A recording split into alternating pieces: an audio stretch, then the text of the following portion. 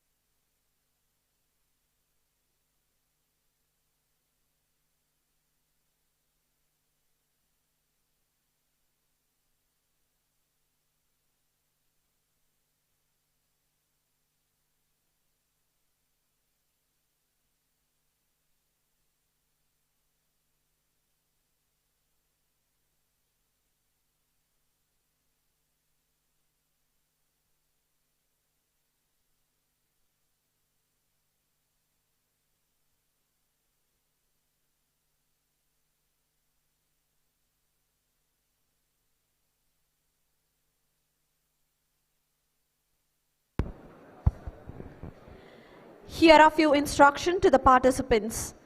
I request everyone to please switch their mobile phones to silent mode to avoid any interruptions. Your cooperation in maintaining a calm and silent environment is greatly appreciated. We request everyone to please rise as our esteemed chief guests enter the venue. Participants are requested not to loiter during the event.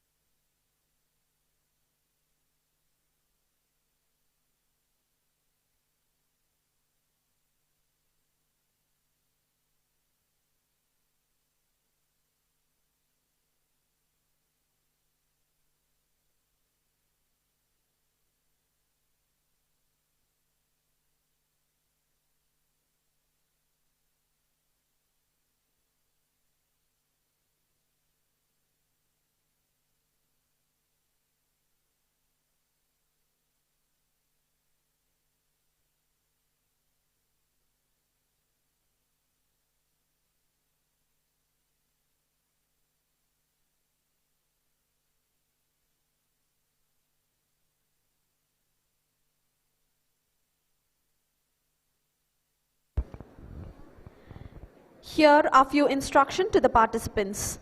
I request everyone to please switch their mobile phones to silent mode to avoid any interruptions. Your cooperation in maintaining a calm and silent environment is greatly appreciated.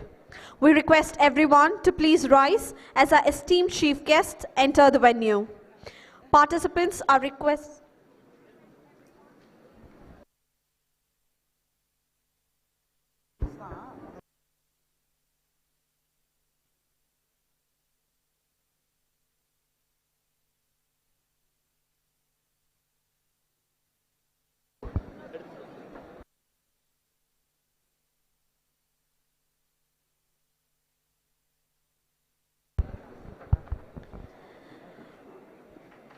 Request to the participants.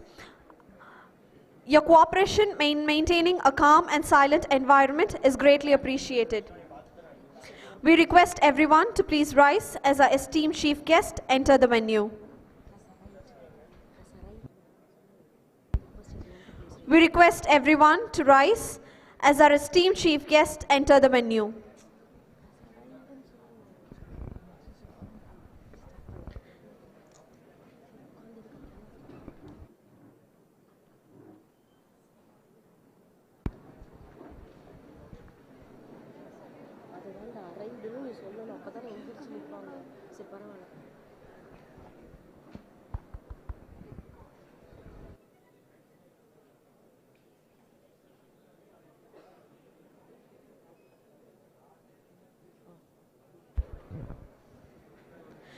The future is not something we enter, it's something we create.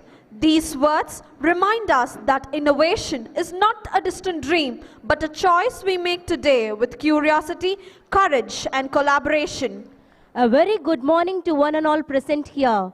It is indeed a proud moment for us to gather for the Regional AICTE AI Summit 2025, hosted by Bannari Amman Institute of Technology. Supported and sponsored by the AICTE, this summit reflects the Council's vision of strengthening technical education and fostering innovation across the nation. Bringing together visionaries, academicians, industry experts, and young learners, today's summit stands as a remarkable milestone in our institution's journey towards embracing emerging technologies and nurturing future-ready minds in the ever-evolving world of artificial intelligence. As light dispels darkness, let melody awaken the mind. To invoke the blessings of the Almighty, let us all rise for the invocation.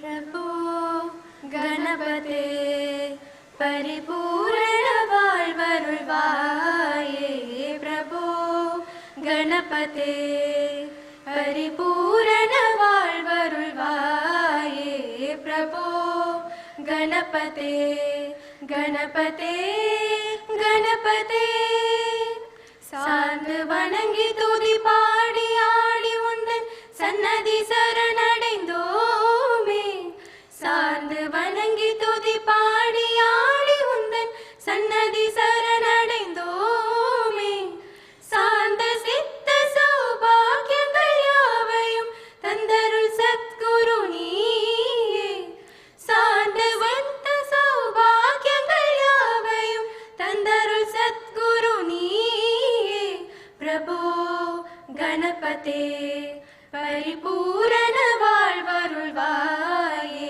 Prabhu Ganapate Ganapate Ganapate Ganapate Ganapate. Please be seated.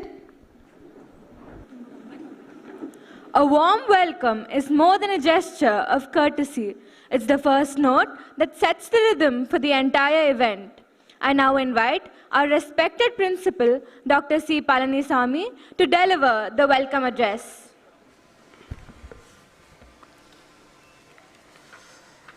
A very good morning to everyone gathered here.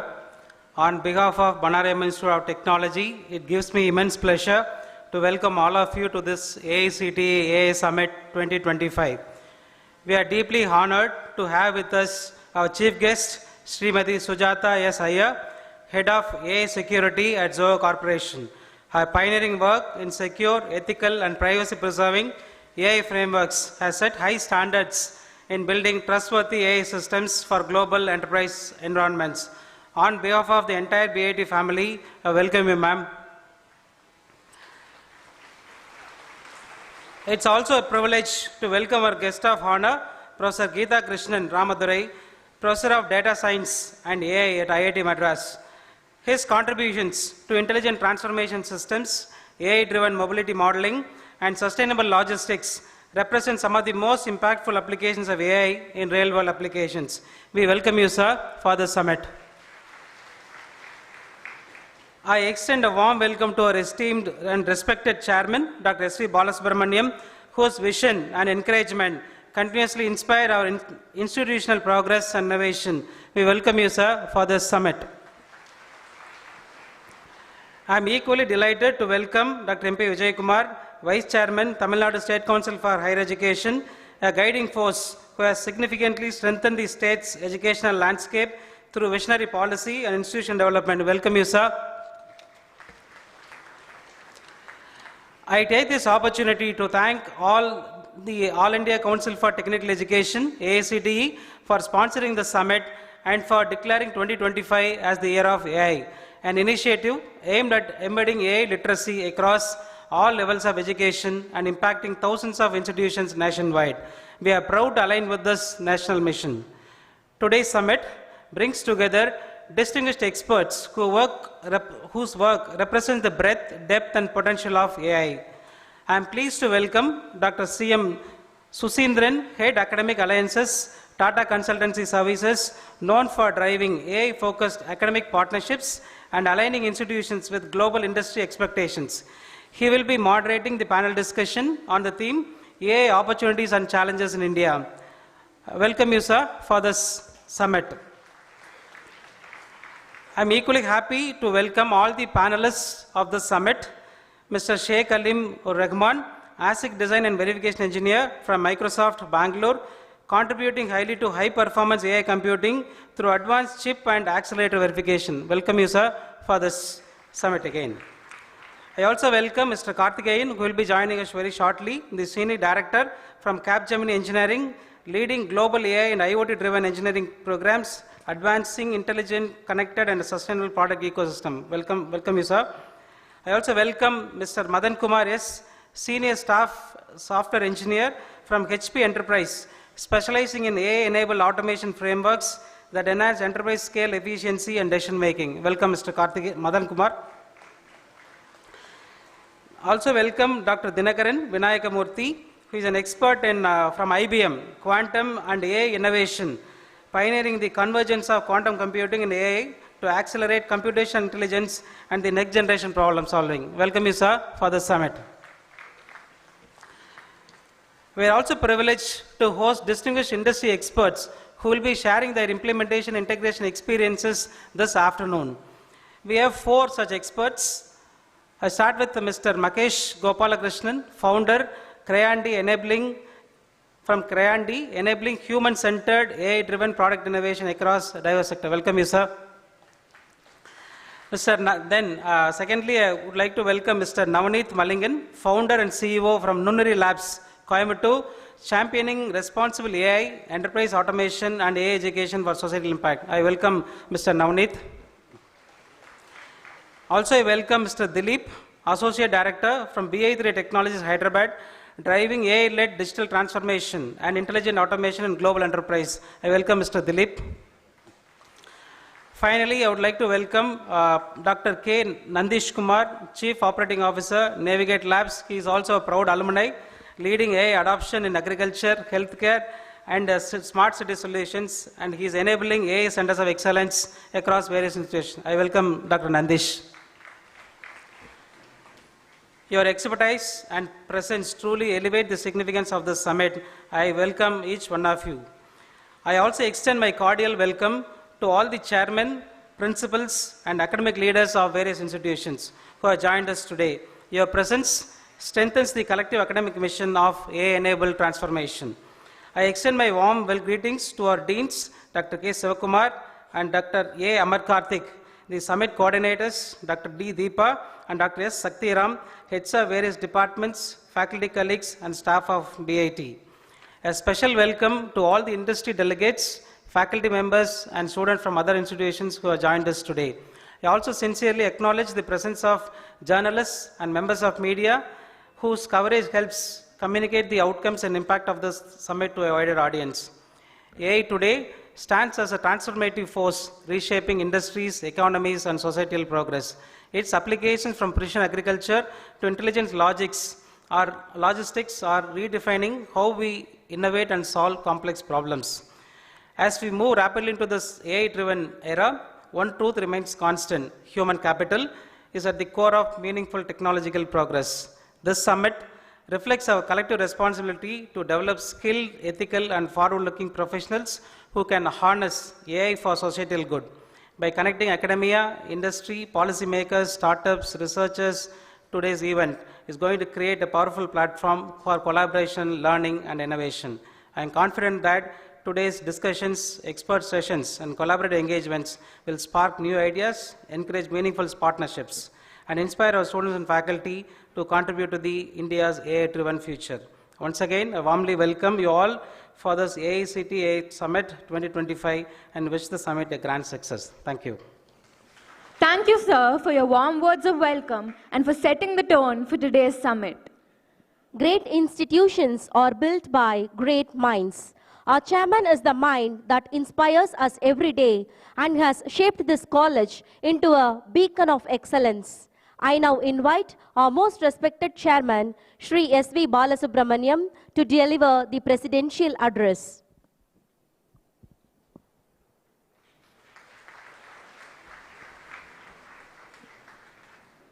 அனைவருக்கும் வணக்கம். Good morning to everyone gathered here to participate in the AICTE AI Summit 2025 being held at Bannari Ministry of Technology.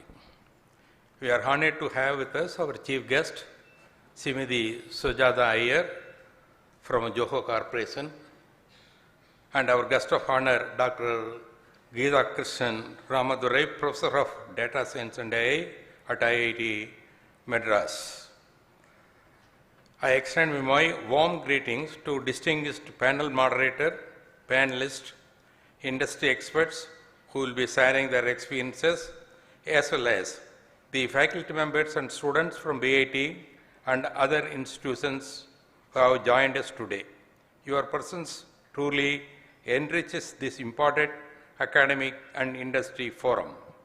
Today, I would like to share a thought that has guided our institution very strongly over the past several years. For decades, the academic world and the industry commonly used the word manpower to describe people who contributed to an organization. Later, recognizing that individuals brought more than labor, we began referring to them as human capitals, giving value to their contribution.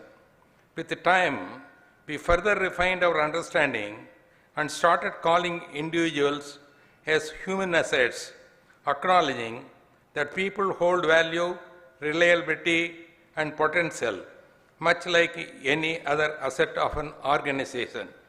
But today, all over the world, we have moved to a far more meaningful and powerful understanding that humans are not merely a resource or an asset. They are human capital.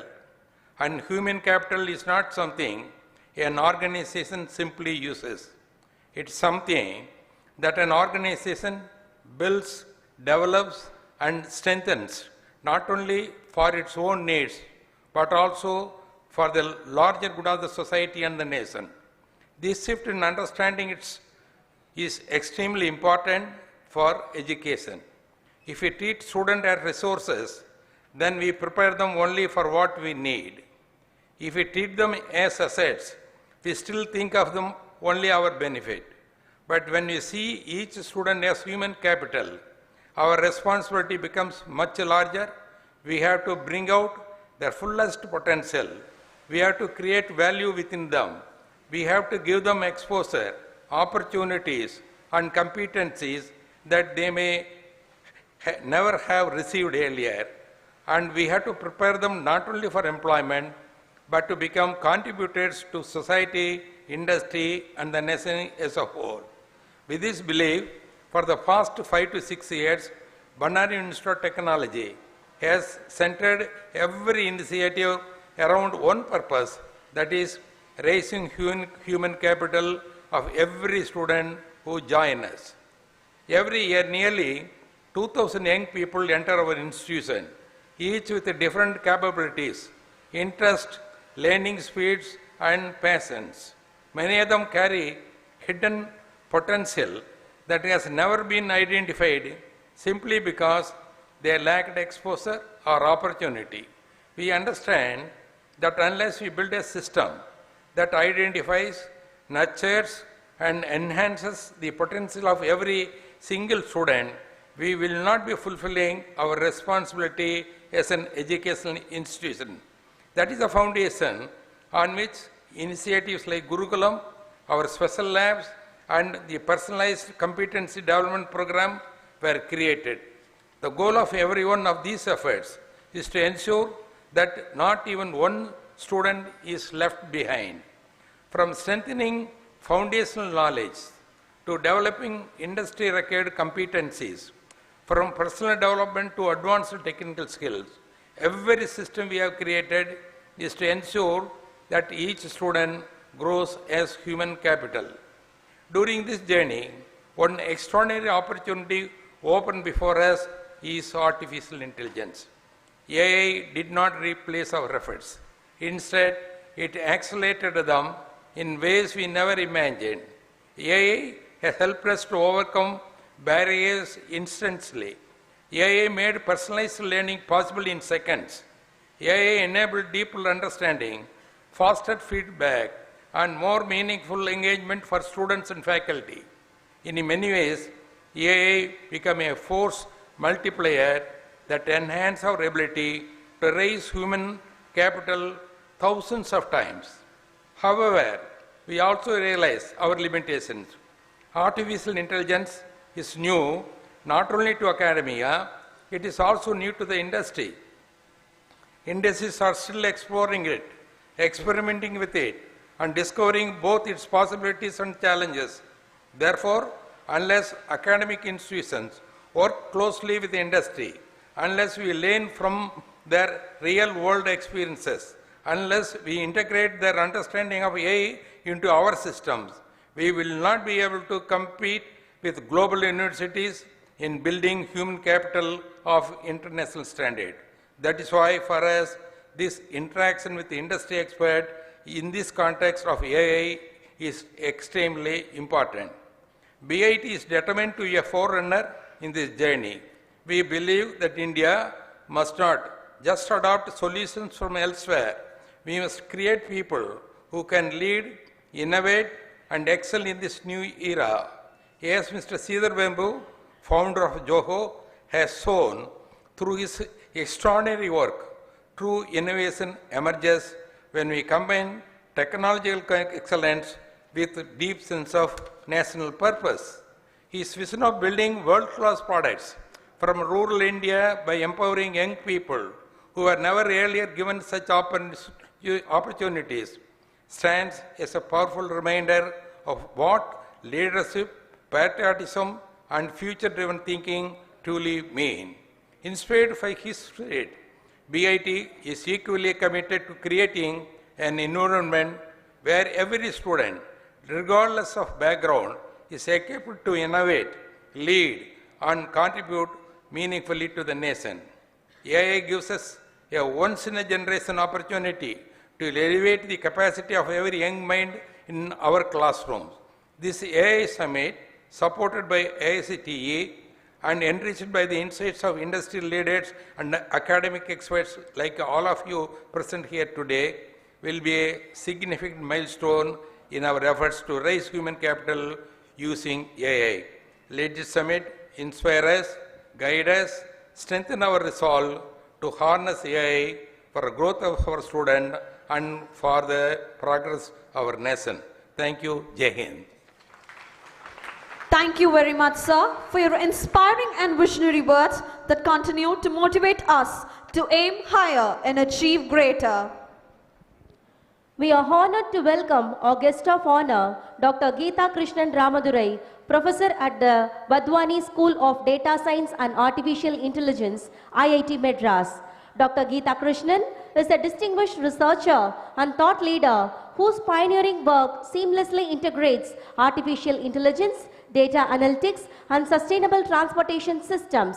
With remarkable expertise in intelligent mobility and urban analytics, his research exemplifies how data-driven intelligence can create tangible social impact, transforming cities into more sustainable, connected, and livable spaces. His work beautifully bridges academic innovation with real-world application, proving that AI is not just a tool for progress, but a pathway to purposeful transformation. Now, I respectfully invite our guest of honor to address the gathering and share your valuable insights.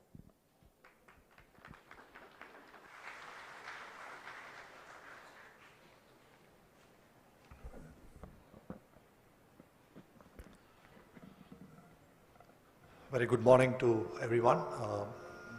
Chairman Balasubramanian sir, it's an honor to be here in this wonderful campus. Thank you for creating this for all of us. Our chief guest, Ms. Sujata Iyer, it's wonderful to share the stage with you today.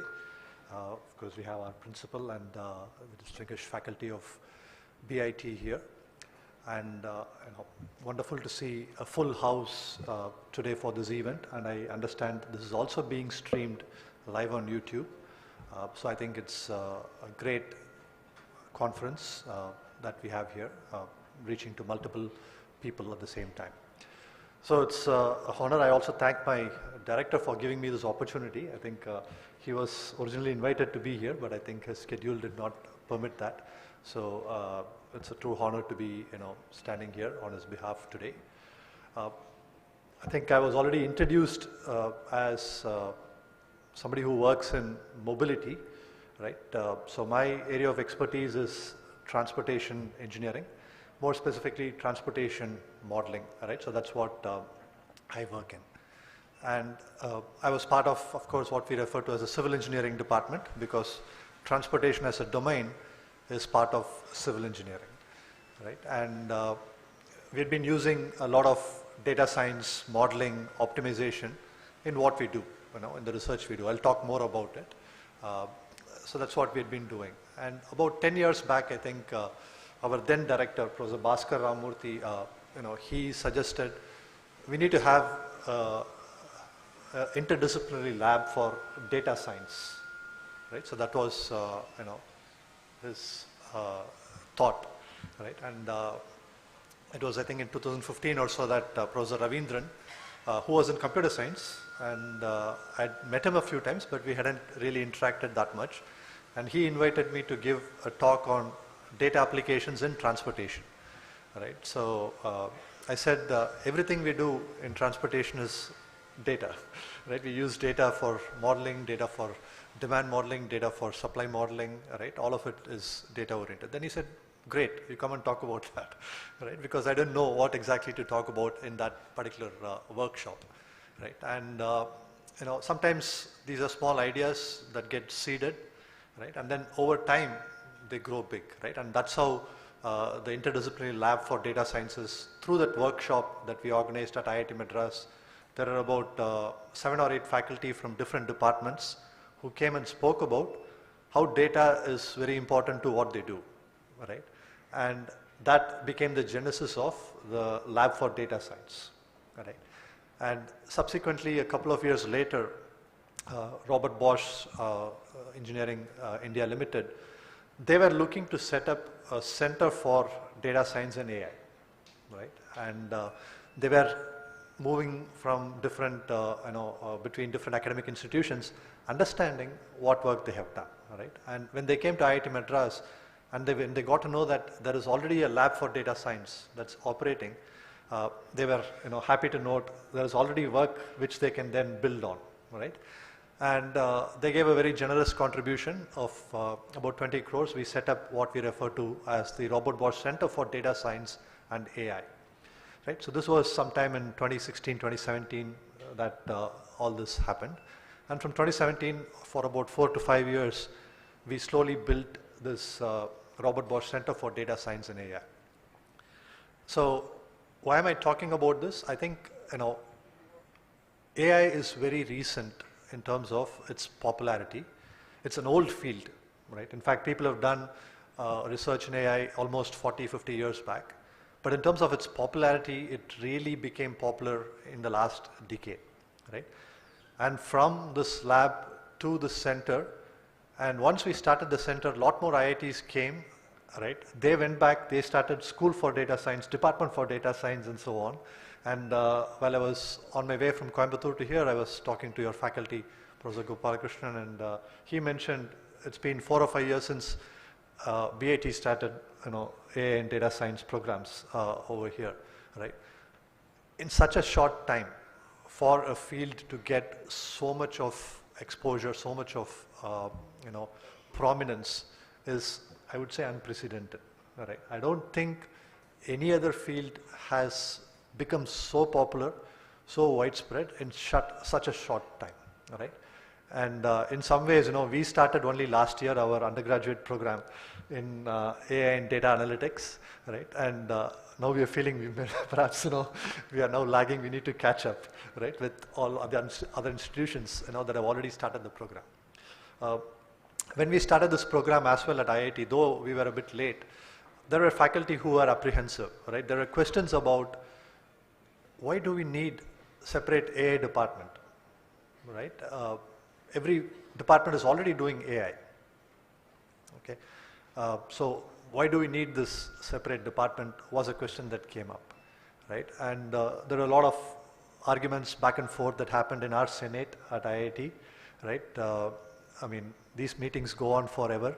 When you have a room full of intellectuals and you have a topic for debate, right? It will never end, right? It keeps going on and on. But eventually at about 9:15 or 9:30, right, we had to conclude the meeting, and we concluded saying, we need to have this department, let's go ahead, right? Let's get started, right? So this happened a couple of years back, right, at IIT. So there is a lot of apprehension when it comes to AI, right? Maybe the other departments felt faculty who work in this area will be taken away. In some ways it came true because I was a faculty in civil. I have been taken away by this new department, AI and data analytics. Similarly, from 9 different departments, about 15 faculty came together to form this, right? And as individuals also, there is an apprehension that, will I miss the bus, right? So this is a thought that people have. If I don't do AI, will I become irrelevant in the future? Right? So that is a kind of thought that even faculty have, right? I can understand students having it, right? So the take that I personally have, and I think a lot of our faculty in the new department also reflect this, is AI is going to be part of everything we know of, right? I'll talk about that a little bit more briefly. It's going to be part of every field, every realm that we know of, right? Just like computing has become part of everything that we do, just like mobile technology has touched every life, right? AI will also touch everything, right? But I think AI is something bigger in the sense that, it's not a technology, it's not even a platform. I think it's a new way of thinking, approaching problems that need to be solved, right? New problems, new approaches is what AI will bring, right? So in that sense, it's very difficult to, though we say AI technology, right? That's just the technology of AI. Just like you say space technology, right? Space is everywhere. It's all around us. But space technology is technology that's somehow making use of the space, right? So in the same way, AI technology is technology that's somehow using this larger thing called AI for a particular purpose, right? So that's how I would view it. So in that context, AI is much larger, right? So it's going to impact everybody, whether you're studying an undergraduate program in AI or you're studying an undergraduate program in civil, mechanical, whatever field it may be. AI is something that you'll have to learn about. All right? AI is going to be basic knowledge that all of us need to equip ourselves with. Right? So in that context, I think the apprehension that people have they need to shed it and rather look at it as an opportunity, right? An opportunity to learn something new, learn something that is going to enhance our abilities, right? I think our chairman sir actually highlighted that about, he had a particular phrase that said, it's going to, a force multiplier is what he called it. It's going to increase it thousands of times, all right? So, I mean, I've heard of 3x, I've heard of 10x, right? It is amazing that, he said it's going to be 1000x, right? And that's very much possible, right? So in that context, I think we don't need to be apprehensive of it, and rather, I think what we need to see it as is an opportunity, right? What is the opportunity that it provides us so that perhaps we can be, maybe if not 1000x, or at least 10x, 100x better in what we do, right? So with that initial thoughts, from the genesis, how AI is really taken off in the last decade in particular, right? And how we don't need to be apprehensive. We need to be much more open to this technology and see how we can take this up, right? I will talk about a few more, anecdotes, applications that I work on, right? And if time permits, we can also have an interactive session. If there are question answers, with the permission of the chairman, we can have that also, right? So before I get started, how many of the students are AI data science students here? Okay.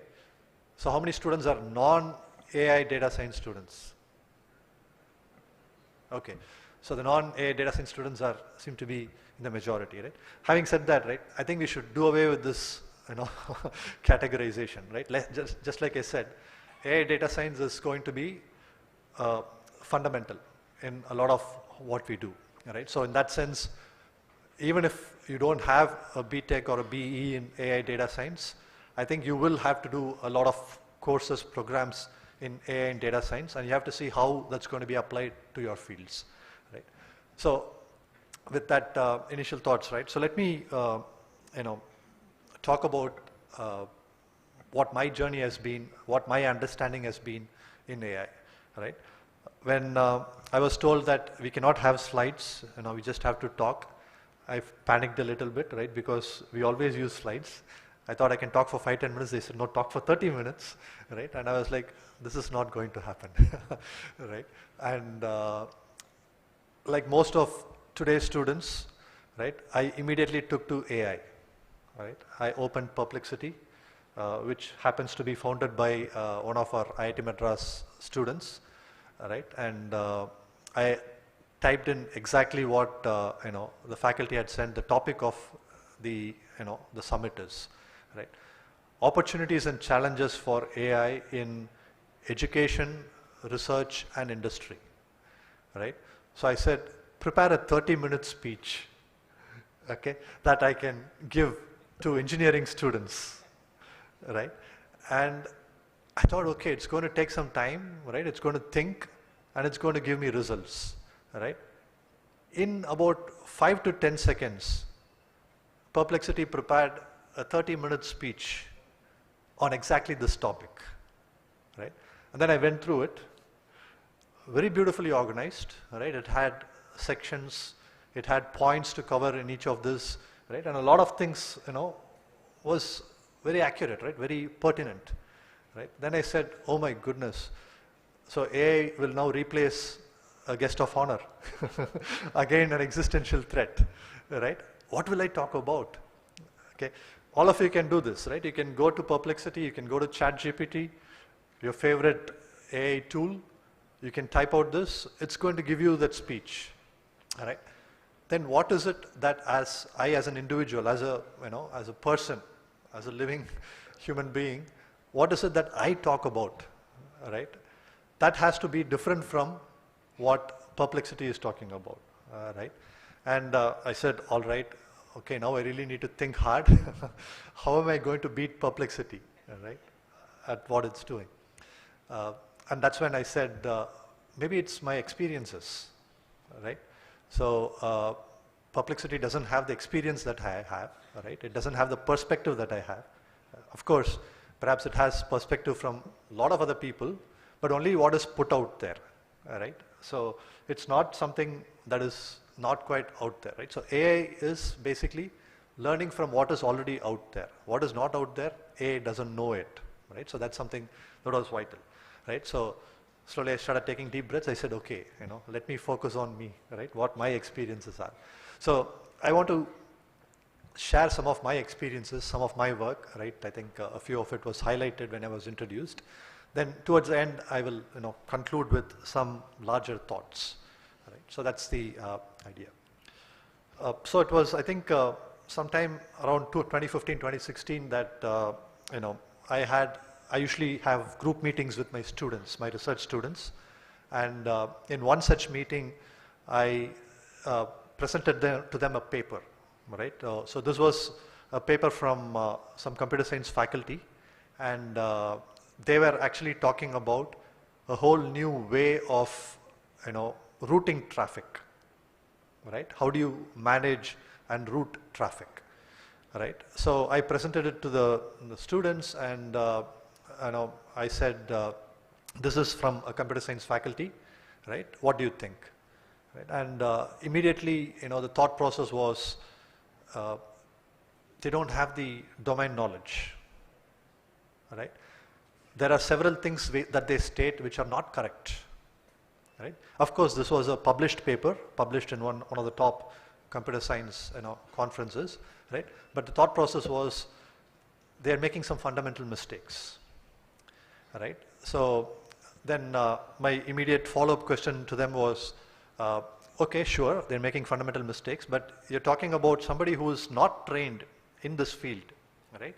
Who is making this particular contribution to this field of traffic modeling, right? How does it make you feel, right? And once I said that, many of them said, oh, that makes me feel uncomfortable, right? So here is somebody without any traffic knowledge. I am doing a PhD for 4 or 5 years in this topic, right? But somebody without knowledge in this field in perhaps a much shorter time has created some new knowledge which I had not done perhaps in 4 or 5 years, right? So that's something that's that makes me apprehensive, right? So then I had a follow-up question to them that, are you going to compete with them or are you going to collaborate with them, right? So what is the path you're going to take, right? So as soon as I asked that, just about everybody said, oh, we can collaborate with them, right? So it opens up new possibilities. Yeah, they made some mistakes, but maybe if I was a co-author in that paper, I could have helped them not make those mistakes, right? We could have worked together, right? And suddenly they felt much more relieved, right? The 5 years of PhD that they do will have some value, right? So that was about 10 years back, right? And at that point in time, I didn't even imagine that I'm going to also collaborate with several computer science AI faculty in looking at transportation, modeling transportation. I was not aware that I myself will be part of a data science and AI department, right? Talking about AI. So the key word here was to collaborate, right? I think for AI to become much more useful, for AI to really solve the pressing problems that we have today, it has to become collaborative, right? We need to have AI, folks collaborate with, for want of a better word, core engineering is something that people call, right? AI folks collaborating with core engineering people, right? So we had a good distribution of students, so you need to pair up, right? If you are from core engineering, you find somebody who is doing AI data science, see how you can work together with them, right? We need to move away from this compete kind of mindset towards a collaborative mindset. And our Vadvani School of Data Science AI is based on this premise, right? The domain knowledge is equally important, and when we have AI added to it, then we can really create amazing solutions, right? So that's the basic premise. So collaborative solutions will really help, right? So that's one thought. I'll take a few more years earlier, right? About 15, 16 years back when I actually had joined IIT Madras. I work in the field of transport modeling, traffic modeling, right? And I had just finished my PhD in the US. I had come back, joined as a faculty, and I came back and I was very eager to get started with research, right? And I asked my colleagues, where can I get traffic data? I need to do some traffic modeling. Where can I get traffic data, right? And then they said, we don't have data, right? So I can give you maybe 1 hour of data, from one particular location, where manually we stood there, we counted, right? So if you have an intersection of multiple roads, right, you have say 4 approaches, a 4-leg intersection, then they would actually station 4 people, right, who will stand there and manually count, right? How many cars pass by, how many trucks pass by, and so on.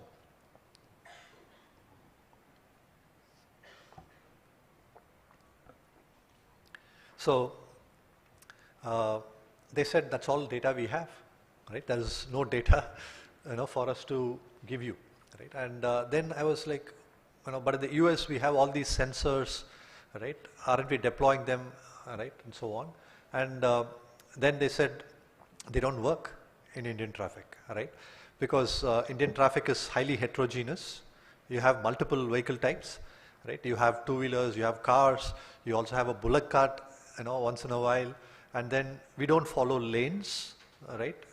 We just float together, right? So all of this makes it extremely impossible for sensors to work, right? So that was the thought that came from them. So then I said, all right, so then that's the first problem I need to solve. I may be an expert in traffic modeling, but if I don't have data, I can't do any traffic modeling, right? So then we started out with, at IIT Madras, we started out with saying, how can we develop sensors to collect data for Indian traffic, right? And that started out my journey, I would say, into a little bit of AI. AI came much later, but initially, we started working on how can I use computer vision, right, for counting, classifying vehicles. There are some computer vision solutions available internationally, but they were trained for, lane-based traffic for cars predominantly and so on, right? So then, with a few students, we started developing solutions, right? And very challenging problem, right? So when you do traffic counting, typically you expect about 99, at least 98% accuracy of the counts, right? But we were getting accuracies of the order of 50, 60%, right? And that's obviously not good enough, right? And we did a lot of things over 3 years, 4 years, right? We brought it up to about 70, 80% accuracy, but that will only be in fair weather conditions, right? So for example, if in Chennai we have a lot of these metro water tankers, they carry water, right? So suppose if my camera is viewing the traffic and you had one of these metro water tanker lorries come, right? That tanker lorry will spill some water, right, on either side, right? And as soon as the tanker leaves, suddenly my camera will say, there are a lot of vehicles on the road. What are these vehicles? These are actually water splashes that have, been spilled on the road, right? So it didn't work in such a situation. Obviously, when it was raining, it didn't work. When you had, a long shadow, early mornings, late evenings, it didn't work, right? And, 5 years, 6 years of research, we were still only getting about 80% accuracy, right? So as a researcher, it's disheartening, right? You're always, wanting to do something great, discover something new, but this wasn't quite there yet, right? And so that was around the same time that, AI had, particularly deep learning, right, which is one sub-area within AI, had become very popular, right? And we said, all right, let's see if we can apply deep learning to traffic counting, right? And initial few months, we took some models that are already trained, and then we applied it with Indian traffic, the cameras. It performed very poorly, right? And then I said, I think nothing can, work with Indian traffic, right? Indian traffic is beyond redemption, right? We cannot really count. But then, see, that's the domain person speaking, right? I didn't have expertise in AI, right? Then I collaborated with Professor Kaushik Mitra, who is a computer vision specialist, right? And then with Professor Ravindran, who is of course an AI specialist, right? So we came together, right? We then started working on this problem together, right? And within about a year, we went to about 92-93% accuracy levels, all right? And that was great. Finally, we had something that we could publish, right? Go present in conferences. And in the meantime, we saw a lot of people are working on this, right? Research was really blooming. And very soon, we were doing 98-99% accuracy with our deep learning models that we had trained, right? So this was an aha moment, right? But it took about 10 years to get from no data to a computer vision AI driven model that can give you that kind of an accuracy, right? But there was still one problem that we wanted to solve. That was, this required a lot of compute, right? So you needed GPU servers, right? Hours and hours of processing, training using those servers before you can get the kind of results that we got. So the question was, can we kind of do this with much lower cost compute, right? And then that was another research problem that we took up, right? And a couple of years back, we did that. We took edge computing, GPU device, and we were able to shrink our deep learning model into a much smaller model, which can run in real time on that edge device, right? So now, at the cost of about say a lakh or so, or 1.5 lakhs, we now have a device that can be plugged into any camera, looking at any complex traffic, view, and count things accurately to about 98-99%, right? This was, an amazing moment for us, right? So I still remember, the first time. So those of you who are familiar with Chennai, so Nandanam is one intersection, which is on Anna Salai, Mount Road, and then you have the side roads, very heavy traffic, right? So supposedly 3 or 4 lanes, but if you stand there and observe, there'll be 7 or 8 lanes which get discharged simultaneously, right? And our AI tool, our AI camera which was installed there, was able to pick each and every vehicle that was getting discharged accurately, right? And so you have these moments when you look at things with satisfaction, right? So that was one such moment for me and my research group, right? We looked at that and we said, finally, right? We have got a solution that works accurately, right? For Indian traffic conditions, right? So that was an experience. It took a long time, but without AI, without deep learning, we couldn't have solved it, right? So that's one example of how AI deep learning took a very, very tough problem, right, and made it into something that's solvable within a few years, right? So that's one example. And of course, deep learning computer vision has been revolutionizing multiple fields as well, right? Particularly in healthcare. So interpreting X-ray images, MRI scans, right? There's a lot of work that's happening, and AI is now able to give as good or even better accuracy than doctors trained on this kind of work for years, right? So that's really remarkable, right? So that's one example.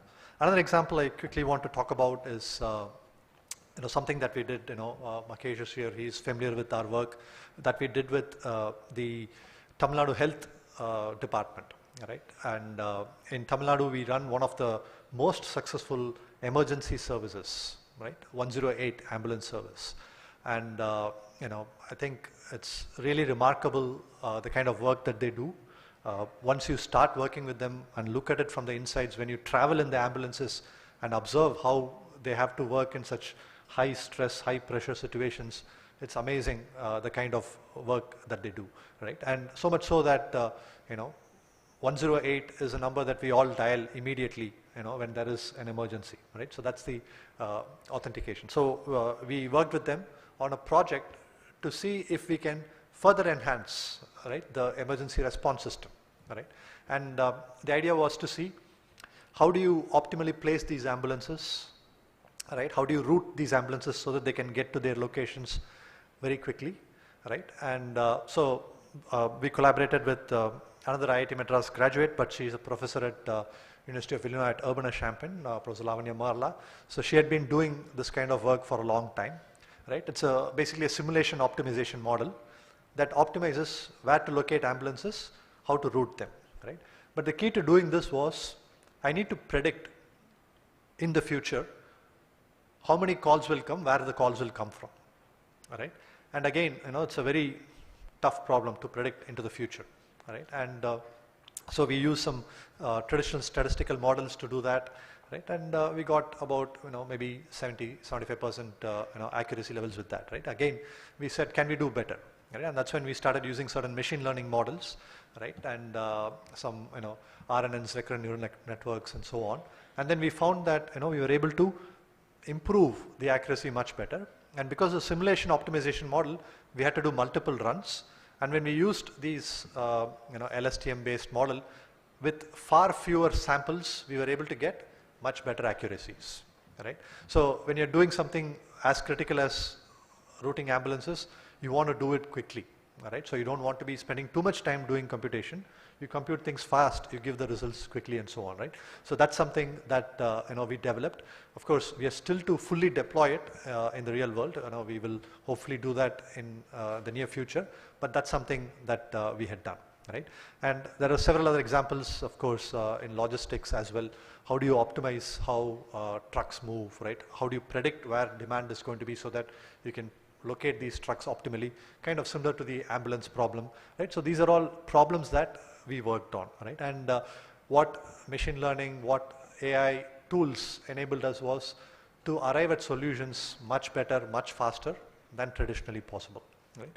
So these are some of the experiences that we've had, right, with AI machine learning applied in mobility transportation, right? So we run something called as a Mobility and Intelligent Transport Collaborative, where we are looking at much larger impacts, much larger problems that we can take up, where AI is going to be the underlying technology that can really transform how we look at mobility, how we look at problems, how we solve, right? And mobility is something close to all of us. All of us travel, right? We all experience problems with mobility, be it congestion, accidents or safety, or air quality, right?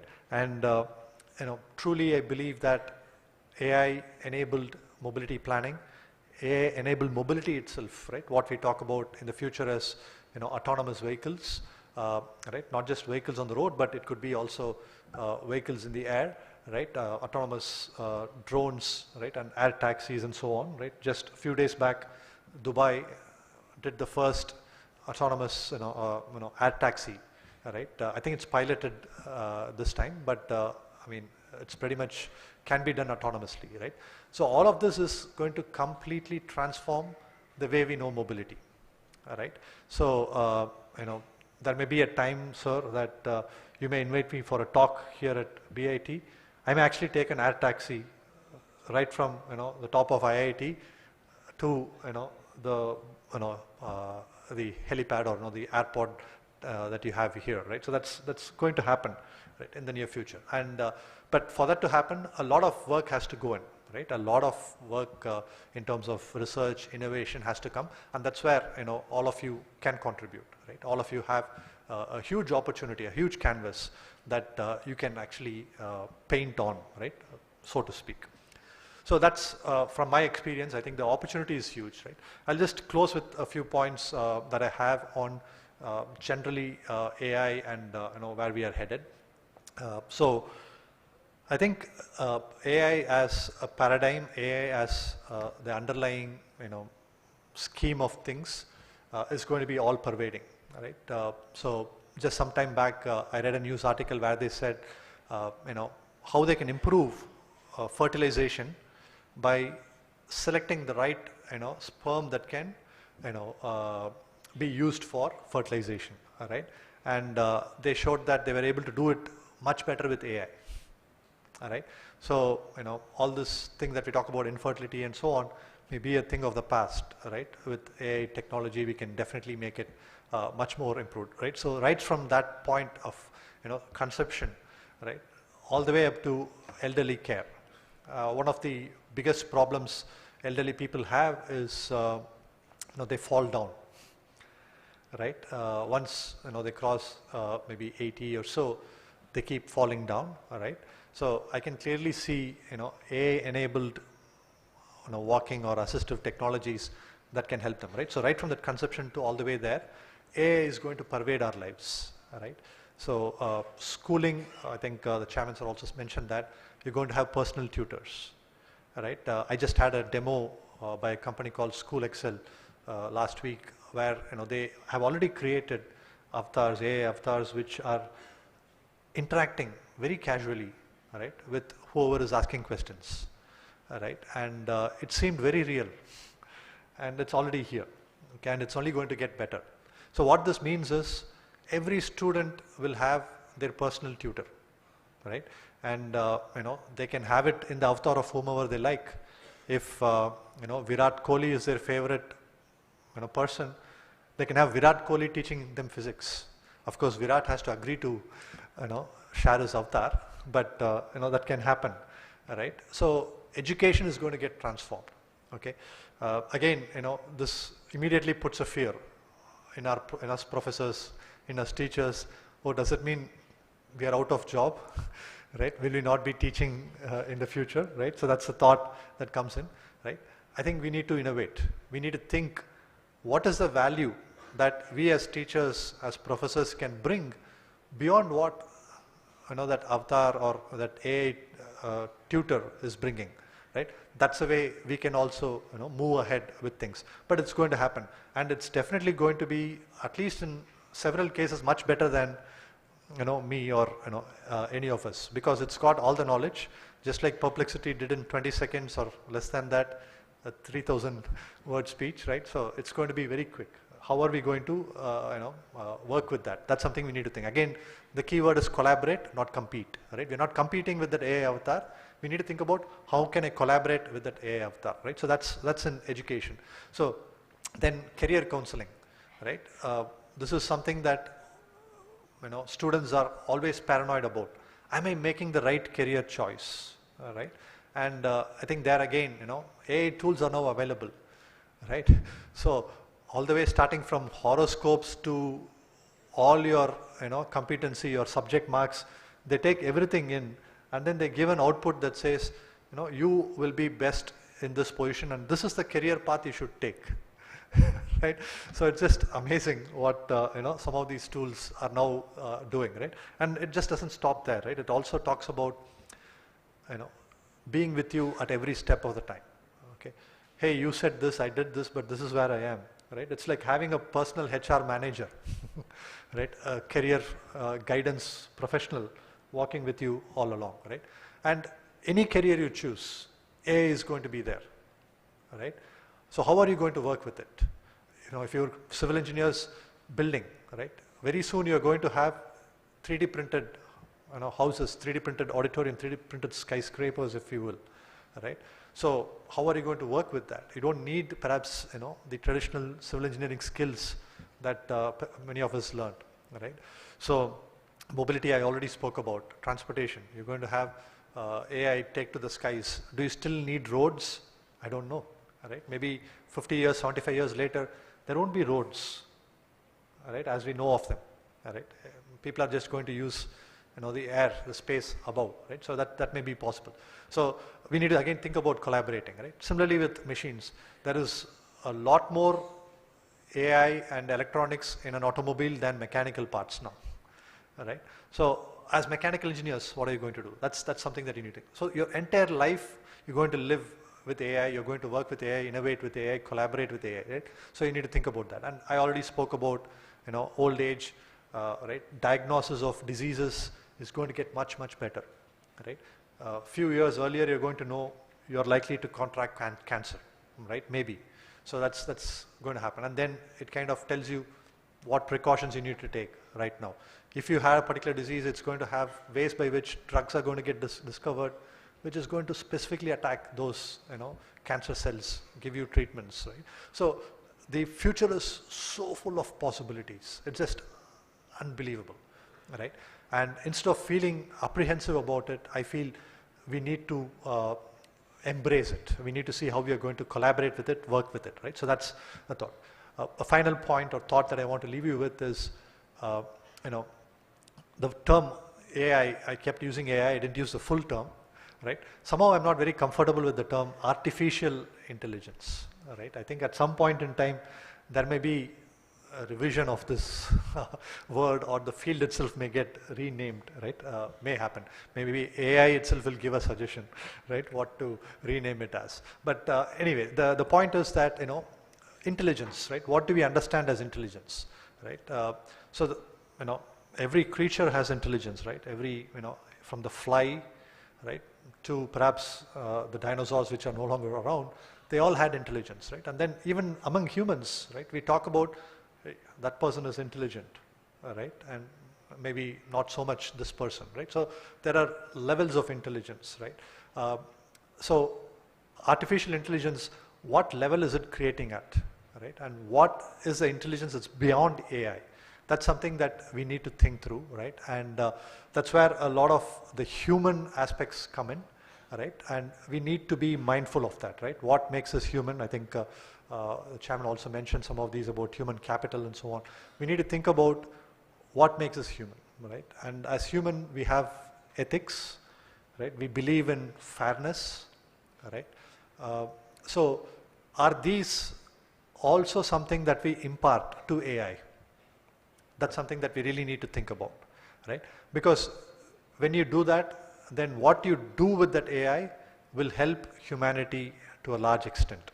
And when you don't do that, maybe AI can really go berserk, right? It can start doing things which can harm, right, humans, the civilization itself, right? It can be at harm. So that is something that's going to be the key, as humans, a role that we have to play is, how can I bring ethics? How can I bring fairness? How can I bring that human touch to AI, right? And that's something that I leave you all with, in terms of think through what is it that you can do, right? What is the touch you can bring, and how can you use AI in providing solutions, right? So maybe with that I will stop. I don't know if I went over time. It's fine? Okay. All right. So do we take any questions now or after the things? So thank you so much. Thank you for the opportunity. Thank you. A heartfelt thanks, sir, for your inspiring words and the wisdom you shared with us today.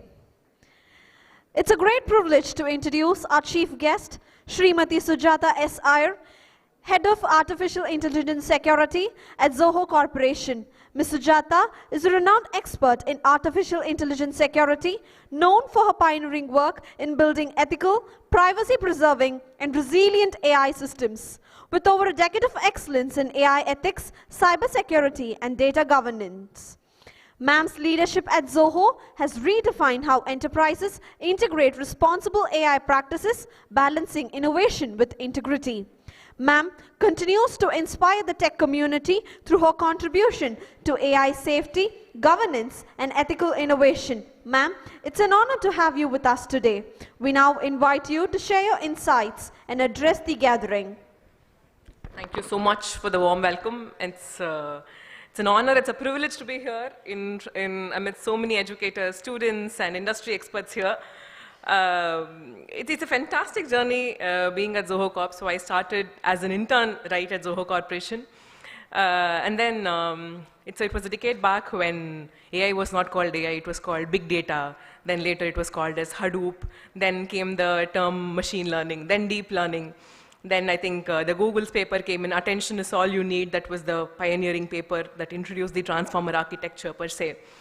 And then came the era of transformers and LLMs, and today here I am heading the AI for security division at Zoho Corporation. So we talk so much about the AI wave. I think Professor Geeta Krishnan gave such a good overview about the kind of impact that it's bringing. But that brings us to the greater question, right? Software industry by nature itself has seen so many waves. Every industry sees waves of innovation, and then there is like waves of consolidation. And software industry, being digitally native, has seen this. So we started off with the mainframe era where compute was all centralized. It was only reserved for very specific tasks. That was the first wave that came in. And then was the wave of PCs where compute was much more accessible to us. It was available on your desktops. Then came the networking and internet era, which made it possible for computers to communicate, and communication, the nature itself changed. And then was the smartphone era, where compute was not only democratized, it was the ease of compute became so much that it resides right in your pockets. And then came the SaaS era, where you started streaming software. It's not only software industry that has seen this wave. I think, sure, a lot of us would be able to relate. Music was shipped in cassettes, and then it was in CDs. Then I remember, flaunting the fact that I could write a DVD, burn the DVD, share it to my friends. So every industry has seen this. So AI is, so what really puts this AI wave apart, according to me, I would say, is that earlier waves brought in a change in the distribution. There was a disruption only in the mode of distribution. So for example, like, movies, they were shipped in CDs, DVDs, then pen drives, and now you're streaming it on Netflix, Prime, and whatnot. But the time that it took to create music a decade back, or probably 90s, compared to the 2000, 2010, the time it took to create music was almost the same. You definitely had some efficiency gain because of better tooling and all of that. But today, at the footsteps of AI wave, there is a disruption in creation. So AI has entered, the age of creation, that I would say. That is the reason it's being spoken so much about. Added to the fact that last decade or two was all about digitization. So you're sitting on a pile of data, and then you have Moore's law, which is beautifully being followed. The compute that we're getting today is almost 5x for the same dollar compared to, a decade back. So this is the, right place, right time, they say. We are sitting on a pile of data, compute is accessible, it is democratized, and this has led to such a big wave. So it has proved to be not a hype cycle, but is actually a wave of innovation that's pretty much going to stay here. And it has been democratized so much that in the most populous country, a majority of the people are using AI features in their everyday life without even knowing that it could potentially be AI.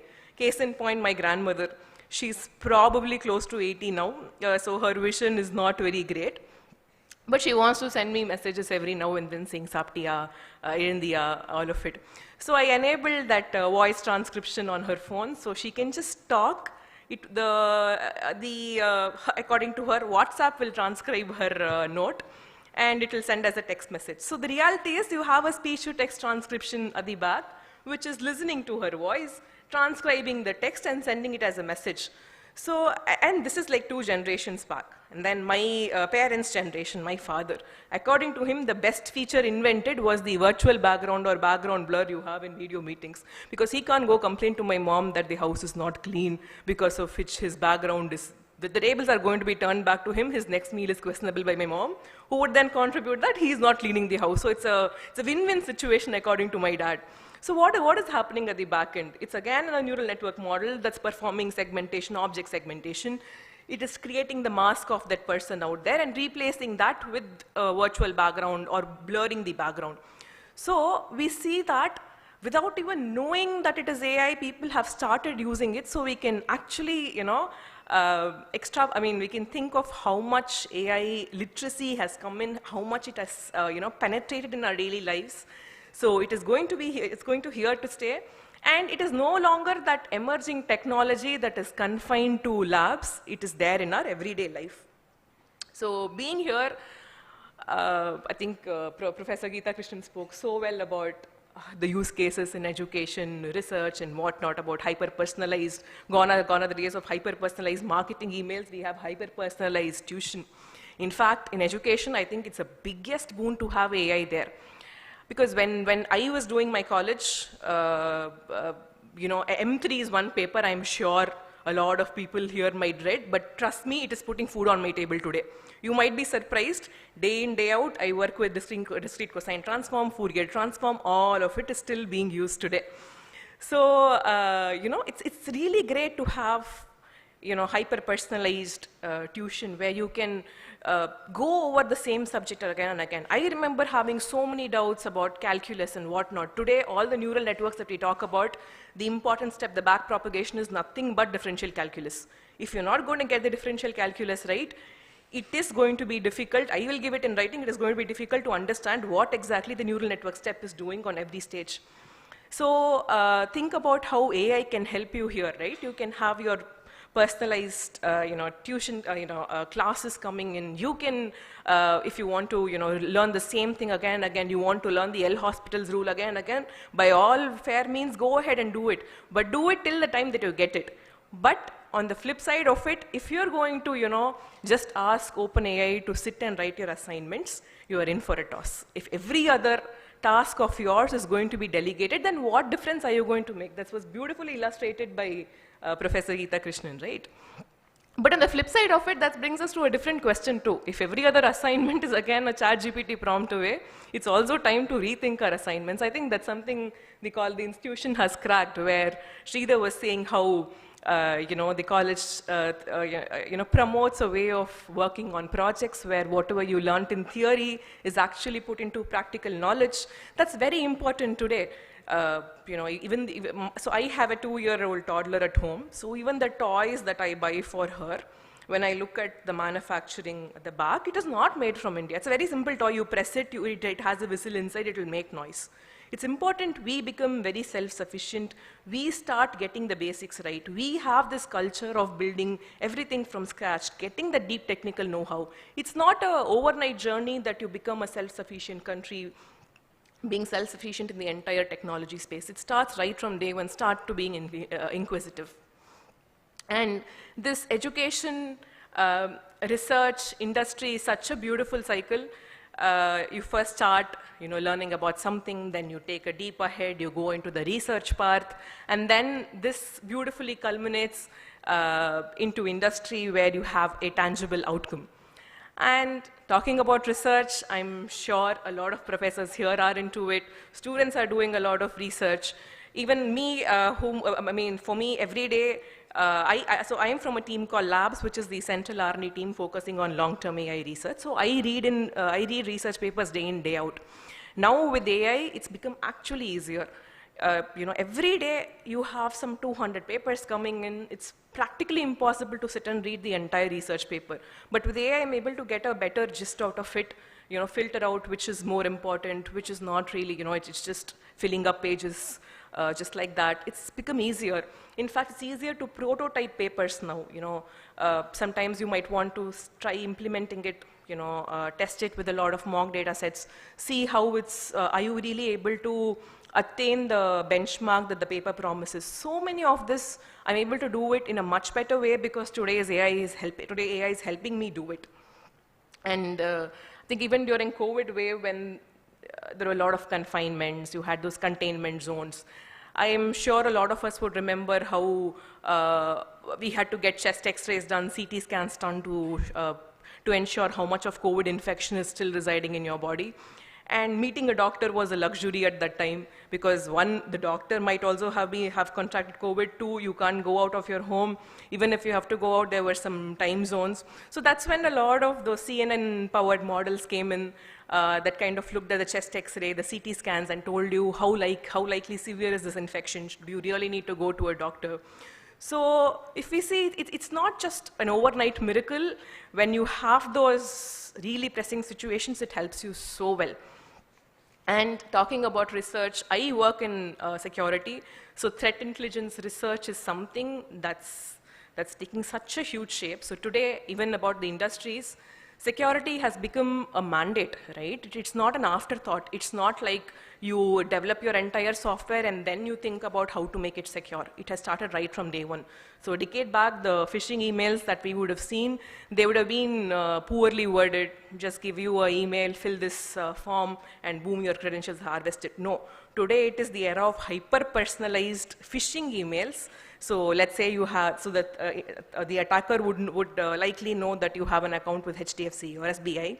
They're going to draft a picture-perfect phishing email and ensure your social engineering attack is immaculately perfect. So we see no matter how much of AI advancements we have, there is also the flip side of it. The way AI comes into the hands of defense, AI is also in the hands of attacker. So it's important you have an AI-powered, defense when you have an AI-powered offense. And in the industry side, I'm sure a lot of you would relate, AI has penetrated into every sector, be it healthcare, BFSI, and all of it. But in our experience in industry, what we see is, when we talk about AI, a lot of us relate AI to only large language models, ChatGPT, Claude, Cohere, Anthropic, whatnot. But the industry paints a different picture. Do you need to throw an LLM at every problem? No. Can LLM solve it? Yes. But do you need to throw it? No. The reason being, let's take an example. Let's take an example of BFSI sector. This is one of the most regulated sectors, one of the most digitized sectors, and it literally sits on a pile of data. But you also have a lot of regulation. So it's not like you can harvest any data that comes into your hand and throw it into the machine learning model and start training it. That's not the case. So, so you have a lot of security and privacy laws coming in. So the data availability by itself is going to be scarce. So now you'll have to see what sort of models to use. LLMs are known to, you have to throw a ton of training data for you to actually get a decent amount of, decent benchmark out of the model. If this is the case, if your training data by itself is going to be scarce, how are you going to train the models? So you will have to start looking at better techniques, something like few shot learning, transfer learning, technologies like these which will help you tackle this dearth of data. And one more thing is that it is not just, you have an AI model and it gives you a prediction and you go away with it. You need to come with a lot of explanations. The consumer space and enterprise space, this is where it differs. So let's say you have a recommendation algorithm sitting in your social networking site. A, B, C are part of the network. Person A knows person B, B knows C. The recommendation algorithm decides to recommend person A as a friend to person C. In reality, A and C might not even know each other. But just because the wrong recommendation comes in, nobody is going to be bothered about it. But if the branch manager is going to use a software to decide how risky a profile is for them to give a quantum of loan, it has to come with an explanation. This individual's risk profile is 85 on 100 because their CIBIL score is so and so, because they have faltered on loan payment so and so. So we see there's a difference here. There's a lot of explanation that has to come in, and the models have to do it at scale. So it is not like you and me running one LLM on my self-hosted machine and running inferences. This has to happen on scale. Think about SBI, the number of branches they have, the number of customers they have. How are you going to deploy? How are you going to scale it? If I'm going to scale, how many load balancers will I? Will I have firewall or not? So many questions come in. So the reason I was telling all of this is, it is not to be you don't have to be worried about AI taking your jobs. There's much more to AI. So the base of all of this becomes computing. All of your good old statistical machine learning techniques that Professor was saying. In fact, he was saying about how computer vision, he was working on it. So interestingly, we have a multi-level car park in our office, Zoho Corporation. And we were designing a car parking system internally. So we have some 11 floor building. Each floor can approximately accommodate some 90 cars or something. Indian scenarios, so peculiar, like how he was saying. We trained our own model, we did all of it. The accuracy was great, it was around 88, 89%, and false positives were low. We deployed it, it was working really well. Surprisingly, October first week, we noticed a drop in accuracy. No change in build, no change in model, no change in machine, but we had accuracy drop. We really didn't know what was the reason. Basically, the system was to detect if a car comes in, the number plate had to be detected. And then we had to detect which floor the car is parked, and in that floor, which slot was the car being parked.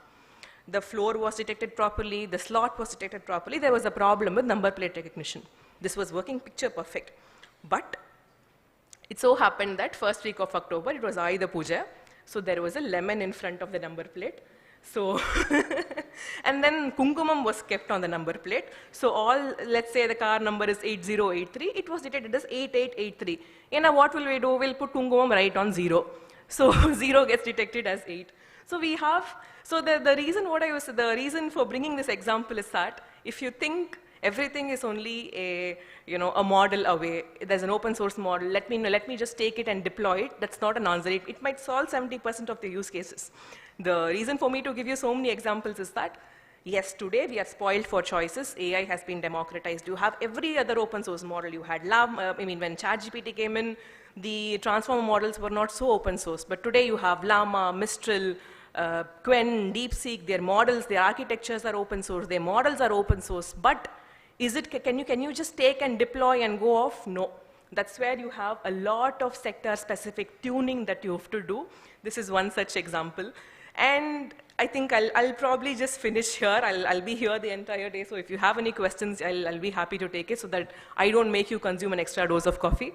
But yeah, so what I was about to finish with my point is that today, just because AI has been democratized so much, you don't have to come with the fear that AI is going to take away your jobs.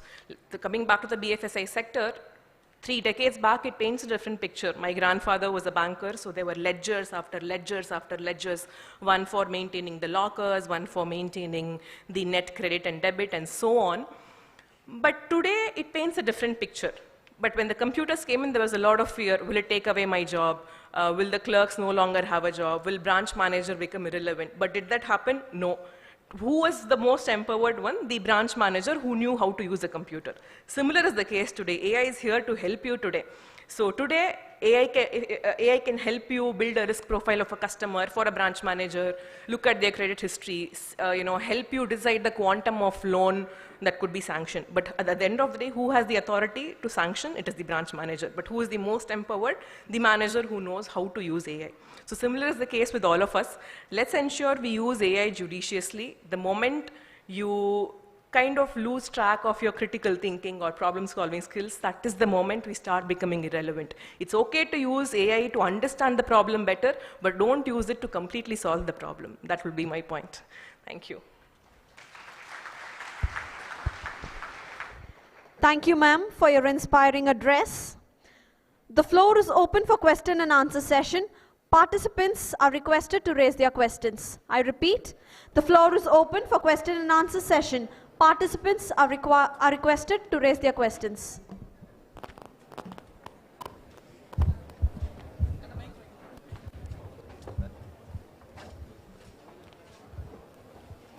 Hello. Yeah. My name is Shashidharan Balakrishnan, and I'm a final year BTech student from United Institute of Technology. And my question is, so now we are in a stage like AI agents. This is agent AI era. So everything we do in an agentic way. So we have a predefined workflows, and we use LLMs to automate those things. But the actual thing is, LLM doesn't know anything. It only knows the next word. So it's like me know my father know his father, like that. So my question is, how this thing can be useful in a way that education institutions can make the students to better know the syllabus and also the outside world. That's my question, first question. And second is like the guardrails. So since you are head of the AI security, so I made an AI. So that the thing is, it doesn't stop the prompt ingestion. So like we are making AI to create the prompt ingestion. So that's not a good way. But to solve that, I made an agent to solve that agent problem. So like that's increasing the overall cost. So how these can be shared with the students, so then students can also make their own product to solve these kind of solutions. Yeah, that's my question. Thank you.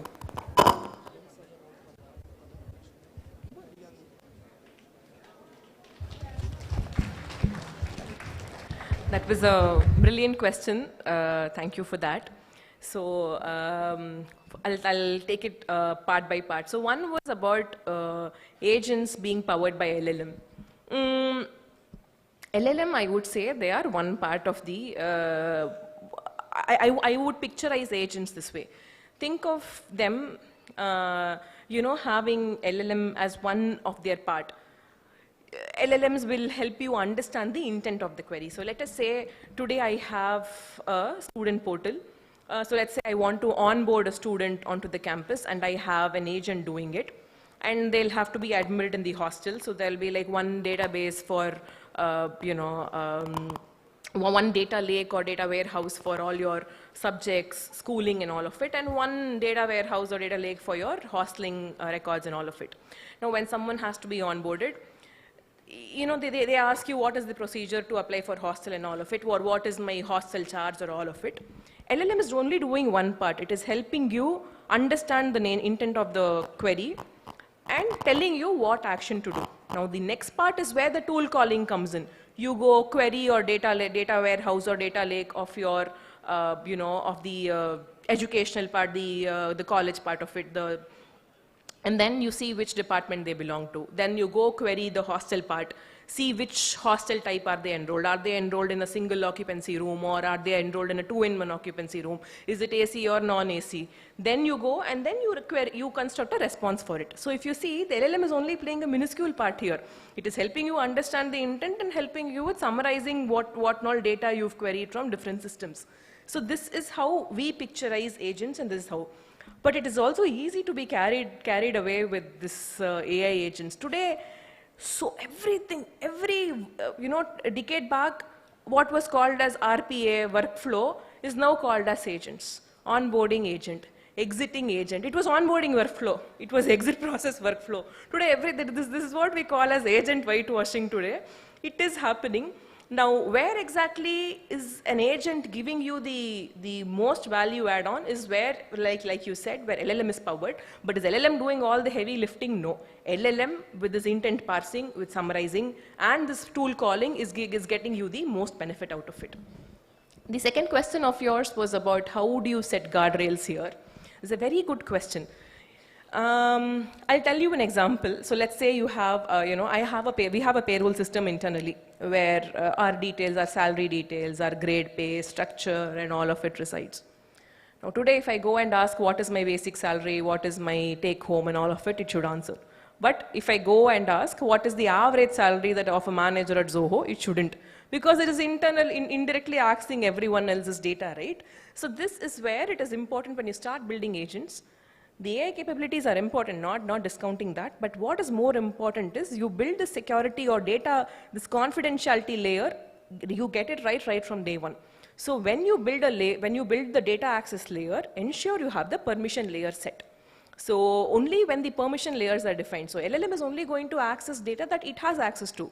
Now if you don't even let LLM access the other records, it's more important. So if a query is coming from me, the access layer should be defined to me or to the documents that I have access to or that I have been shared with. If I go access documents of Sir or somebody else, that shouldn't happen. When you get this permission layer right while building agents, the entire guardrailing eventually gets baked into the process is what I would say. I hope that answers your question.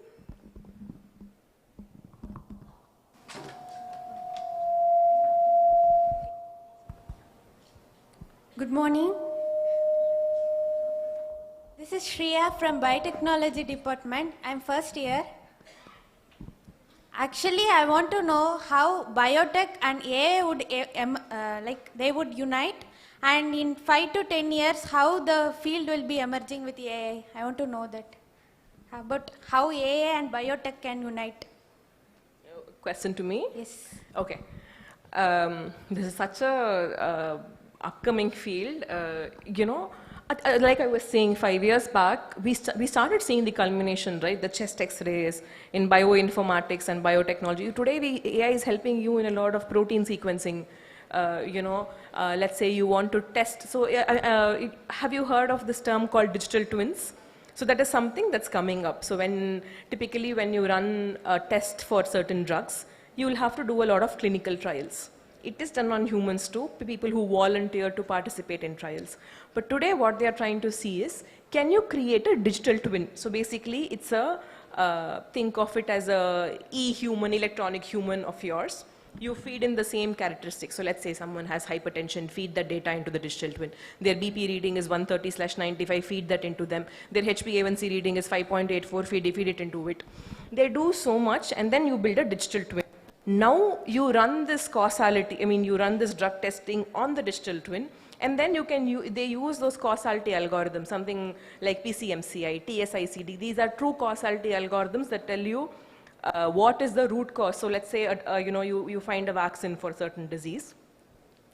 You'll have data like you administered this vaccine, this much was cured. Now there will be a lot of confounding variables. For example, gender might be one confounding variable, age would be one confounding variable. You remove a lot of these confounder variables and you find the true root cause, the true cause of it. This is what is being done by causality algorithms. A lot of those ML-based causality algorithms, they find beautiful place in bioinformatics. So this is how we see, like how Professor Geeta Krishnan was saying, it's going to be interdisciplinary, like how it's not AI is a separate stream and bioinformatics is a separate stream. It's going to be a beautiful collaboration between those streams. Professor, you want to add something? Yeah, I think in our school as well, right, we have at least a couple of faculty who are from biotech who have now moved to the Vadvani School of AI, right? That's because I think inherently bio has now become computational bio, right? So biology was one subject I was allergic to in school, but now that it's computational bio, it feels more relatable, and that's something that we are seeing. So besides, drug discovery, right? I think it's going to make a huge impact. I think the key is to also, there is a lot of non-linearities in how human body functions, right? And AI models, ML models are very good at modeling non-linearities, right? And I think there is a huge potential in terms of how we can model human systems, not just human, any living system, right? Using AI models, which can then be used for drug discovery with, say, minimum side effects and so on. So I think biotech along with AI is a fertile area of research over the next 10 to 20 years. So that's something you can really work on, right? And good to see in your first year you have interest, right? So work on this starting now. Thank you, sir. Thank you, ma'am. I think since the panel discussion is like to start, we will have a break now, then again we come back and assemble.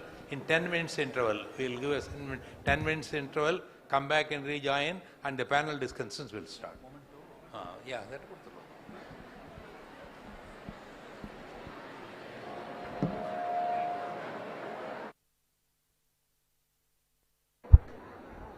Please be seated. The participants are requested to be seated.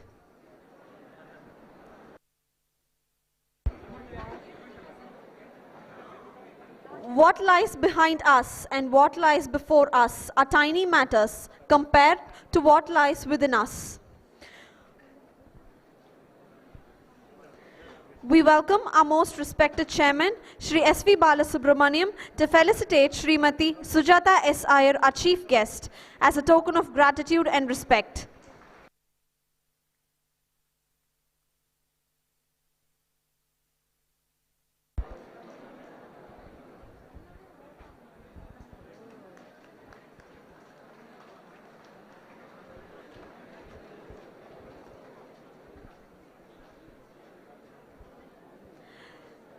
Thank you, sir.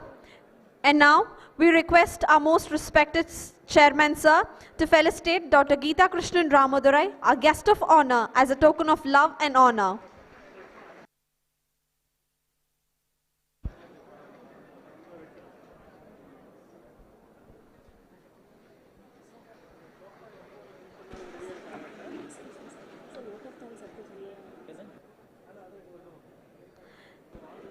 Thank you all.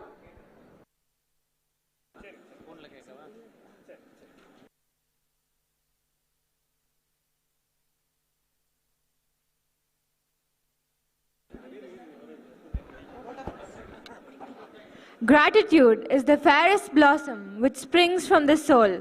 To express our heartful thanks to all who have made this event possible, now I invite Dr. K. Shivakumar, Dean Administration, to deliver the vote of thanks. A very good morning to one and all present here. On behalf of the organizing committee, it's my privilege and honor to deliver the vote of thanks at this prestigious AICTE Summit. First and foremost, we extend our heartfelt gratitude to our chief guest, Srimati Sujata S. Iyer, Head of AI Security at Zoga Corporation. Madam, your profound insight into the evolving landscape of AI security and your visionary thoughts on safeguarding digital ecosystem have truly enriched today's gathering. Your address has inspired us to think deeply about responsible AI practices and skills our students must cultivate for the future. Thank you, Madam. We are equally honored to express our sincere thanks to our guest of honor, Dr. Geeta Krishna Ramadurai, Professor at the Vadvani School of Data Science and Artificial Intelligence, IIT Madras. Sir, you are intellectually simulating a perspective of AI-driven transformation, and your emphasis on innovation and riches have added immense value to the summit. Your address has broadened our understanding of the opportunities and challenges that lie ahead in the field of artificial intelligence. Thank you, sir. At this moment, it's my duty and privilege to place on record our deep sense of appreciation to our beloved chairman, Sri S.V. Balasubramaniam. Sir, your visionary leadership, constant encouragement, and tireless commitment towards academic excellence are the pillars that make events like this possible. Your guidance continues to steer BAT towards greater heights, and we remain truly grateful for your presence and unwavering support. Thank you, sir. We extend our sincere thanks to Dr. M.P. Vijay Kumar IAS, retired Vice Chairman, Higher Education Council for Tamil Nadu, for gracing this occasion with presence. Thank you, sir. We thank the panel discussion members and experts who will be going to sharing their knowledge, practical insights, and experience on AI integration. Your contributions will make this summit academically rich and highly impactful. A special word of gratitude goes to AICTE for sponsoring this event and for leading national initiatives that empower institutions to integrate advanced technologies like AI into education. We also extend our heartfelt thanks to chairmen, principals, faculty members, and students participants from various institutions. Our sincere thanks to Dr. Principal Dr. C. Palanichami, Dr. Amar Karthik, and Deepa for facilitating seamless organization of this event. My thanks to the faculty members, students of BAT for the actively participants' involvement in this event. We are grateful to the press and media for covering this event and helping us reach a wider audience. Last but certainly not least, a huge note of appreciation goes to the entire organizing team, our dedicated faculty members, coordinators, student volunteers, and supporting staff. Your commitment, teamwork, and meticulous planning have truly made this event a grand success. Once again, thank you all for being part of AICTE Summit and contributing to its memorable success. Thank you all. Thank you, sir.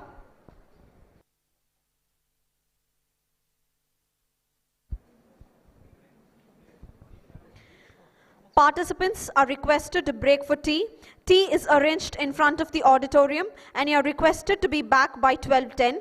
The next session is panel discussion, and it resumes in the same venue by 12:10 sharp. And hence we kindly request the participants to be seated by the time. I repeat, participants are requested to break for tea. Tea is arranged in front of the auditorium, and you are requested to be back by 12:10. The next session is panel discussion, and it resumes in the same venue by 12:10 sharp. And hence we kindly request the participants to be seated by the time.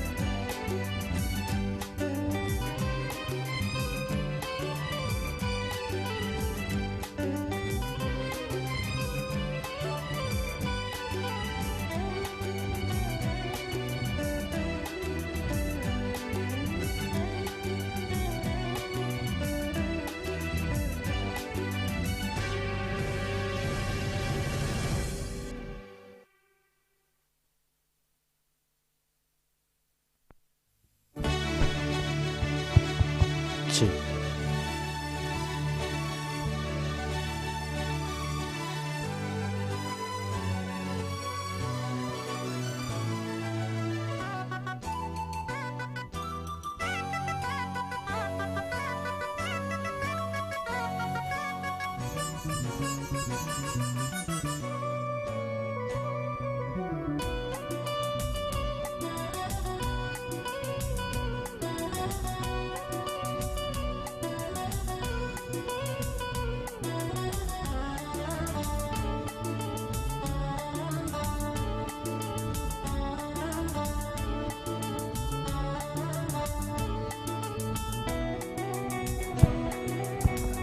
Hello.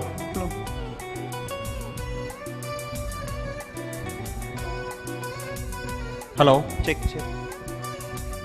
Hello.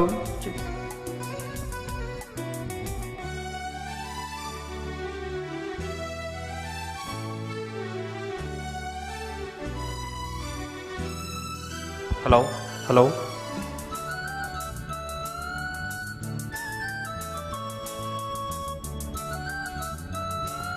Hello. Hello. Hello. Check. Check.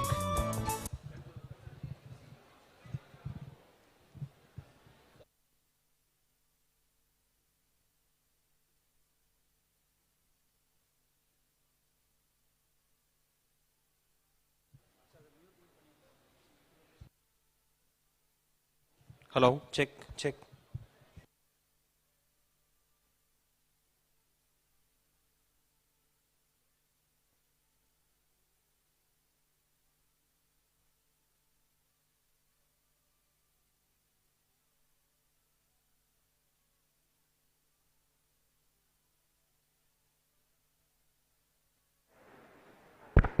Hello. Hello.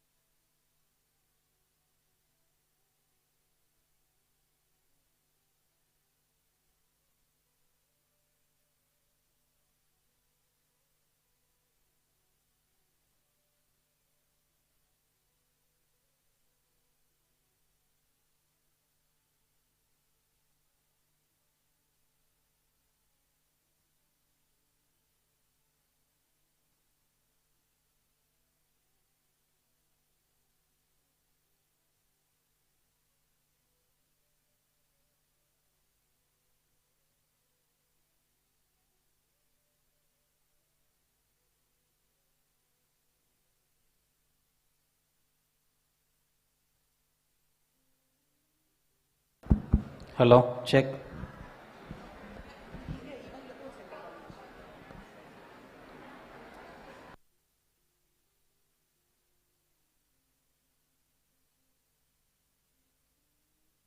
Hello. Check.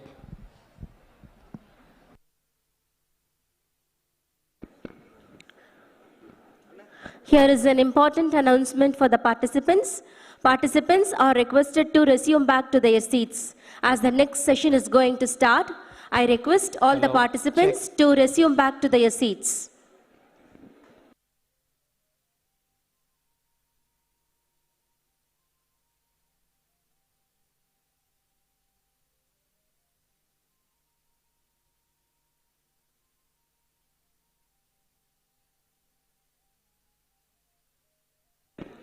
Here is an important instruction for the participants. The next session is going to start and I request all the participants to resume back to their seats. I repeat, the next session is going to start and I request all the participants to resume back to their seats.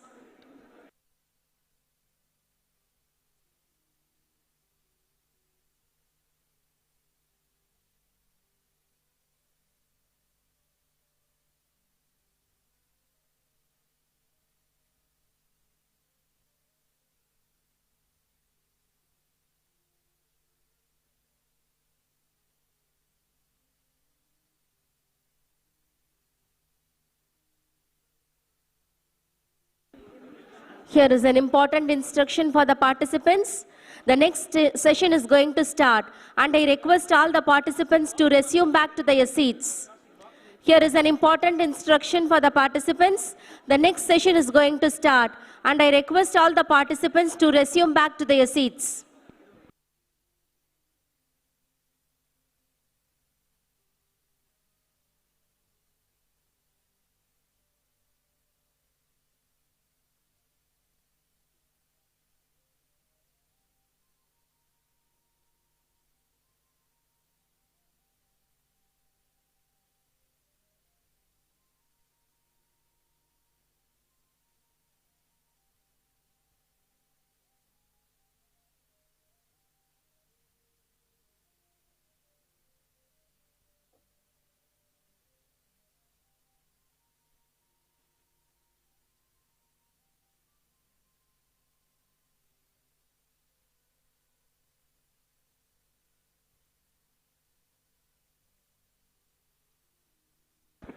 Here is an important instruction for the participants. Participants are requested to resume back to their seats as the next session is going to start.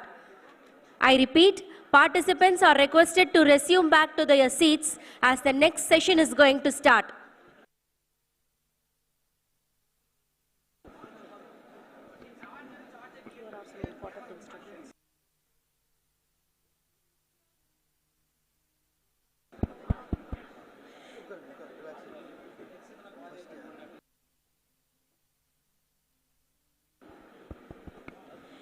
Here are some important instructions to the participants. I request everyone to please switch their mobile phones to silent mode to avoid any interruptions.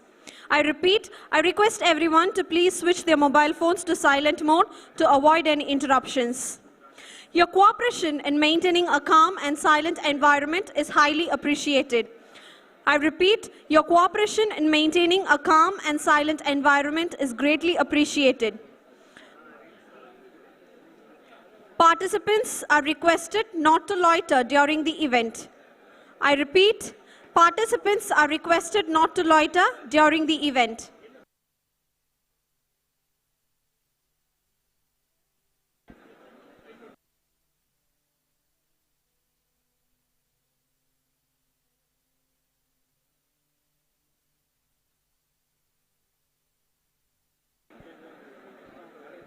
Dear participants, please resume back to their seats fast as the next session is going to start. I repeat, participants, please resume back to their seats fast. The next session is going to start.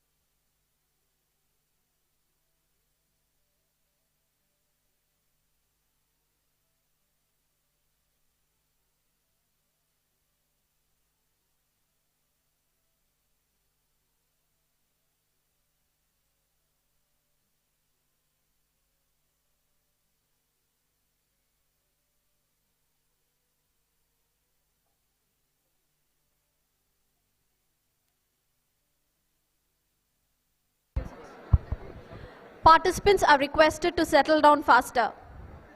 I repeat, participants are requested to settle down faster.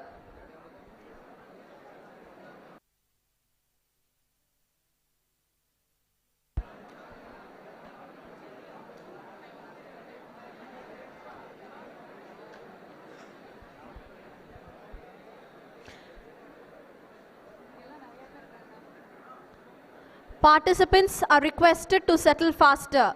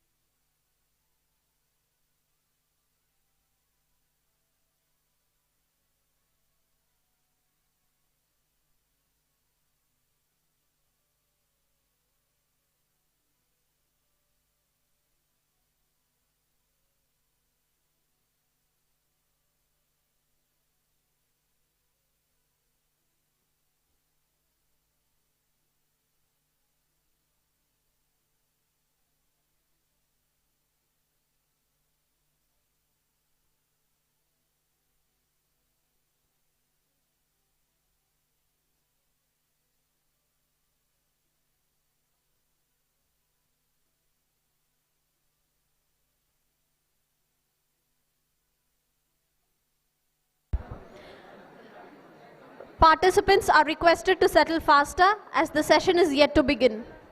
I repeat, participants are requested to settle faster as the session is yet to begin.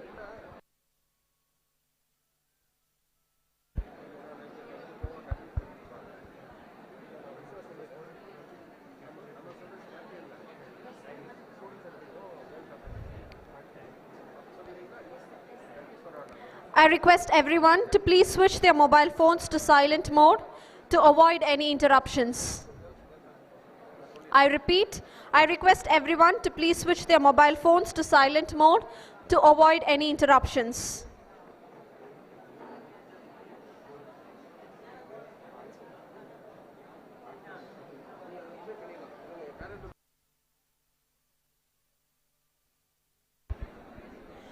We now move to the much anticipated panel discussion on AI opportunities and challenges in India. Artificial intelligence is reshaping industries, education, and everyday life. And to share their insights, we are privileged to have a panel of distinguished experts who are driving this transformation forward. It's our great pleasure to introduce the panel members of this session. We are delighted to welcome our esteemed speaker and today's moderator, Dr. K.M. Susindran, Head Academic Alliances at TCS. Sir is a driving force in industry academic collaboration, instrumental in empowering thousands through AI-driven learning ecosystem and curriculum integration. At TCS, he spearheads initiative merging data analytics, artificial intelligence, and machine learning into academic practice, nurturing a future-ready technologists. His vision focuses on building sustainable partnerships that bridge classroom learning with real-world technological innovation. We are truly honored to have this pioneer to join us today. Next, we welcome Mr. S. Madan Kumar, Senior Staff Software Engineer at Hewlett-Packard Enterprise. With deep expertise in AI-driven enterprise systems and cloud-native applications, Sir is crucial in designing scalable architectures that power intelligent business operations. He is actively involved in creating systems that enable organizations to adopt AI responsibly, integrating analytics and automation for sustainable efficiency. His passion for innovation continues to influence digital transformation across industries. A warm welcome to you, sir. We are delighted to welcome Mr. R. Karthikeyan, Senior Director at Capgemini Engineering, a visionary in digital transformation and AI strategy. Sir has led global initiatives focused on embedding artificial intelligence and automation into large-scale engineering systems. His expertise spans data science integration, AI-driven decision intelligence, and industry-ready automation frameworks. Under his leadership, Capgemini Engineering continues to deliver innovative solutions that blend technology with tangible impact. It's a pleasure to have you with us today, sir. We now welcome Mr. Dinakaran Vinayagamurthy from IBM Quantum, a pioneer at the fascinating intersection of quantum computing and artificial intelligence. His research focuses on leveraging quantum principles to enhance machine learning algorithms, driving the next frontier of computational intelligence. His contributions have accelerated progress in quantum-enabled AI systems, offering groundbreaking possibilities for optimization and advanced analytics. He represents the future of intelligent computing. We're honored to have you here, sir. Dear participants, your cooperation in maintaining a calm and silent environment is greatly appreciated.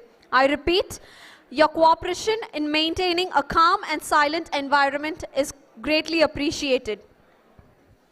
We extend a warm welcome to Mr. Sheikh Aleem Ur-Rahman, ASIC Design and Verification Engineer at Microsoft. Sir's expertise lies in the domain of AI-powered semiconductor design, combining machine learning with hardware innovation to create efficient, intelligent, and high-speed computing systems.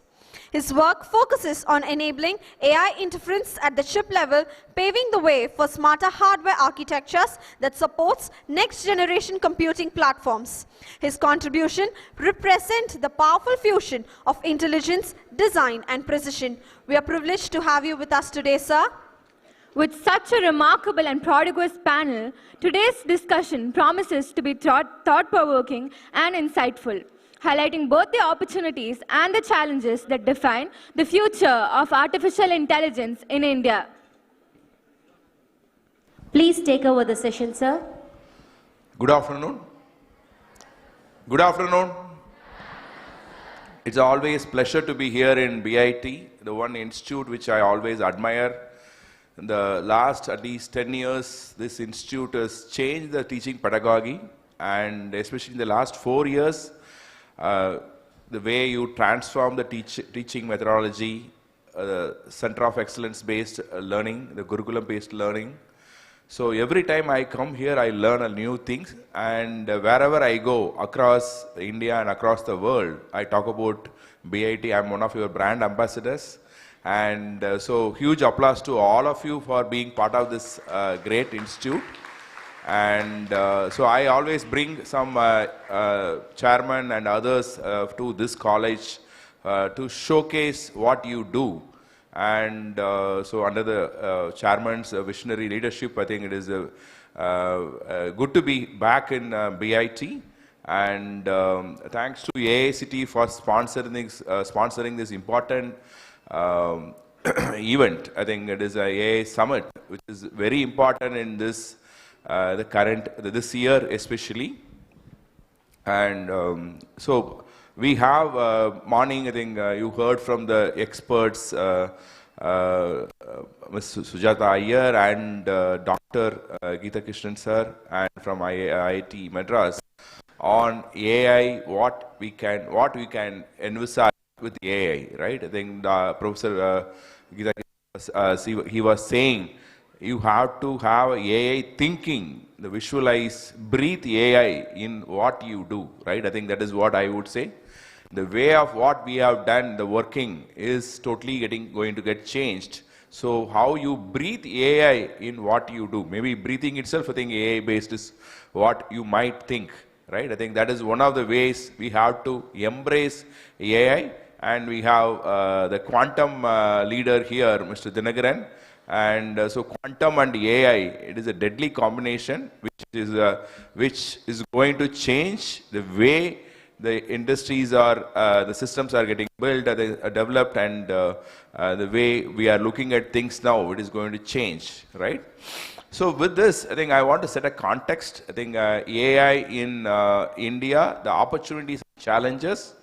We had, I think, when I was doing a lot of study on this, 2018, Niti Aayog came up with a national, I think, AI for all, the framework, right?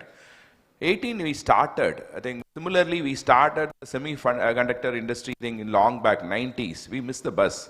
18 we started, and except I think few of the IITs and IITs, the AI impact was not felt. Yes, the last 4 or 5 years, a lot of engineering colleges, they started their own AI and data science courses. But only the last few years, we are changing the renewed focus in AI, right? We have a lot of use cases. Everyone is talking about AI. The last two and a half years, ever since that ChatGPT and others came, right? DeepSeek kind of today, this year DeepSeek came. And any conference without AI, nothing is there, right? I think, so that is a kind of, everyone is understanding the importance of AI, but are we there? Are we there? 2018 we started. 2018 there is one more Airavat. That is, I don't know how many of you know Airavat. I think it's a epic character. Airavatham is an elephant. I think that's why I think Airavat is a supercomputer also. I think we built. I think this year, and we are doing a lot of things. I think Government of India last year they set aside 10,371 crore for 7 core pillars of AI, which is compute. I think for everyone is talking about US is why US is leading and why China is leading. The compute power is very important, because without compute power, other systems you can develop and you can test and you can roll it out, but AI system needs a lot of compute power, right? Second is the data sets which we are talking about. Professor Geethakrishnan was talking about how he struggled to get the data set, right? I think so he had to struggle to get the data set, and then once he gets that, I think the solutions become easy and the accuracy become better. Third one is the future skills. Are we, I think, building the future skills from campuses?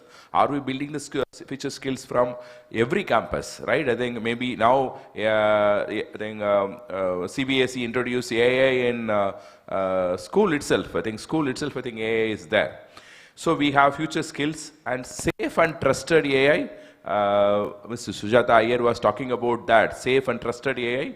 Innovation centers, we have been seeing the innovation centers, application development and startup financing. All these 7 core pillars, Government of India set aside that 10,374 crores last year. As we speak, I think last week, Prime Minister of India, he unveiled 1 lakh crore rupees for this overall the R&D development or innovation development for India. I think there is a huge money which government is spending. And the last at least 1.5 months, we are studying as part of NASSCOM's Talent Council, we are studying this similar thing on what is the future of Indian entry-level talent, what we need. So for that, we have studied China model. We came with the detailed study material. The government was pushing for the last, they were able to identify the technology trends very early. They invest, they were pushing. Similarly, India also, our government is able to identify the technology trends. We come up with a framework, policy, money, but the implementation is what we need. I think that is why people like the industry, academia, research community, and private partnership, everyone is the MSMEs. All of us are, I think, come together to make India the great in this the next, I think, 20-25 years, right? So we have, so I always feel, I think sometime in the last, I think 1 year I have been feeling why we are late. But I think the way the momentum is gained this year, there is a famous Tamil dialogue, na leta vandalo latesta varven. So that is what I would say this generation, wherever we go, all of you are immersed in AI. I really feel we will be the latest entry, but I think we'll be the leaders in the near future. With this, I would like to open my, we have experts, I think Mr. Madan Kumar, Dr. Dinakaran, and Shaikh Aleem and Karthikeyan from Capgemini. I think all the, Capgemini to Microsoft to IBM to HP, I think all the experts are here. And my job is going to be very easy. So I have to ask questions. I think so they will tell what is what from their thing. We have to hear from their expert view, right? So in this, I think So I would like to start with Dr. Dinagaran, right? So he's just sitting I think, my left-hand side. So I thought, I think I'll ask you. And he has done his PhD in Canada, and last 7 years he is here. And he's also adjunct professor in IIT Madras. So, Mr. Dinagaran, I think with your expertise in quantum and AI, right? How do you see the, like, I think AI is there, the buzzword is there. The quantum is, everyone is talking, even we were talking about, the chairman was talking about the 1000x, right? The impact which is with a combination of quantum and AI. Where do you see when it converges? I think quantum, I feel like we started early, at least in maybe along with our leading players, we started early. How do we see the convergence of this? Whether how it will give a competitive advantage to India? Where do you see this combination will help us to take forward? Yeah. Hello. Yeah. So I think one of the things I always like to do as a researcher is, every now and then new technologies keep coming up. Right? I mean, in 5 years, there will be new technology coming up. Like if you look at 10 years ago, there were many other technologies. So it's always good to go a level deeper to understand what is the promise that technology brings to us in our sort of day-to-day life, or for our work and education and so on. So that way, we have heard from the morning where all AI is useful, right? It's sort of cross-cutting across different technologies. In that way, quantum computing, you should think of it as a newer generation of computers being built from scratch. So these days, you would have heard about supercomputers, which can do very powerful scientific calculations and so on. So a quantum computer, if you try to visualize, you can think of it as a newer type of supercomputer, which can do a certain type of operations much faster than any computer that ever existed, right? It is not going to solve all problems that we want to solve, but for a certain class of very useful problem statements, let's say in molecular simulation, or there are certain things, that's a discussion in itself. Quantum computer is based on how currently nature behaves. It's a completely new way of building computers, okay? So given this premise, let's think about where the fields of quantum computing and AI can interface. So it goes in both ways. The first part is, how do we use AI technologies to accelerate the building of quantum computers? Okay, so it's a new type of computer, so we already have AI technology which are mature. How do we use different AI techniques to think about or to build a better quantum computer? That's the first line of discussion. The second line is, okay, assuming that we have already built these quantum computers, how do we leverage them for standard AI tasks? So I would like to call it as AI for quantum and quantum for AI. So these are the two directions. And I would say that there is work ongoing in both these. There is actually a strong, okay, so maybe I can even go into one more level of detail here, right?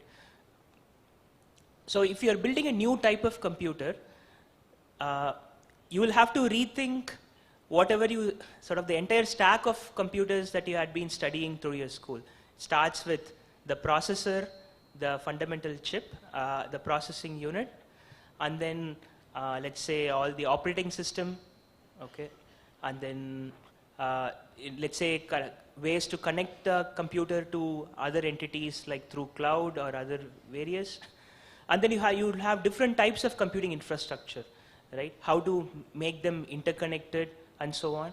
And on top of that, you need a compiler, you need a programming language for you to write a program on, and then different applications. So, I mean, for a quantum computer, you have to rethink the entire computing stack because it's a new way of doing it. And AI actually has helped us quite a bit in achieving a very highly performant or like accelerating how, how we build each of these components that I have mentioned. So that is one part. Now, the second is, how do we use quantum for AI applications? I would say this is a field that is still under research. We are still trying to understand where quantum computers can help in accelerating the AI applications.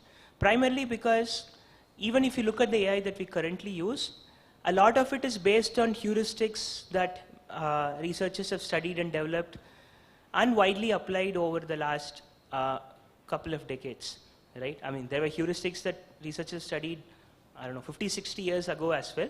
But back then there was no computing infrastructure that we had to meaningfully implement that. But let's say, for example, the deep learning type AI that started around, I don't know, 2011, 2012, that has had tremendous application. That is a nice set of heuristics that had enabled us solve like very commercially useful data processing applications across the world. So that way, I would say it's still in research. It still has to be developed on where quantum computers can help in improving the AI applications. Okay, so these are the two dimensions. And I think you also wanted me to talk about how convergence of this will help us maybe down the line. I think it is how it is going to help us in coming up with the new products, new platforms. What is the advantage we will be having if we start now with this two deadly combination? Right. So, with any new technology, it's always about how quickly we embrace it, how quickly we use the best of it compared to everyone else, right? That's always where it is about, when because let's say a new company is formed, right? We'll have to solve a problem that exists and has not been solved before. So that is typically how a new product comes in, new innovation comes in, and so on. So since this is an upcoming area, my suggestion is to learn the foundations of it, see where is that you can best utilize it for a problem that you see in the open, right? And that is, I would say, for AI. And quantum computing is upcoming. I think we are expecting to reach massive commercial utility of that in the next couple of years, right? So it's good to get started with the foundations. I mean, I have had friends who started their PhD in AI when there was the world was not really thinking about it. They just thought it's an interesting area academically. They were just curious to learn what it is. And back then, no one cared what AI is about, right? But that was during the time when it was upcoming. And once you learn an upcoming technology, once you learn the foundations, once you know, okay, what are the uses of it, you are at the forefront of the technology and you can use it well before you can do innovation, you can launch companies. And that is an opportunity for us as a country itself to keep up with the state-of-art technologies and then leverage them as early as possible. Thank you, Dr. Dhanagaran. I think the key takeaway here is AI is there. We are already reached some level to do research. And quantum, you need to do the basic, fundamental strengthening for the next few years till we have the commercial model, commercial machines are available. Then I think we can start building the products with both combination, right? There are research which is being done in quantum plus AI in cyber security and all. A lot of research is going on. And in fact, TCS, we are partnering with the Australian government and I think one of the universities, we are doing a research, IIT Madras. And with this, I think there is one common question all of us are having in the last at least 1 year or 2 years. Every 80% of our engineering colleges is now computer science based, right? Out of 80%, everyone is studying AI. Everyone is looking for opportunities in AI and data science, right? And so I want to ask this question to all the panelists here to hear from them, right? What is their view about what is the future of this Indian economy, the job diffusion and job creation in the new area? What is your perspective, right? I think that is what I want to know, because that is a common question all of us are having. I think whether school children or college going or even professors, they are all asking the same question. So we have experts, because the half-life of a skill, which is a term which is I think a few years back introduced. By the time we learn, by the time they come out, the technology become, I think, a normal technology, right? I think hard technology became the normal technology. So I'm starting from Karthikeyan. If you can start with your perspective on what is your take on where AI is going to take us, right? It is a job diffusion or job displacement or new job creation. And where do you see the opportunities for the students? It is very difficult question. I am not an astrologer. If I know this, then I will be an astrologer, or I will be a Nostradamus to say that, okay, AI is going to create 10,000 jobs, or AI is going to reduce, say, 50,000 jobs. So, anyway, with my perspective, I'll say that. Though, see, I'm also like you and me, working in a company. Okay. And when the AI came in, then we were thinking that AI is going to take away my job, because I'm already, say, near to 50, 47 still. Then if you are not updating yourself, the AI is going to take away your job, you are going to be outdated, in 3 years you will be out. So many things and all started flowing out. Yeah, technologies are there. We should not be afraid about it. We have to go along, and when we go along, then I think we will learn, which will help us to create an opportunity. There is what I heard, what I learned in over a period of time. All these things are going to help our life comfortable and make us a little bit lazy. If you want to be lazy, we can be lazy. No problem. If you want to be a little bit curious to learn, we can be curious to learn by using this technology. First point. Second thing is, when we are looking around this kind of technology, what I am looking from a student like here, not only student, even my own employees, myself, because first I have to see that what I am looking for, because I have to work for next 13 years to get retired. Then we have to move from a problem solver to find out identification of the problem. Once our mindset is able to identify this is a problem, then I am a winner. If I go on to solve the problem, then there are 10 people like me who are doing better the job than me. So we have what we are expecting from engineers. I'm talking not only the students, even my own engineers, is like, what is the business problem you are trying to solve? Or what is the business problem you are trying to identify when you are talking to a customer? So this is the key parameter. When we try to solve this, then we will rule the market. Maybe this is my own perception, maybe here there are many audience and other people who are here. One problem which the government of India solved it successfully, identified and solved successfully, where they did a mistake. The biggest mistake everyone said is the demonetization. One day they said that 500 rupees is gone, 1000 rupees is gone. And some intelligent guy in government who found out this phone, using that, okay, let me pay through a UPI. I don't know whoever maybe, they found out and they successfully solved it, and we are now ruling the world. We are the first country, somehow we are able to rule the world using this UPI. So similarly with respect to AI, we need to come up with more than an application. We need to find out what is the problem I am going to solve, what is the people's problem and I am going to solve, then the opportunities are 10. Okay, instead of just going as an application and doing it. First we need to come up with problems, identification people, then afterwards there are plenty ways the problem can be solved. So with this, I'll say I really don't know whether the AI is going to create a job or whether the AI is going to take away the job. Okay, one classical example everyone was saying maybe I want to put forward my fellow panelists, maybe they can also answer. Everyone is saying that the bank when they said that, okay, 10 years before, 15 years before, State Bank of India has, say, 10,000 or 20,000 employees. Now the State Bank is having a 50,000 employee, even though there are computerization. But one way of looking into it, earlier there are, say, 15 people in a branch. But right now there are 3 people in the branch, one teller, one branch manager, and one maybe a customer relationship executive. What are the remaining people are doing? Where they went, where the jobs are going.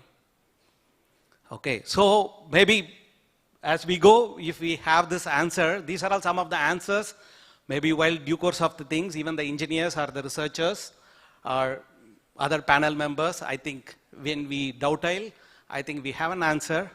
And the world is having unlimited opportunities, and it all depends on how we are going to take up into the AI world, because AI is not new. Even the Chitti robot Sujata did 20 years before. When I saw the movie, I saw, wow, how it looks, right? Everyone might have seen the Chitti Robo movie. So it was like fantastic movie. The creativity, how it's like, okay, Sana might be sitting and writing an exam, the Chitti will be sitting here and he just pop in and says everything. That is happening through our ChatGPT. Or maybe later on some other, I think, humanoid robot will be with us and it will be happening. And so there are tons and tons of opportunities for us to evolve and get it. So there are some more discussions, maybe the panel members can have it. Thank you, Dr. Karthikeyan. Now I think the interesting Chitti robot and Sana's analogy is, Elon Musk is trying to put a chip in your head, right? I think then obviously everything will be easy, right? I think any questions asked, I think that you'll get the answers, right? So we need to, the teachers, I think you need to prepare for that. I think how do we give assignments, which is totally different from what is there inside chip. I think how that chip is having enormous power, right? I think in data and knowledge. So how do we test? So it is going to be a different challenge. So Shaikh, I think it is your perspective on this, right? Yeah, good afternoon, everyone, students, faculties. So the world is actually transitioning towards a very interesting era. And people after COVID, we saw this AI boom happening. The moment the ChatGPT, OpenAI has launched ChatGPT, we were very amazed, like what engineers do for days together, it is just doing it in few minutes. The coding part, I'm telling. And it's also an alarming to us. Also, it's better for us, like we can do our work much faster. In this transitioning, we are seeing that the entire global economy is also falling and a lot of implementations are happening. In this transition, India has a very good opportunity to be the strongest country, and our strength, our country's strength is our youths, our population. People do say like we are the most populous country, but on the other side, we have a lot of youths. Other countries, like they are finding it difficult to have talents. When India has been looked today by US perspective or European perspective, they see like Indians are talented engineers. When I speak to people from other country, we usually when we grew up, we heard that Japanese are very brilliant people, Germans are brilliant people, but today world sees us in this way. Like Indians are smartest people, they can slog and they can get the output within quick time. In this time, we should come up and we should invent new technologies. As my fellow panelists told, like we were the first country where we implemented UPI technology. Now, world is adopting that. India has been looked in that direction, like we have innovated UPI technology where without having a currency, we can do transactions, digital transactions. In similar way, we see like youths are following that trend. In the last decade, people were telling about automation, people were telling about big data. Now we are talking about AI. Everyone is drifting towards AI. No one is really focusing on other challenges. We have multiple challenges like climatic changes, we have global warming, we have biotechnology. A lot of challenges are open, healthcare. So people are moving towards one area.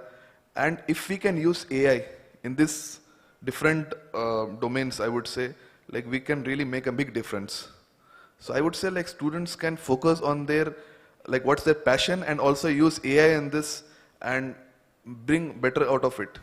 And government also is doing a lot of opportunities. They're investing a lot of millions of dollars in this to make India a manufacturing hub.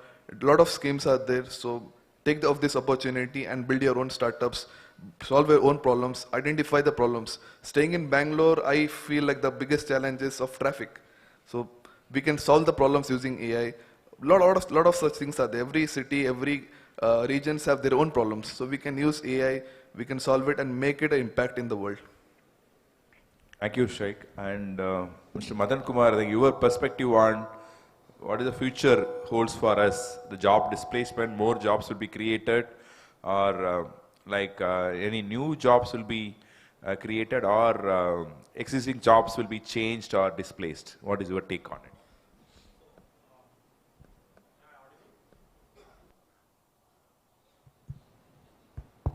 Yeah, am I audible? Okay. So the way I look at it is, each and everyone have our own thought process.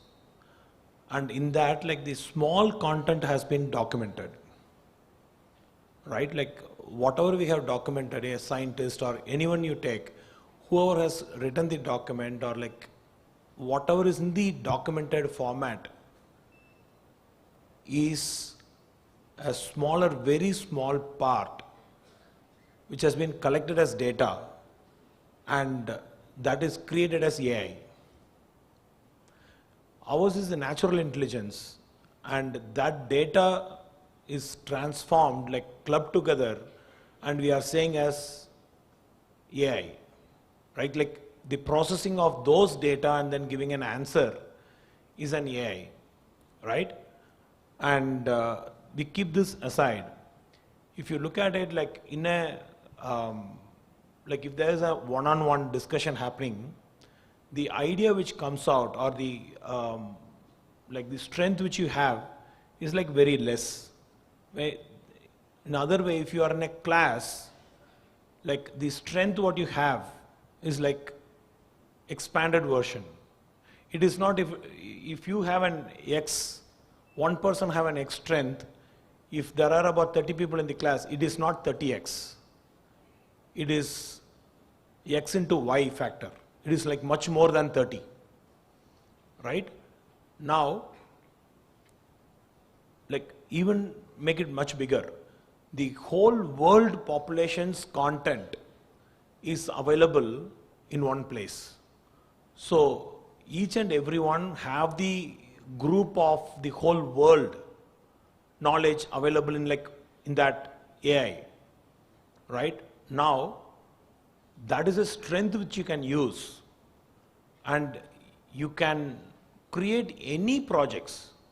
You can actually like create a problem and solve that problem. It is actually unlimited.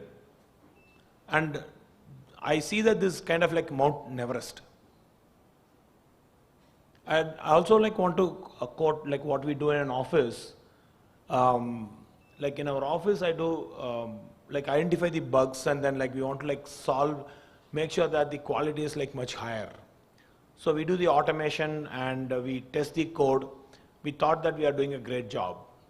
Now I started to find out how much of this code, like the testing, is being covered, like how much of percentage of testing is covered through the AI. That becomes like very small percentage. And now I have about like work for another 10 years to make the product stable. So the quality of the product which is going to go out is going to be like enormous. So like with AI, all of you have more than probably like right now, if it is an X amount of work is there, like get ready. There are about like at least 100X, 200X opportunities and work is available in the future. And how you are going to create that is left to you. That's how I see the opportunity of AI. Thank you, Mr. Madan Kumar, for I think opportunities are going to be plenty, right? I think that is the one key takeaway. And Mr. Karthikeyan was talking about, still I think he's very optimistic, even though he said I think he's not an astrologer, but still I think he's very opportunist, he's very optimistic. And Sheikh is also saying And Dr. Dinakaran, I think he was talking about AI and quantum, right? So now, I just want to again ask the same question, Dr. Dinakaran. Where do you see, will there be a lot of new roles will emerge, or the existing roles will get redefined? What is your take on it?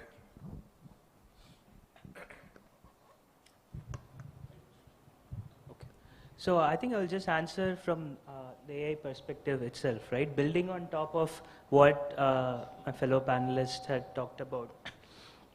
It's always good to think of AI as another tool that you can use for your job. Like you have your various roles that you're already doing, right? I don't know, like you're a teacher or a student, or if you go to industry, various types of, if it's a computer science industry, like different types of software engineering, testing, development, architecting, and so on. And then if you go to other industries like healthcare, manufacturing, you have different roles. So one way to think of is, okay, now that AI is widespread, how is that you can use it as a tool to improve or accelerate what you are doing? So that way, it's existing set of roles, but you have a much more powerful tool to leverage that in a great manner. While doing this, I think there are probably also roles coming up on how to build some of these tools better, like the AI models better, or how do we make it more usable across a wider range of users, right? So it's sort of more about building the tool and ensuring a widespread adoption of it for the wider variety of users. And that's one type of new roles coming up. Beyond that, I think it's, yeah, I think we'll have to wait and see on like anything new coming up, because that's the beauty of technology. Yeah, few of the roles which I could think of is, one is the engineers who are going to build AI. That is one set of engineers which we need. Second set is the engineers who will build apps on top of AI, right? I think that is what he was talking about. The third one is the users of AI. These are like primarily within this, all the roles will club together. Users of AI, using AI, the systems or the applications will be who will be building that. The last one, a higher one is who will build AI itself. I think these are the three sets of roles which will emerge. In each sector it will be different. Software engineering, I think I would say these are the three sets of roles which we feel like it will be moving towards. Coming to Mr. Karthikeyan, Capgemini, right? I think which sectors in India are seeing, we have heard from Professor Geeta Krishnan and Zogo and Sujata, she was also talking about, right? Which sectors in India are seeing the most tangible AI adoption now? And moving, I think right now a lot of pilot projects are there, but enterprise adoption or large scale adoption is still missing. What is your take on it, Mr. Karthikeyan? See, any technology, when it reaches to the common man, then that technology is going to live long. Many technologies which is not reached to the common man, then those all remains as a technology proof of concept. From there, it goes away. Like before the AI comes, there was a called metaverse. I think, how many have heard about metaverse? Great. Whether is there any metaverse happening now? There are very big hype that has happened. Some 4 years, 5 years before, people are going to go to the metaverse and go do the shopping and all. But that is not there now. Because it's complicated and people are not started using. And another is that 3D goggle. Like even Apple has introduced that one. No one used. Even though even Apple iPhone cost 1.5 lakh rupees, no one used it. They were using, but they are not able to use this. So any technology that reaches the common man, imagine that is going to bloom. And it is going to everlast. That's how the UPI is reached to the common man. ஒரு வெங்காயம் கடையில் போய் அதில் ஒரு 5 ரூபாய்க்கு தேன் மிட்டாய் வாங்கினா கூட I can just pay through UPI and get it. Same, what this guy did, Sam Altman, he made it to the common man, everyone started using. A winter class for an AI. You believe, we are talking in a college AICTE conference, but in Times of India, okay, winter class students for AI, for a KG1 students, he built a website using an AI. This is how it is being reached. I never thought that within 3 years you will be talking a winter class or a summer class for an AI. So this is going to revolve, and where it is going to impact immediately, since it is went to the common or a mass scale transformation happen, the consumer goods area where it is going to get adopted faster, because if they are going to directly deal with the technology like you and me, and if the consumer goods, the way we purchase the product, the way we consume the product, the way we use the product. So those are all the areas are the immediate large scale transformation and large scale investments are going on.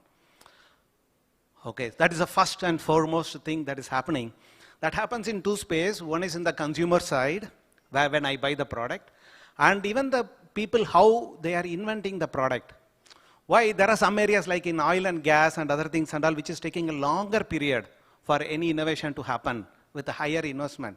Consumer, it happens, the transformations happens very fast. Every product that is going to be reached in the consumer has to be developed in 6 months' time, because the life cycle of a particular product is 6 months. I was talking to one day, I have two crude examples. We are talking to one customer, say Unilever, they are making quality ice cream, right? You make a quality ice cream. We all had a quality feast ice cream. You know how simple the ice cream to be made? There are some biotechnology and food technology students might be here. How difficult the ice cream to be made. It's not like milk, sugar, and put it into the freezer and take. No. The ice cream, there are 25 different parameters to be used.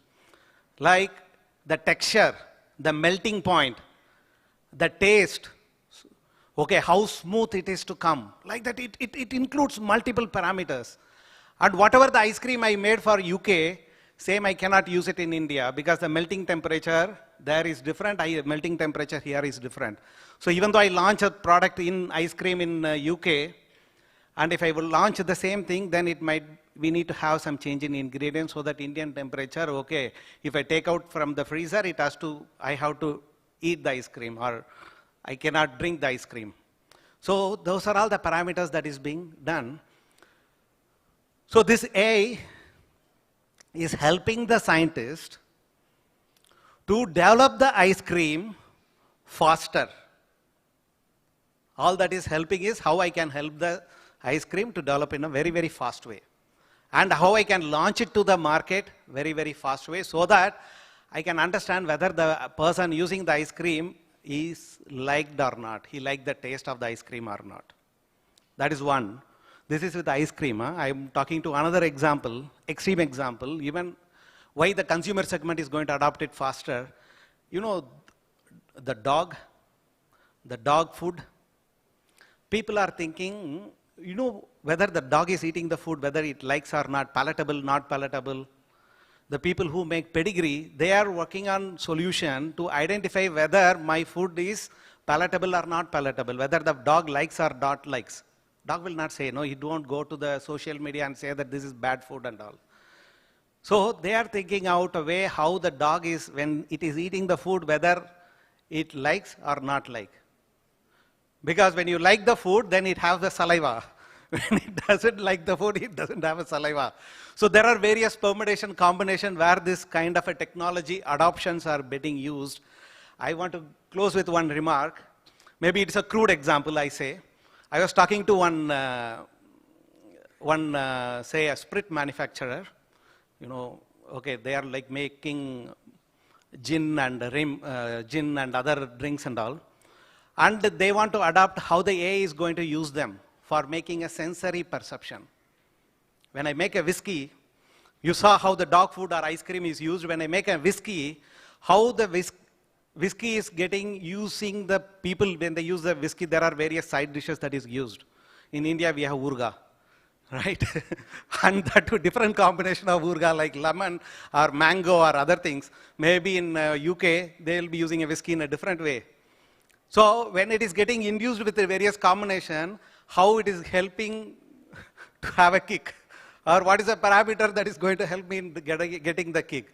So that way, previously it took a lot of time with the various permutation combination. They are finding out, okay, whether this is going to help them. So consumer is a area where it is getting researched and it is getting adopted and they are trying to use. Where it is not getting used in one way is on the SMEs. Okay, the small and medium scale enterprises where the engineers like you and me, we have to spend time. The large enterprises, some of them have money, they are trying to use in all the areas. But in terms of the SMEs, they don't have money, they don't have so much of caliber or the people adaptability.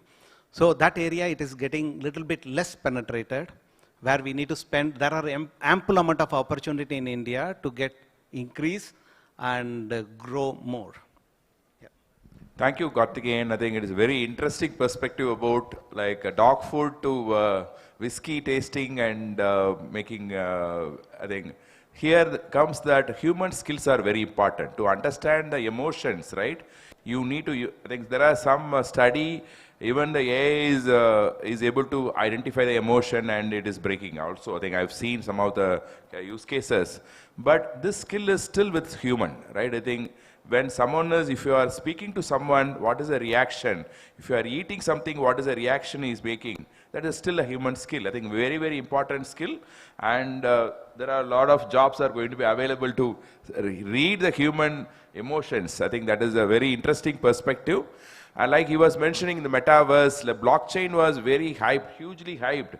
But I think except the crypto area, it is not enterprise, the enterprise-wise adoption was very, very low. So it is, so but AI adoption is real. I think that is what we want to see.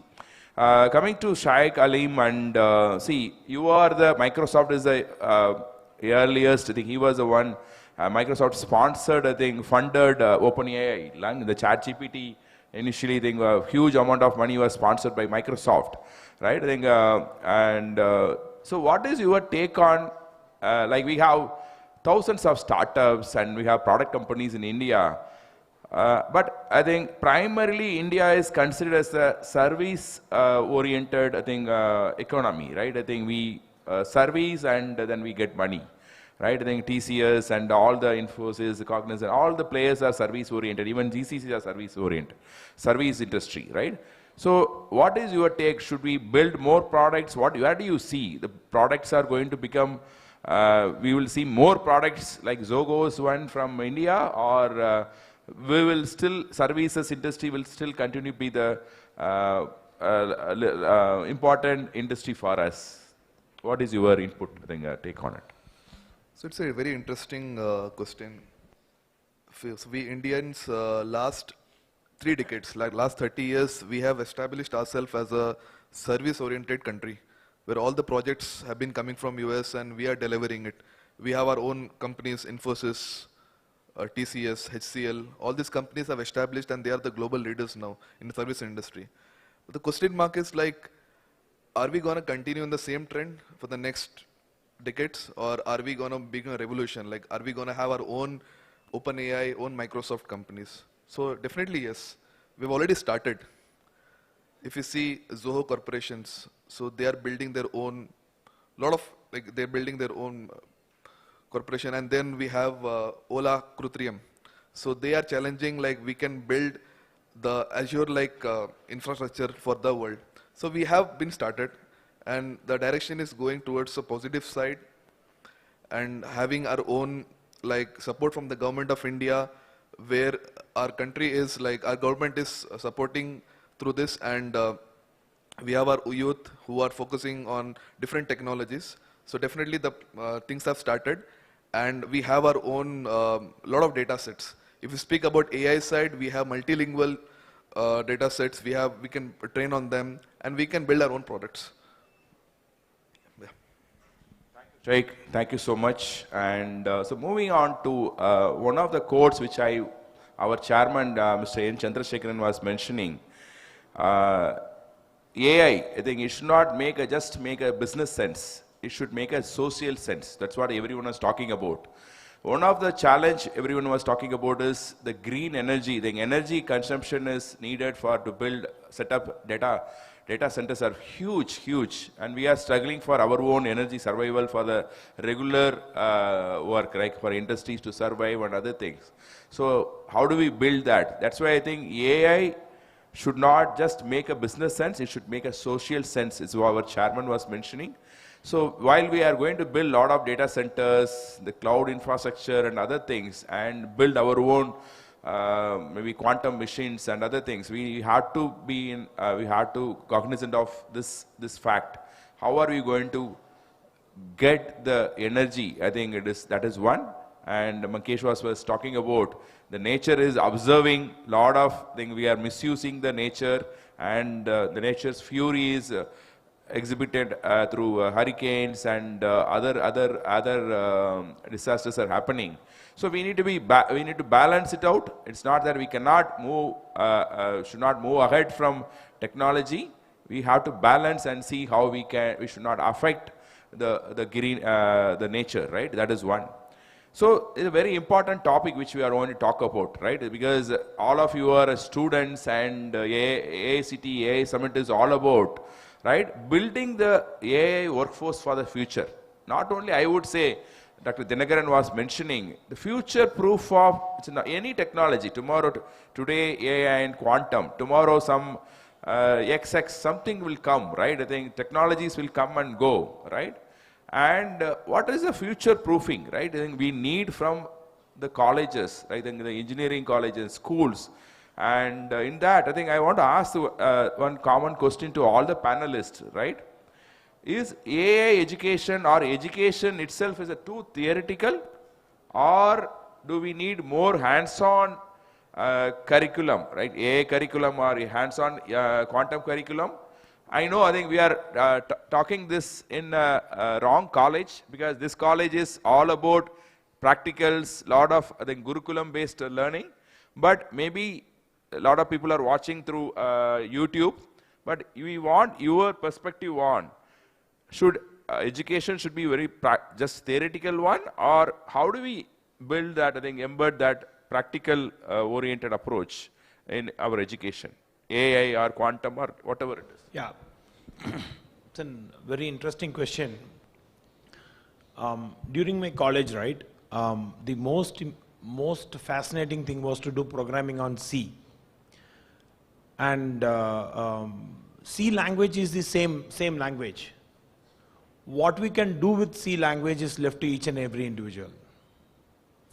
So during my college days, I'm a little notorious also, and I learned C language. One is to, I don't know, I can say it, one is to crack the passwords of all the staffs, admin staffs, and then get the password. So I used C language to do that. I learned C in a deeper way when I wanted to solve a problem. Don't take the other part, like take this part, right? Like wanted to solve a problem. And the other aspect which I used C language is for developing a game and playing the game. So the language is the same. How you are applying, what you are thinking is left to you, left to your imagination, right? The platform is given by the college.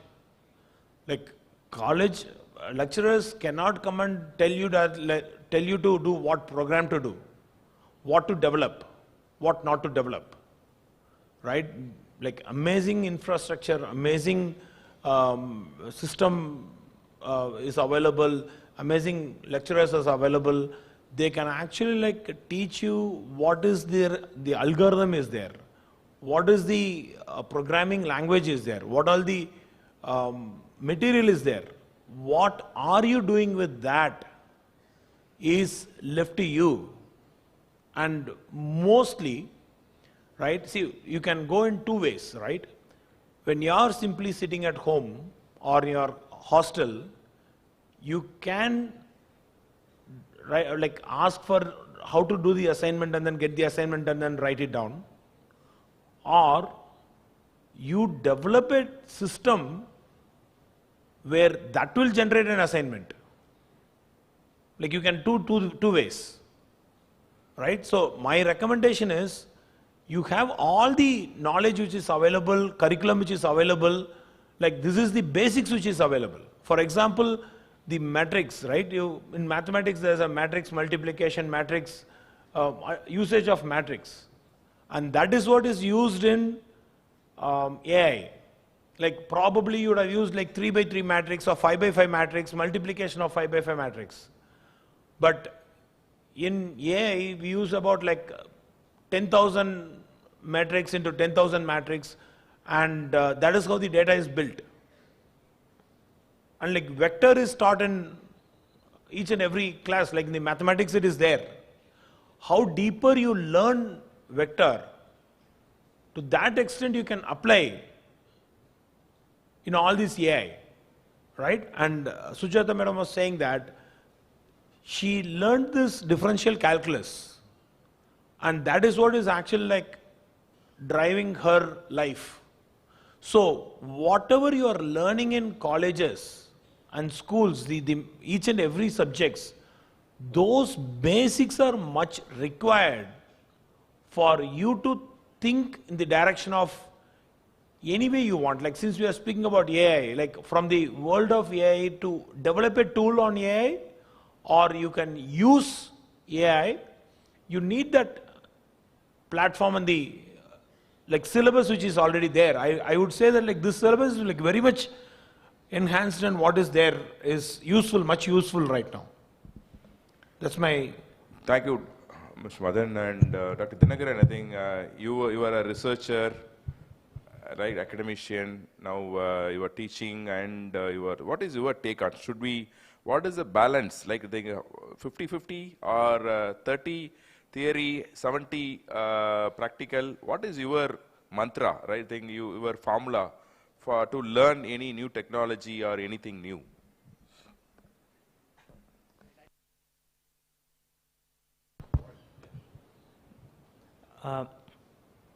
That is actually based on the background that we have for that area. So if it's a completely new area, I do spend some time teaching the theory to get up to speed on when to get to hands-on experiments. But overall, at the end of the day, we can spend a lot of time learning many new technologies, but it's all about how much we use it, right? So I think Madan put it really well. So we can keep learning the theory of different things, but the important thing, the critical thing here is to put it into practice, try to test it on newer things. And if we see a gap in understanding of it, like if we, let's say, don't understand some of the results, or we want to understand, okay, like why it worked the way it worked, right? Then we go back into theory and go deeper and then learn all those things. But as we learn any new technology, it's extremely important to practice using it and then test the limits of what it can be used for, and look around to see how others use this technology, right? And learn from others, and then like improve your sort of goals for how you can use this and further, right? Historically, I think we have all been used to, let's say, theory-based teaching and learning. It's sort of rapidly changing in the recent past. And I think that's a good trend, because it's always like extremely important on like how we use it rather than just understanding a concept.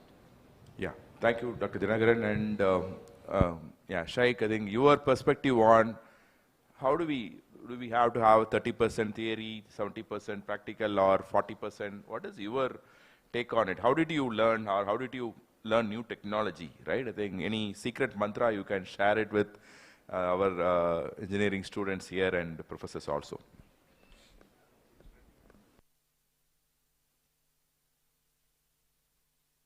Hello. Yeah. So I belong to the hardware side of AI. So I don't do much of software side.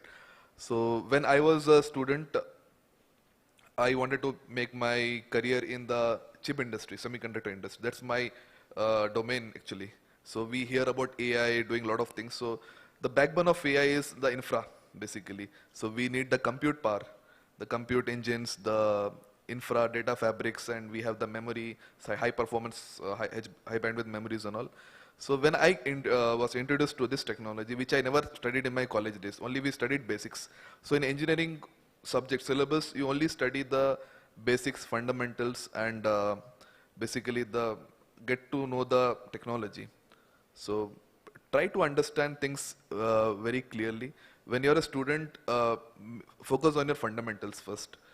Because your the more deeper fundamental knowledge you have, you can observe the more complicated things. So when we come for the interview, we first see your fundamentals, like how strong you are. And then when we want to learn some new technology, so try to spend more time. People say like the more you make your hands dirty, you will learn things. So don't just go in a straight path. Like this is the, like example, you're solving a mathematics problem. So you don't just apply formulas and okay, substitutions and you get the answers.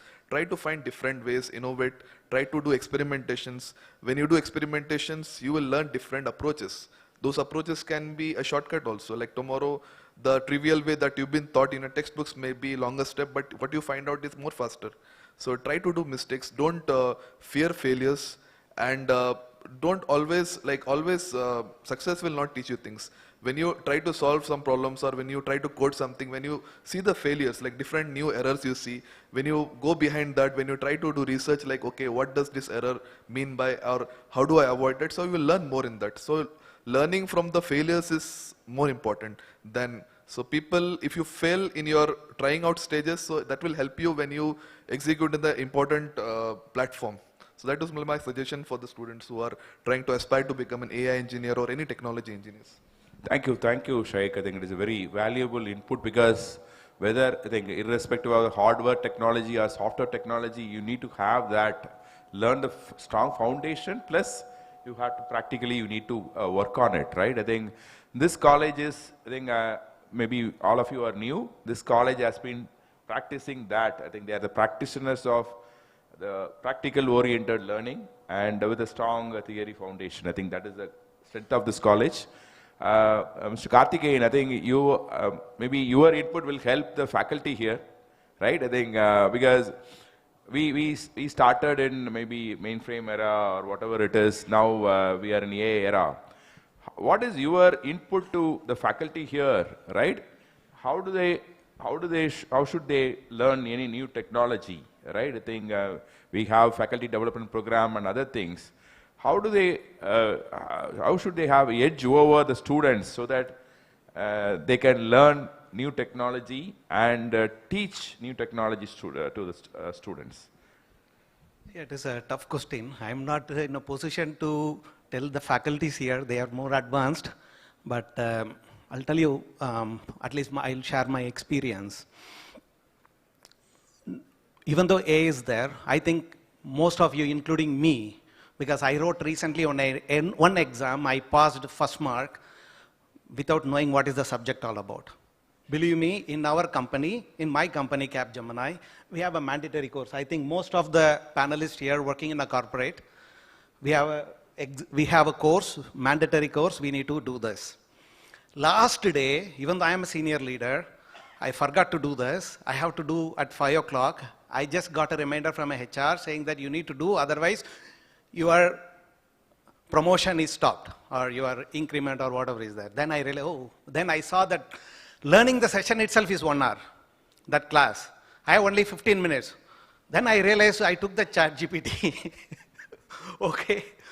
I not even read the question. Click the photograph. Then it gives the 4 options and give the best answer, everything. I completed the 15 minutes in 10 minutes and closed, I passed it. Okay, without knowing what is that subject all about.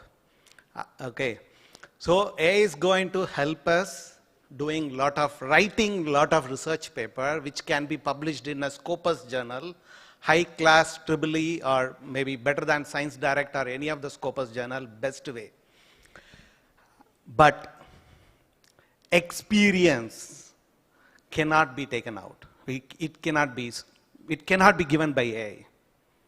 It will give some nonsense. Because my developer, when I was talking to my engineers, they are using Claude and other software tools for developing a code. I asked him, when you wrote a last for language, you know there is one for loop in our coding. I asked one of the developer, he is having 12 years experience, Kumaravel, then Kumar, எப்ப for loop எழுதுறீங்க? கார்த்திக் ஒரு 3 வருஷம் முன்ன 4 வருஷம் ஆச்சு அப்படின்னா என்னன்னே தெரியாது. நான் இப்பலாம் எழுதுறதே இல்லைன்னா. I am using Claude. Claude தான் நம்ம கம்பெனியில் வந்து approved இல்லையா அப்படின்னா, no, there are ways by which you can do this. So people are very smart. But what is happening is, coming to the faculty, the experience of the faculty cannot be given by any of the AI tools, or even the students cannot replace the faculty by AI guru. Okay, say some person sitting next to you and talking, no, it cannot be done. Because even though I completed my degree, I joined in the first one of the company. You know, the handheld ticketing machine way before in 2001. Nowadays, the conductors are using the handheld ticketing machine. That was my first project in 2001.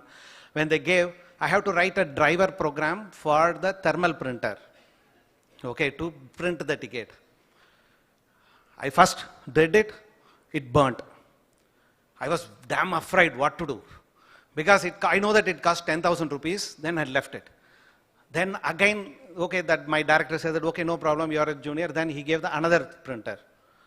That got burnt. 5 printer I burnt. My salary was 10,000 rupees. I burnt 5 printers in 1 week. I don't know what to do. Then he asked, Karthik, what are you doing? Ennappa pandra? Okay, sir, நான் இதில் இருக்கிறது எல்லாமே அப்படி தான் போடுறேன், அது burn ஆயிடுச்சு அப்படின்னா. Then there is a data sheet, right? The electronic engineer knows what is the data sheet, or the other people knows how the data sheet.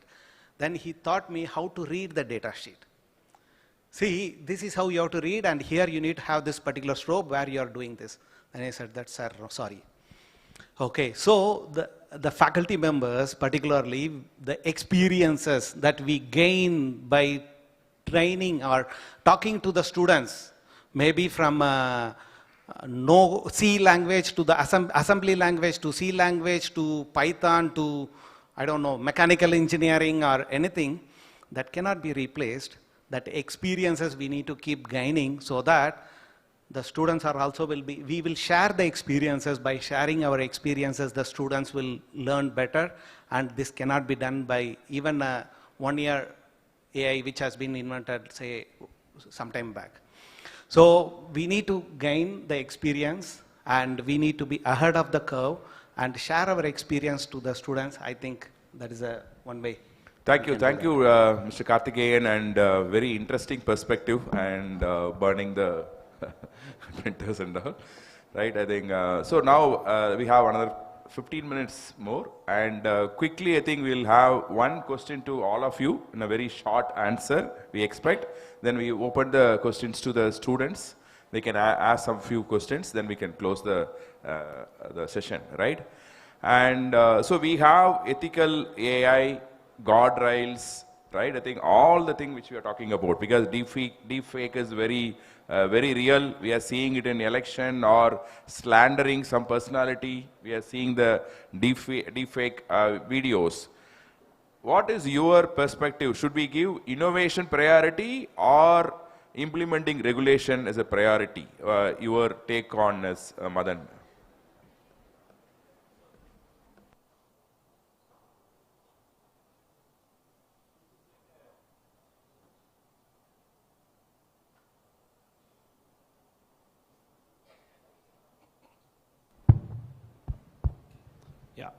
This is like a chicken egg problem. The more the product comes, more the usability comes. Only then we know that, look, what is the regulations we have to put in, right? And like more you invent on the regulations, like that might not be even applicable for some of the development which is happening. So this also have to be evolved on both the directions. So it has to rise at the same time. That's how I see. Yeah. And I also want to add one more thing. See, it is much interesting to go and actually like develop something which is notorious things, which is a eye-pulling thing. But you will have to face the consequences. Right now, to catch you is like minutes job to find out who did that. So you have to be like, you can do it, but you should be ready to face the consequences, right? And my recommendation is not to do that. But if you want to burn the finger, you will burn the finger. That's it. Thank you, Dr. Madan. Dinakaran, your take on that. So any powerful tool that we have, we can use it in both the good way and the bad way. So it's on us to, use it in the right way possible as an individual. Now, as an organization, how we set up things, I will, as always, leave it to the experts in that. So by that, what I mean is that since this is becoming like pervasive and like extremely available across the world, it's important for like there are already ongoing activities, so it's important for those to continue, like where corporations and governments and other entities work together to design proper guardrails where they properly deliberate between, okay, like where is the limit that we want to set in terms of how to like stop a malicious activity, while doing that also like not curtail any innovation as much as possible. Since it's very hard, I will leave it to the experts who sort of spend active time on this. Thank you. Shaikh, your take on it. So it's I would like to give an analogy, like people want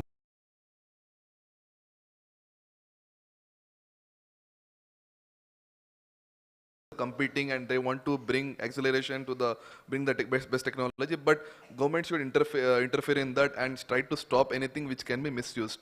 Misused in the sense like which can cause a big damage like reputation or economy of the country or anything which cannot be like irreparable. So I think both the private entities and the government has to go hand on hand and try to prevent anything which can be misused. Yeah, Mr. Karthikeyan, you were. So both has to be there. It is like India is a kind of an ethical country, and நம்ம நார்மலாக வீட்டிலேருந்து விளையாட போகும்போது அம்மா நான் விளையாட போகிறேன் அப்படின்ற போது ஓகே இப்போ 7 மணிக்கு வந்துரு. So we are putting a question mark saying that okay, you come back home with a time that okay, don't say that okay, till 11 o'clock I'll play. Similarly, when we design an innovation, so that innovation also should come up with a softer guardrails to make sure that it gives a platform or a freedom to think, to play around, and also there is a fence around it.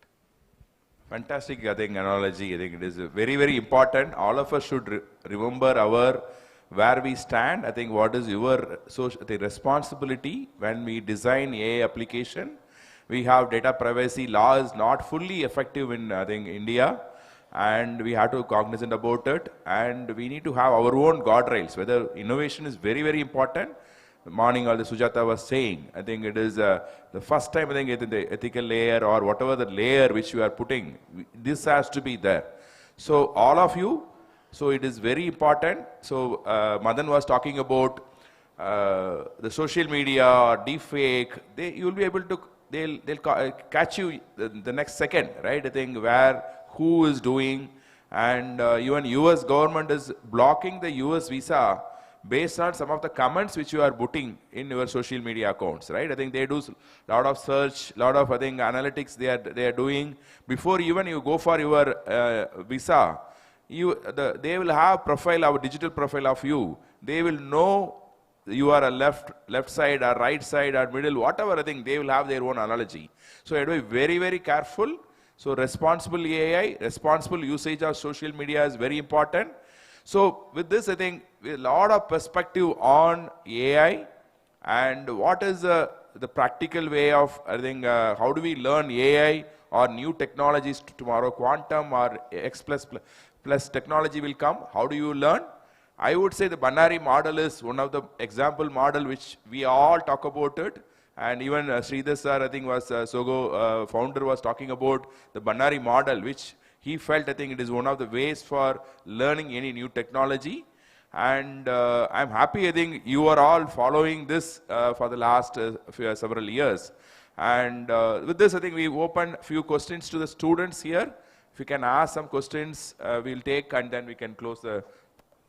Yeah. how quickly we can get caught.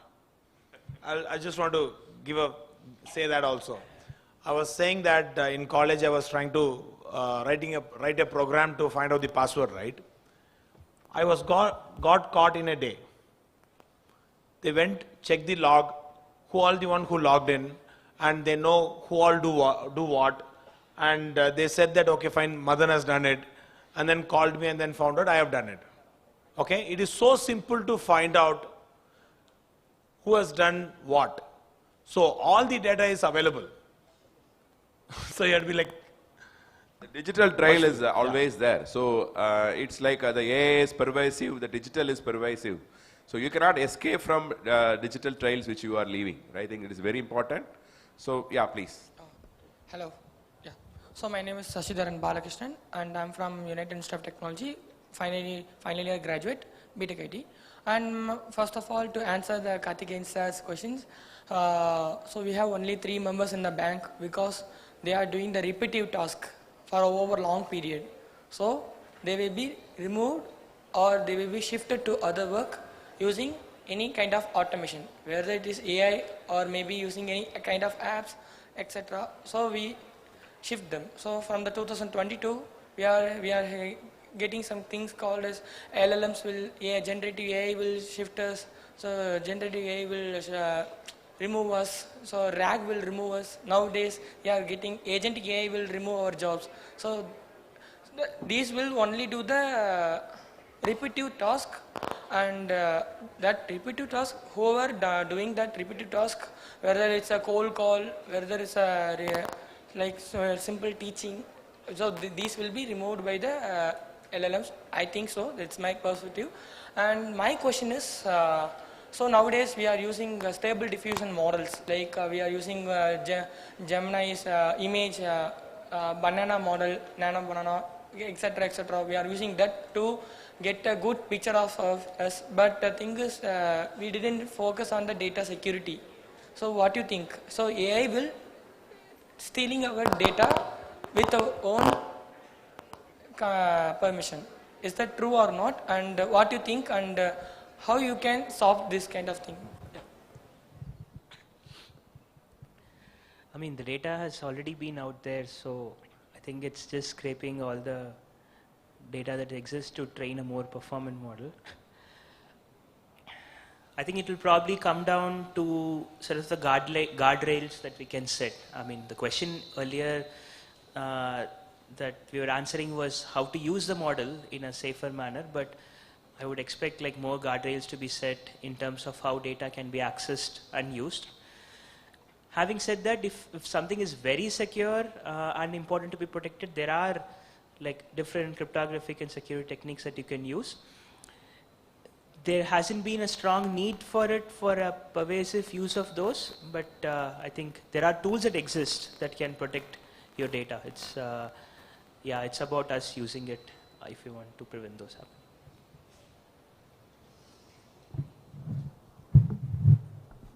Any other question? Yeah. Good afternoon, sir. I'm Ramya from Francis Xavier Engineering College, an AA student. According to you, what is the biggest challenge for the today's students in AI technology in future for the next decade? Today's students, the over dependence on the ChatGPT is the biggest hurdle. Because of that, we are missing our core engineering. Okay. Even though I'll not say the core engineering when we do, at least we will try to study and try to understand what is happening. But today, if my professor is giving me an assignment or even a complex scenario assignment also, I just upload it as a PDF or anything, put it into that one, and I get a result. And maybe your friend will be doing something else, you will be doing something else, then afterwards give the result, assignment, 10 marks or 8 marks, whatever is there, we are passing. This is killing how much it is helping the organization or the business. AI is helping 2 people. For the business to improve the profitability, to improve the efficiency. Comparative to the students, it is killing their creativity. Okay, so that way we should not, as a student, I have to go out and experience myself and expand our creativity than over-reliance on AI. Organization can do over-reliance on AI to improve the revenue, to improve the profitability, to reduce the manpower. That is their job. AI should not be used by the students a lot. You can use it to some level to find out a summary of a paper or something. Even a researcher in my organization, when we take a research paper, we are commercial people, huh? pure commercial. We know how to count money. So when we do the commercial, every minute counts. And it will be very difficult for us to find out 15-page research paper to understand and try to do. So we will put it into AI and give a summary, whatever we want, and we try to move ahead. But for students, that helps him to read how to read it. That reading power he lost. So that is going to spoil the student community a lot. There are few intelligent people, like I'm always repeatedly seeing that there is one UIT engineer who is always talking about agentic AI and AI and all. But a mass scale, an average Indian student community, it is going to reduce their creativity. So don't overly depend on AI for your studies. Very valid input, because one of the, compared to the previous innovations which changed the history of human kind, right? I think it is this AI innovation is making us outsource our thinking to AI. So when the moment you outsource your thinking to AI, it is a big problem. That is what he was talking about. And with this, I think time is up, and thank you all the panelists for sharing your wonderful. Any other question? Yeah, one more. Thank you, our esteemed panelists, for their insightful perspectives. Sir is going to ask some question. Sir.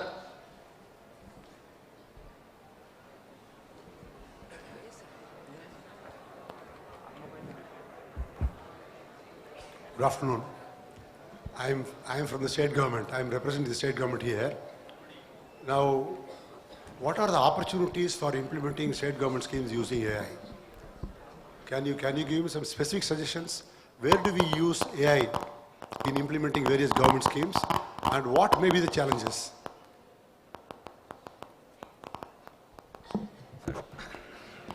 So one of the classical example, okay, the government is, maybe I'm again a little bit going crude, don't mistake me. The government is paying money, sending money for through various schemes, maybe 5,000 rupees, 10,000 rupees, or 1,000 rupees. And there are a lot of pilferages are happening. And this AI adoption is going to help in pilferages, and also it will help to reach the right beneficiary, whether he deserves or not. So that is one example where the government, it is getting used, it can be used and adopted. The other one is, sir, I think road, we are building road.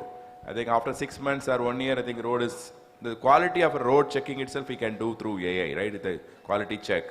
And PDS is one of the areas, public distribution system. I think one of the areas where we can definitely put AI. So use cases are plenty, and definitely we can come up with use cases, list of use cases, but the political will and the government's, their intention is very important in this. There is political will. My presence here to listen to you, does it not indicate the will?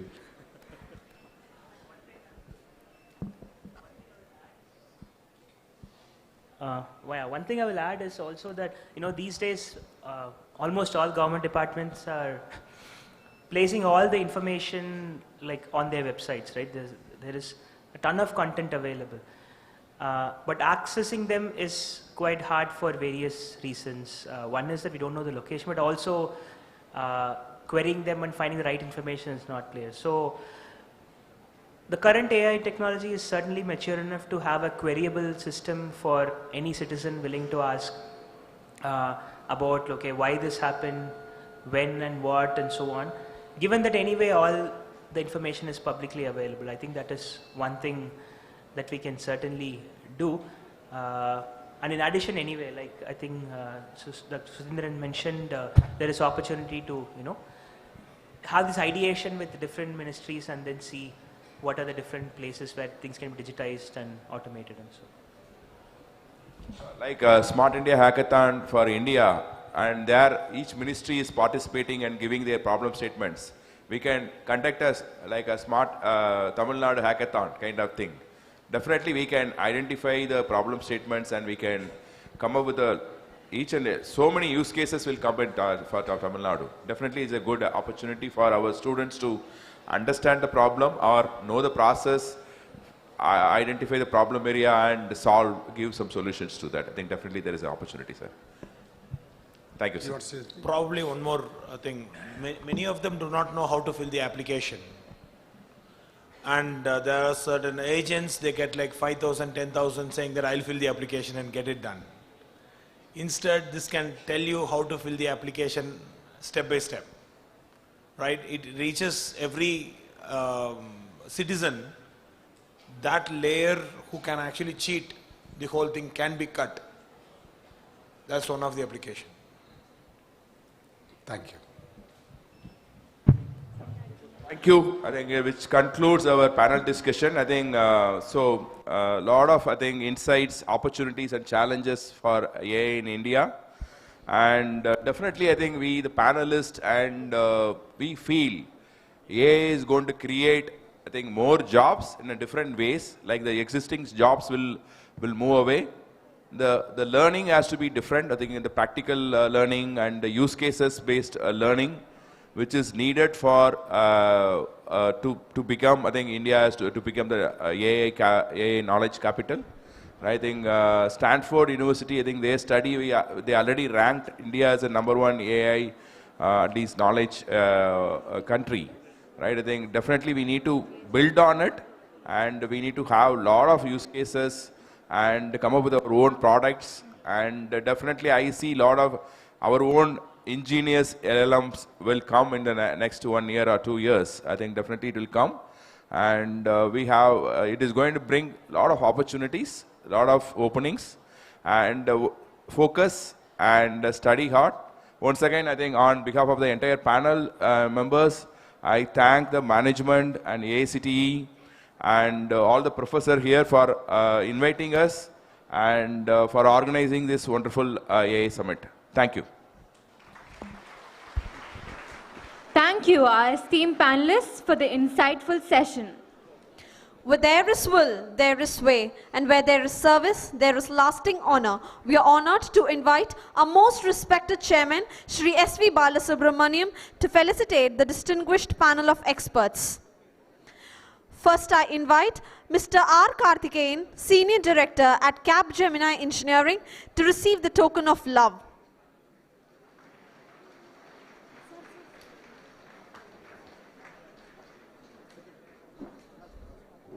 Thank you, sir.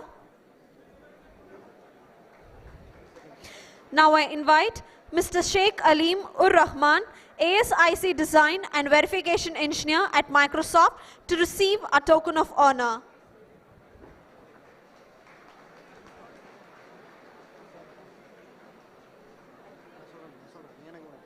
Thank you, sir.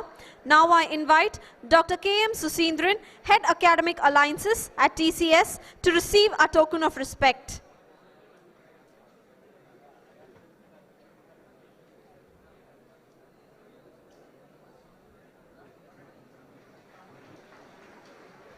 Thank you, sir. Now I invite Mr. Dinagaran Vinayagamurthy from IBM Quantum to receive a token of respect.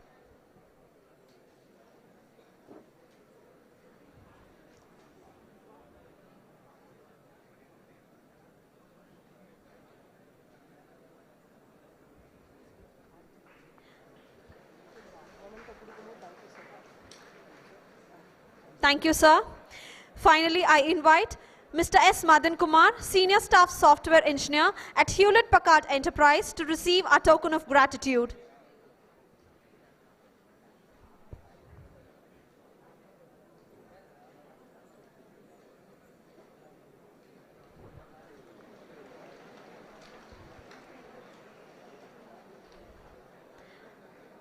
Thank you, sir. And once again, I thank the dignitaries.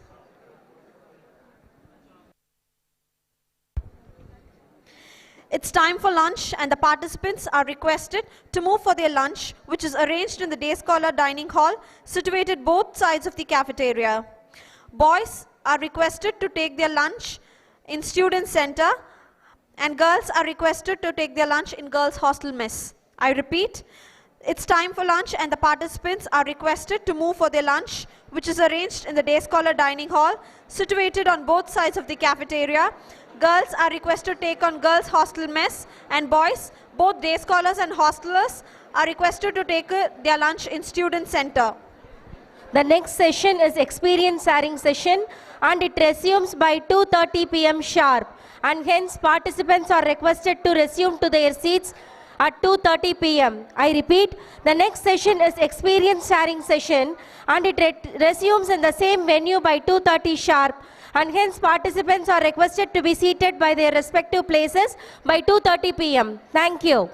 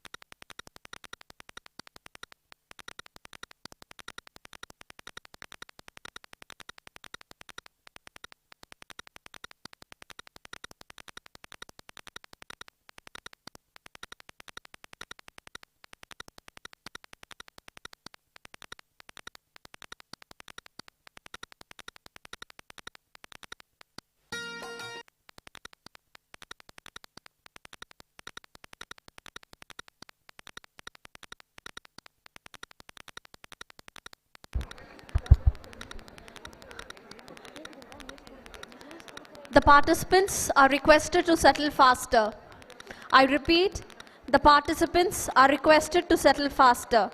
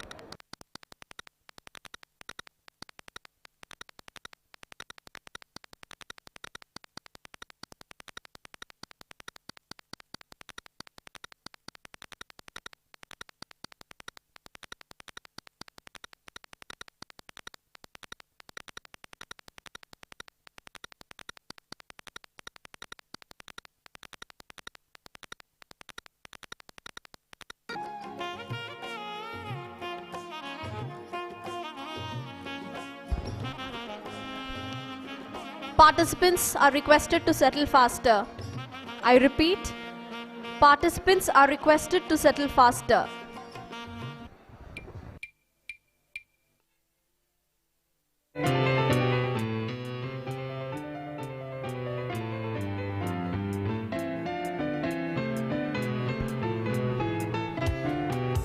General instruction to the participants. I request everyone to please switch their mobile phones to silent mode to avoid any interruptions. I repeat, I request everyone to please switch their mobile phones to silent mode to avoid any interruptions. Your cooperation in maintaining a calm and silent environment is greatly appreciated. I repeat, your cooperation in maintaining a calm and silent environment is greatly appreciated. Participants are requested not to loiter during the event. I repeat, participants are requested not to loiter during the event.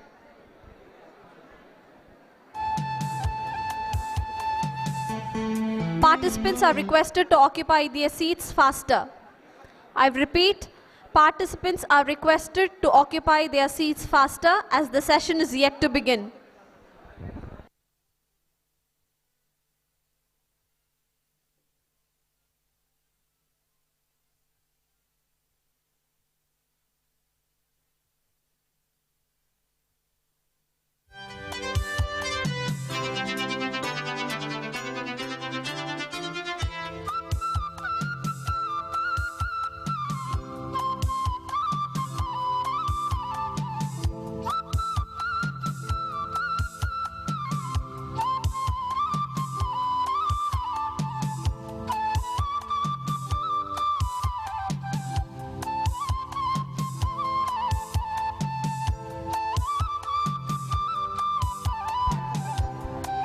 Participants are requested to settle faster as the session is yet to begin. I repeat, participants are requested to settle faster as the session is yet to begin.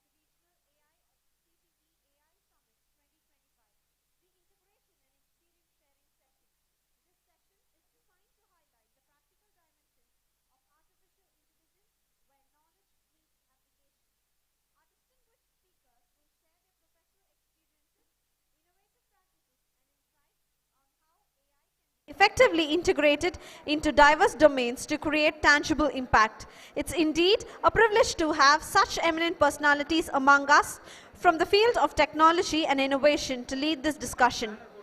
We are honored to welcome Mr. Mahesh Gopalakrishnan, founder of Crayont, a visionary enterprise celebrated for its creative technology solutions. Mr. Mahesh blends design thinking, AI, and human-centric innovation to build products that solve real-world problems with simplicity and elegance. We are pleased to have you with us, sir. I kindly invite you to come forward and grace the stage, and please take over the session.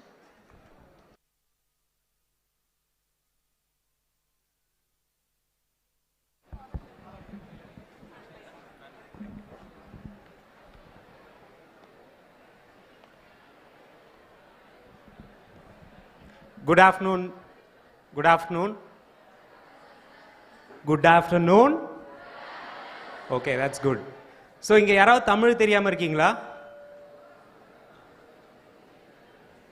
எல்லாருக்குமே தமிழ் தெரியுமா? Okay, Tanglish is okay? Okay, fantastic. So, எத்தனை பேர் நல்லா சாப்பிட்டீங்க? Okay, மீதி பேர்லாம் சாப்பிடல, அவ்வளோ ஆர்வமா இருக்கீங்க இல்லையா? Okay, good. Fine. சரி. So make one promise, தூங்கிர மாட்டேன் அப்படின்னு. Okay? Fine. So I have the difficulty of starting the afternoon session. So let me start with this. So எத்தனை பேர் KGF பார்த்தீங்க? ஓ யாரும் பார்க்காம யாரும் இல்லை இல்லையா? ஸோ அந்த டைலாகோட ஆரம்பிக்கிறேன் ஏன்னா அது வந்து ரொம்ப ஆப்டாக இருக்கும்னு நினைக்கிறேன். AI, AI, AI. I don't like AI. I avoid. But AI likes me. I can't avoid. அது வந்து பர்ஃபெக்ட் டிஸ்கிரிப்ஷன் ஆஃப் மீன் நினைக்கிறேன். ஏன்னா நான் இதை காலையில் கூட யார்கிட்டயோ சொல்லிட்டு இருந்தேன். இதே தான் உங்களுக்கு பல பேருக்கும் வரும்னு நினைக்கிறேன். I think so. ஏன் அப்படின்னா I look at ethics, 100% ethics in everything. So AI doesn't fit into my bucket actually in a lot of ways. And I believe it's a man versus machine war. Right? And 2019 I used to do presentation called Man versus Machine. Right? எப்படி வந்து evolution இருக்க போகுது அப்படின்னு. இன்னைக்கு அதுதான் லைவா நம்ம வந்து பார்க்குறோம். But I'm a technologist. I built my first product in a floppy disk. Right? Today, back in 2001. இன்னைக்கு we are in the edge of AI where I don't have a choice, but I have to adopt AI. So what I did is trying ways how AI can actually improve humanity. Okay, so that is what you're going to see in terms of one of the use case I'm going to show you. So நீங்க AI வச்சு நிறைய பண்ணலாம், right? So லைஃப்ல வந்து எல்லாத்துலயுமே நல்லது கெட்டது, கரெக்டா? There's always a left and right in whatever we do.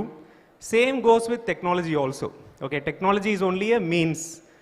நம்ம என்ன பண்ணோம்னாலும் டெக்னாலஜிங்கிறது ஒரு மீன்ஸ் அவ்வளோதான். So you can always choose to kind of do the right thing or the wrong thing. AI is again one such tool where you can do immense good. நிறைய நல்லது பண்ணலாம், நிறைய கெட்டதும் பண்ணலாம். ஓகேவா? Right? So I'm going to show you something good that we are doing in the world of AI. நிறைய use cases, but I'm going to show you one of the use cases in healthcare.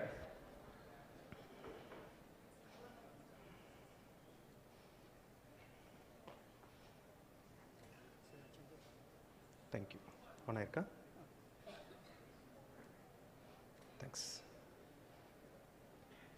இதில் போட்டுருங்க slide மோடில்.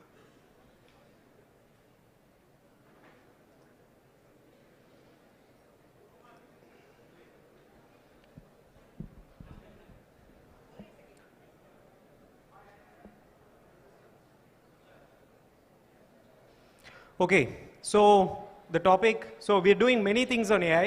For example, we are building a AI coach mainly to help people learn English better. We are doing something in the wellness space using AI, education la இந்த மாதிரி நிறைய பண்றோம். Okay, we are a product organization. So அதனால எங்களோட வேலை வந்து technology வந்து ஒரு மீன்ஸா தான் பார்ப்போம். Technology is not our life, creation is our life, right? So AI is one such thing. We look to see எப்படி இதை பவர்ஃபுல்லாக யூஸ் பண்ணலான்னு. Healthcare வந்து, so I've been associated with healthcare. I've done a lot of things in healthcare. Dr.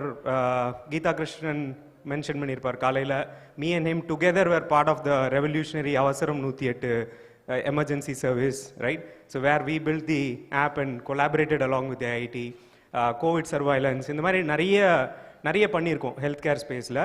Always looking for ways to apply technology for good social cos.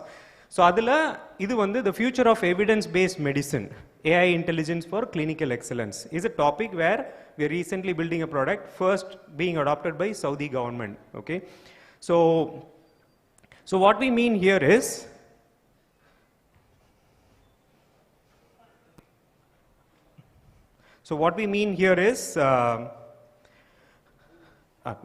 down arrow, sorry.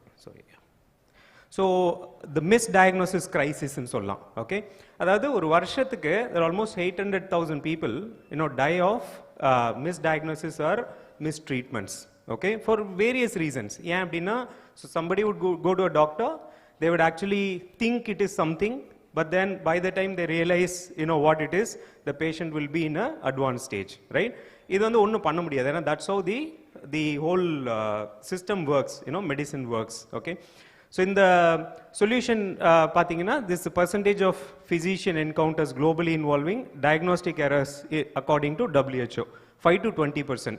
We are not blaming the doctors here, but we are just saying that இப்போ வந்து ஒரு history of patient வந்து ஒரு 10 வருஷம் இருக்கும், அவங்களோட medical data, இந்த data அந்த டேட்டா அத்தனை ஹிஸ்ட்ரி இருக்கும், ரைட்? இப்போ ஒருத்தவங்க வந்து ஒரு வலின்னு போய் உட்காருவாங்க, நீங்கள் டைரெக்டாக கொண்டு போய் ஒரு டிசீஸோட அசோசியேட் பண்ண முடியாது, கரெக்டாக? Because humanly you're using your cognitive ability or அவங்களோட நாலேஜை வச்சு அதை இன்டர்பிரேட் பண்ணுறாங்க. ஓகே, பட் ஆனால் த ப்ராப்ளம் இஸ் அந்த அண்டர்லைங் பேட்டர்னை வந்து அந்த அளவுக்கு நம்மளால டைசெக்ட் பண்ண முடியாது, கரெக்டாக? So that is where AI could actually be life saving. So our approach இந்த இதில் எடுத்தது என்ன அப்படின்னா, structured clinical knowledge and AI reasoning. அப்படின்னா என்னன்னா, அதாவது நீங்கள் வந்து ஜஸ்ட் ஒரு ரிப்போர்ட்டை நீங்கள் தூக்கி அதுக்கிட்ட கொடுத்துட்டு, ஸோ எத்தனை பேர் இப்போ வந்து செல்ஃப் மெடிகேஷன் பண்ணிக்கிறாங்க சாட் ஜிபிடியை வச்சு, கரெக்டாக? எங்கள் ஆஃபீஸில் ஒரு பையன் ஜாண்டிஸு சாட் ஜிபிடியில் இன்ட்ராக்ட் பண்ணி அவன் பாட்டுக்கு ஏதோ பண்ணிட்டு இருந்தான். Okay, it became very serious, right? I'm sure lot of people are actually doing it because they think oh ChatGPT knows everything. This a famous meme, எல்லாருமே பார்த்துருப்பீங்க. ஏஐ பற்றி வந்துச்சு, ஒருத்தன் வந்து இந்த mushroom is it a good மஷ்ரூம்னு கேட்டிருப்பான். Okay, அது கீழே வந்து ஒரு டார்க் காமெடி, மீனிங் அவன் பெட்டில் படுத்திருப்பான், right? Yes you told me அப்படின்னு சொல்லும். அப்படின்னா நீங்கள் ஏஐன்னு பார்க்கும்போது the way you ask question is how it will answer. Do you understand? Prompting, கரெக்டா? Is it a good mushroom னு கேட்டிங்கன்னா, yes it's a good mushroom, அது 1000 ரீசன் கொடுக்கும். But if you ask, do you think is this mushroom is good or bad அப்படின்னு கேட்டிங்கன்னா, அதோட answer வேற மாதிரி இருக்கும். ட்ரை பண்ணி பாருங்க. You understand, right? ஓ நான் இதை மறந்துட்டேன் அப்படிங்கும், கரெக்டா? So that is one of the serious problems which is there. So what we are doing is, so நம்ம டைரெக்டாக ஏஐட்ட போய் அப்படி கேட்க முடியாது. பட் ஆனால் ஏஐக்கு வந்து ஜென் ஏஐக்கு எஸ்பெஷலி ஏஐங்கிற டேர்ம் வந்து 1950 ஃபர்ஸ்ட் காயின் ஆச்சு. எத்தனை பேருக்கு தெரியும் அது? ஆர்டிஃபிஷியல் இன்டெலிஜென்ஸுங்கிற டேர்ம் ஆர் ஃபர்ஸ்ட் ஆலன் டியூரிங்னு ஒருத்தர் வந்து we can make machines thinkன்னு சொன்னார், right? That is how it even started. The genesis started in 1950 and active research kind of happened till 1970. அப்புறம் 2 decade யாரோ வந்து ஸ்டாப் பண்ணிட்டாங்க. 1990sலேருந்து it went on to 2012 sometime OpenAI started researching. இப்போ நம்மளுக்கு pandemic அப்போ தான் Pandora box வெளியே வந்தது, right? So ஜெனிஐ thanks to the great சத்யநடல்லா, right? So அதனால என்னன்னா, இதில் என்ன பண்ணியிருக்கோம் அப்படின்னா, ஸோ டைரெக்டாக வந்து நம்ம ஒரு ஜிபிடிடியோ இல்லை மாடல்கிட்ட வந்து டைரெக்டாக ஒரு ஆன்சர் வாங்க போகிறது இல்லை. பட் ஆனால் ஒவ்வொரு கண்ட்ரிலையும் வந்து கிளினிக்கல் கைட்லைன்ஸ்னு ஒன்று இருக்கும். ஓகே, அதாவது இந்த மாதிரி டெமோகிராஃபிக் ஆர் இந்த ஏஜ் பேஷண்ட், இந்த மாதிரி ஒரு பயோமார்க்கர்ஸ், இந்த டேட்டா, இந்த வைட்டல்ஸ் இப்படியெல்லாம் இருந்தால் இந்த மாதிரி எல்லாம் பாசிபிள், இந்த சிம்டம்ஸ்லாம் இருந்தால் இந்த டயக்னோசிஸ் எல்லாம் பாசிபிள்ங்கிற மாதிரி ஒரு கைட்லைன்ஸ், பைபிள் மாதிரி ஒரு இது வச்சுருப்பாங்க. ஓகே, இது வந்து வேர்ல்டு லெவல்லையும் இருக்கும், அந்தந்த கண்ட்ரீஸும் வந்து அதை எவால்வ் பண்ணி வச்சுருப்பாங்க. So what GP or any model has the power to obviously consume large amounts of data, right? Generative AI அப்படின்னா என்ன? It can actually synthesise, it can create, right? அதுதான் ஏஐக்கும். AI can actually predict, classify and do all of that. generative AI can generate. That's why it's called generative AI, right? It can actually create text, image, video, and all of that, which means it is great at synthesizing stuff, right? So which means நீங்க ஒரு 1000 page document கேட்டிங்கன்னா அப்படிங்கிறதுக்குள்ள இது பண்ணிரும், right? ரெண்டாவது context. This is the most powerful thing of Gen AI, even more than the creation. Context அப்படின்னா நீ இந்த clinical guidance எல்லாம் வச்சுக்கோ, இந்த பேஷண்ட்டோட ஹிஸ்டரியை கான்டெக்ஸ்டாக எடுத்துக்கோ, இப்போ இதை வச்சு நீ பதில் சொல்லு, right? And that is where the beauty of Gen AI is. So we have coupled both of that, which means ஒரு clinical guidance full-ஆ input கொடுத்துருப்பாங்க. So what it does is evidence-based AI assistance, right? So அந்த evidence-ஐ எடுத்து code பண்ணுவது, புரியுது இல்லையா? It won't just say that, நான் நினைக்கிறேன் இப்படி இவங்களுக்கு இந்த லிவர் ப்ராப்ளம் இருக்கு, இல்லை இந்த டியூபர்குலோசிஸ் இருக்குன்னு அப்படி சொல்லாது. It will say as per the guidelines, as per the symptomatic stuff, as per the medical data which is available, it will quote that guideline and say that எப்படி ஒரு திருக்குறளை code பண்ற மாதிரி கோட் பண்ணும். இந்த இதில் ரெஃபரன்ஸ்ல based on that this is a possible diagnosis சொல்லும், which means this is a lot more accurate. So again, this is not autonomous, right? So I'll just show you a quick video I've recorded it.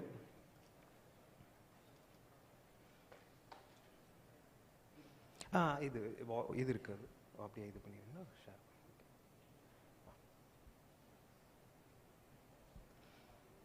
So இங்கே பார்த்தீங்கன்னா பேசிக்காக so இது ஒரு பேஷண்ட்டோட இது ஆட்டோமேட்டிக்காக ஒரு patient இது பண்ணும்போதே அவங்களோட இதெல்லாம் ரீட் பண்ணிட்டு இருக்கோம்.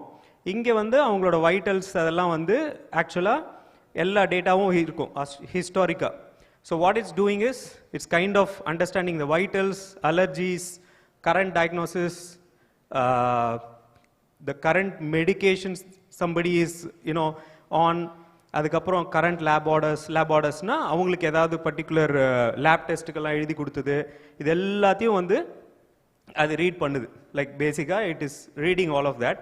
It is also taking all the radiology, ECG அந்த மாதிரி இதெல்லாம் எடுத்துட்டு சீஃப் கம்ப்ளைண்ட்ஸு, ஸோ கரண்ட்டாக டாக்டர் என்ன டயக்னோசிஸ் பண்ணுறாரு, இது எல்லாத்தையும் அது இது பண்ணிக்கும், இன்புட் எடுத்துட்டு. If you see here, it will say suggested diagnosis. It will say according to E11.9, type 2 diabetes mellitus without complications. So இதை doctor can, it is only a suggested diagnosis, right? It is not automatic and saying இது இப்படி தான் அப்படின்னு. So that it allows the doctor not to have any misdiagnosis or something that he overlooks, right? So don't we think this is powerful, right? This is a way of giving power to even doctors. எப்படி நம்ம DRS review மாதிரி, right? கிரிக்கெட்டில் கரெக்டாக DRS review இல்லைன்னா அத்தனை பேரும் out தான் இல்லையா? ஸோ அந்த மாதிரி, so something like that. So you see here it will say the supporting evidence and it will quote from the clinical guidelines. Right? So இது is a one such use case. So what doctor can do is, once they accept any of this diagnosis saying yes, it looks like that, ஏன்னா அவங்களோட bias, any cognitive bias தூக்கிரும். அப்போ அவங்க evidence பேஸ்டாக போவாங்க, இப்படி இருக்கலாம். அப்போ their investigation will also be a lot more better, right? So அவங்க அந்த இதை அக்செப்ட் பண்ணி போனாங்கன்னா then it will also give recommendations saying you can further order these investigations. You can further probably, propose these medications. Again, it doesn't become a doctor, it only aids the doctor, right? Because the doctor again is the best person. For example, அது surgery பண்ணுன்னு சொல்லலாம். But then, doctor should know the condition of the patient, right? He is sitting right next to it. Yeah. So I am someone who believes that human in the loop is always a must. Autonomous AI is going to be notorious, right?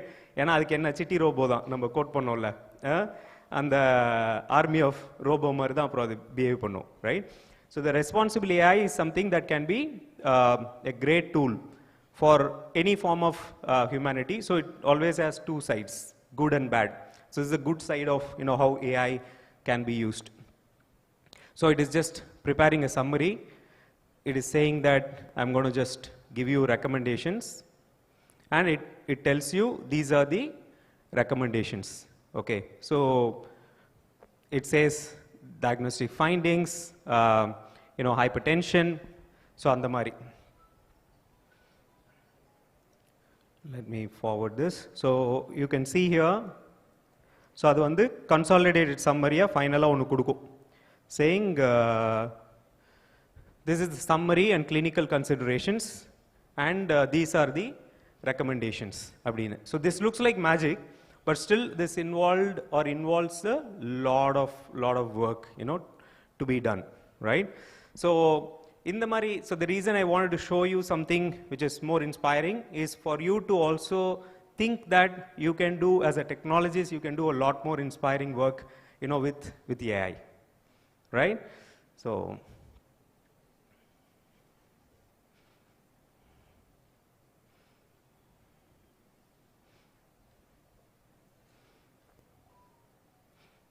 yeah, so as students and even faculty or anybody, so I would say the more power lies in the kind of you can put, because AI is democratized, right? The learning of AI is also democratized. So I think it's time for us to start focusing more and more on the application layer, right? So AI வச்சு நம்ம என்ன பண்ண முடியும், என்ன மாதிரி use cases நம்ம solve பண்ண முடியும். But at the same time always look to C அது வந்து ஏஐ வச்சு தான் சால்வ் பண்ணுமான்னு. அவங்க ஐ திங்க் இவங்க சுஜாதா கூட சொல்லிட்டு இருந்தாங்க, லைக் ஒர்க் ஃப்ளோ வந்து இப்போ நம்ம ஏஜென்ட்னு சொல்கிறோம், ரைட்? a lot of ஒரு அல்காரிதம் வந்து ஏஐன்னு சொல்லிடுவோம் இல்லையா? ஸோ அந்த மாதிரி இல்லாமல், so have a way to look at responsible use of AI. And I think as students, if you find interesting use cases, you're going to find the AI journey interesting. And like I said, yeah, you can either be, like me, where you don't like AI, or you can also like AI and you can also embrace AI. Okay? So yeah, that's all I had, to show. This is one of the examples, how AI is put to use and at an industry case, and this is at the government level in, Saudi. Yeah. So thank you for the opportunity, and yeah, good luck to all the young minds here. Thank you, BIT. I think so many times you've been on this stage. Thank you so much. Bye. Thank you, sir, for sharing your insightful experiences and practical ideas with us.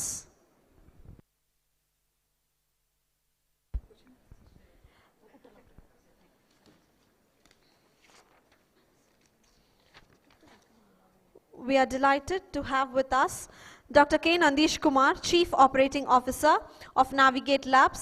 Dr. Nandish is an expert in research, analytics, and strategic management, known for advancing AI-based frameworks that support intelligent decision-making and organizational innovation. We are privileged to welcome you, sir. I kindly invite you to come forward and grace the stage, and please take over the session. Thank you so much. Very good afternoon, everyone. Yeah, so I hope the energy is high. So for the next 20 minutes, you'll be sticking with me. Am I right? Yeah. So there are a lot of sessions going on from the morning. You would have taken a lot of things from all the people, what are the different levels they are engaged in, dealing with AI. And wherever you go, you will hear this name, AI. And all the school children who wants to get admission in the university, they want AI. Am I right or wrong? And once you are in the university, your professors, your course, everything needs AI to be implemented somewhere another way. Am I right? Yes or no? In 2006, okay, 5-6, okay, people were picking up Google. The common people used to say, okay, can you ask Gokul? Okay. They don't even know the name Google, okay, properly. They started adapting it.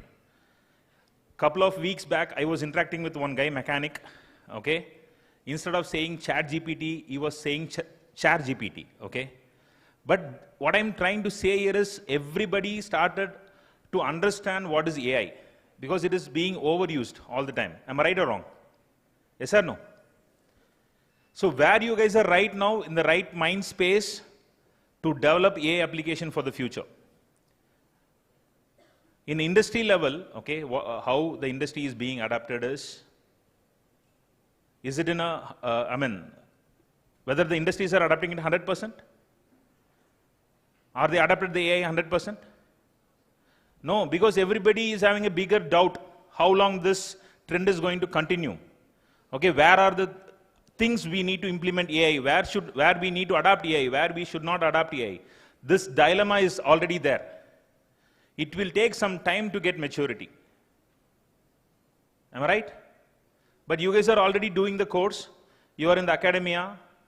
Okay, so when you are coming out of this institute in another 2 years or 3 years, in another 6 months, you need to know where you're going to work. So in which sector they are paying you more? AI, okay, you know AI, you got all the skills from the university. Which sector is paying you more? There are different applications, different domains available, right? Which sector will pay you more? Agriculture? If you are having agriculture use cases you have solved using AI, is the agriculture industry going to pay you more? Healthcare? Yes? Finance? You need to have this idea, okay? Right now, healthcare and finance are the places where they have adapted AI in a bigger scale. Okay, so you need to know which industry you are going to work for. So setting this context, I want to take a few references from today morning, okay? Shri S.V. Balasubramaniam sir, our chairman, he told, what he said? We need to treat students as human capital, right? Then we need to compete with the global market. So he was mentioning a point, we need to compete with global universities. So what is missing, okay, between the global universities and institute like us? Do you think there is some difference between global universities and BIT? Do you think? Quality of the students, is there any difference? No, I'm asking you, is there any difference between the quality of students? Let's take, okay, University of Florida, Bannari Amman Institute of Technology. Is there any difference between the quality of the students? If we compete, who will lead? Who will win the race? A student from University of Florida or a Bannari Amman Institute of Technology? Or an Indian student? Who will win the race? Huh? An Indian student, obviously, right? Because we are more dynamic. If you take the manual out of their hands, they cannot react. They need manual to go to the flow. But if you are giving something to Indian student, they will outshine it. Okay? There is no difference in the quality. Okay? You guys are there. Infrastructure. Is there any difference between foreign universities and here? Yes or no? Learning tools. Is there any difference between the learning tools? Yes or no? You don't know the answer because you cannot compare. You haven't been there. You don't know the facility, what they have and what we have. So that's when the academic leaders, they visit there, they try to bring in the facilities in par with foreign universities. So what you need to do is just, you need to make use of it. You need to make use of the facilities which will be created by your institute. Then only we can compete global. Is it clear? For an example, Dr. From IIT Madras, he said, what he said? Geeta Krishnan, what he said? They got funding in 2016 from Robert Bosch. 20 crores they got in 2016.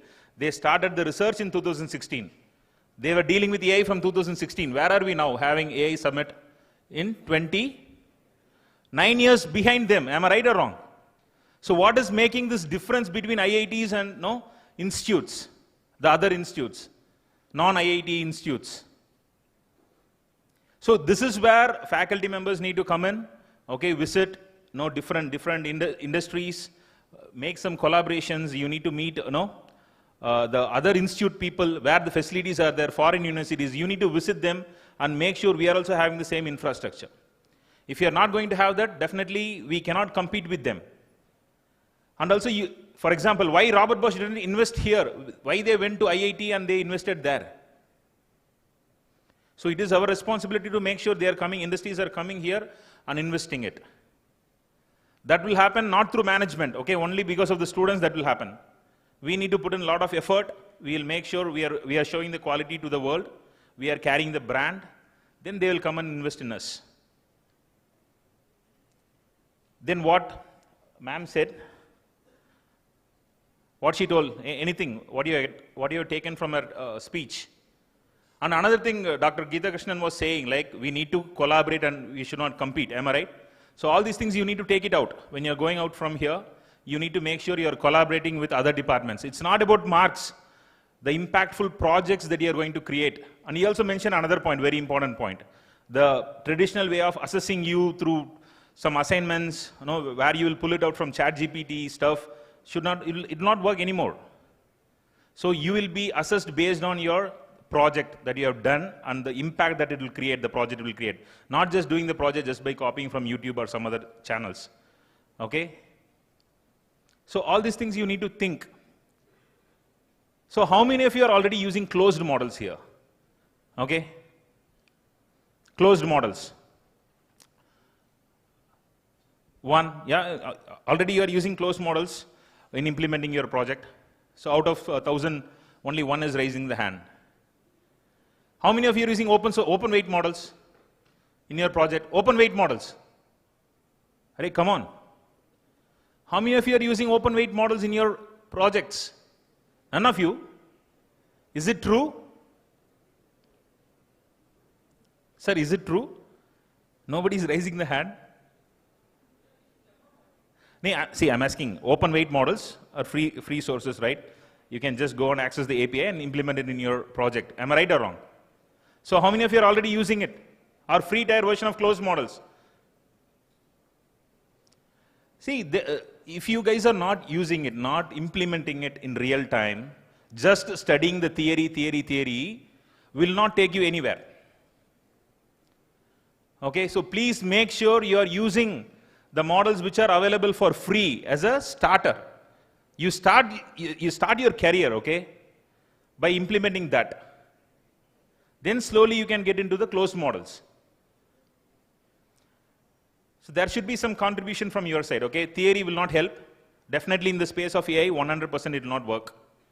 You need to have hands-on experience, then only you can get into some high-paying jobs. So then, now you tell me, where is the real gap? I asked one question, how many of you are using open model? 1. How many of you are using closed model? Again 1. It's a surprise. Okay, so there is a huge, you guys are having ideas. Okay, you know ideas, I want to do this, I want to develop this project, I want to do this, that. But what is lagging is your confidence level in implementing it, converting the ideas into proof of concept. That is where you guys are lagging. Am I right? So how will you get this confidence? How can you build this confidence? How can you build this confidence? Anybody is having answer? Yeah, please tell me.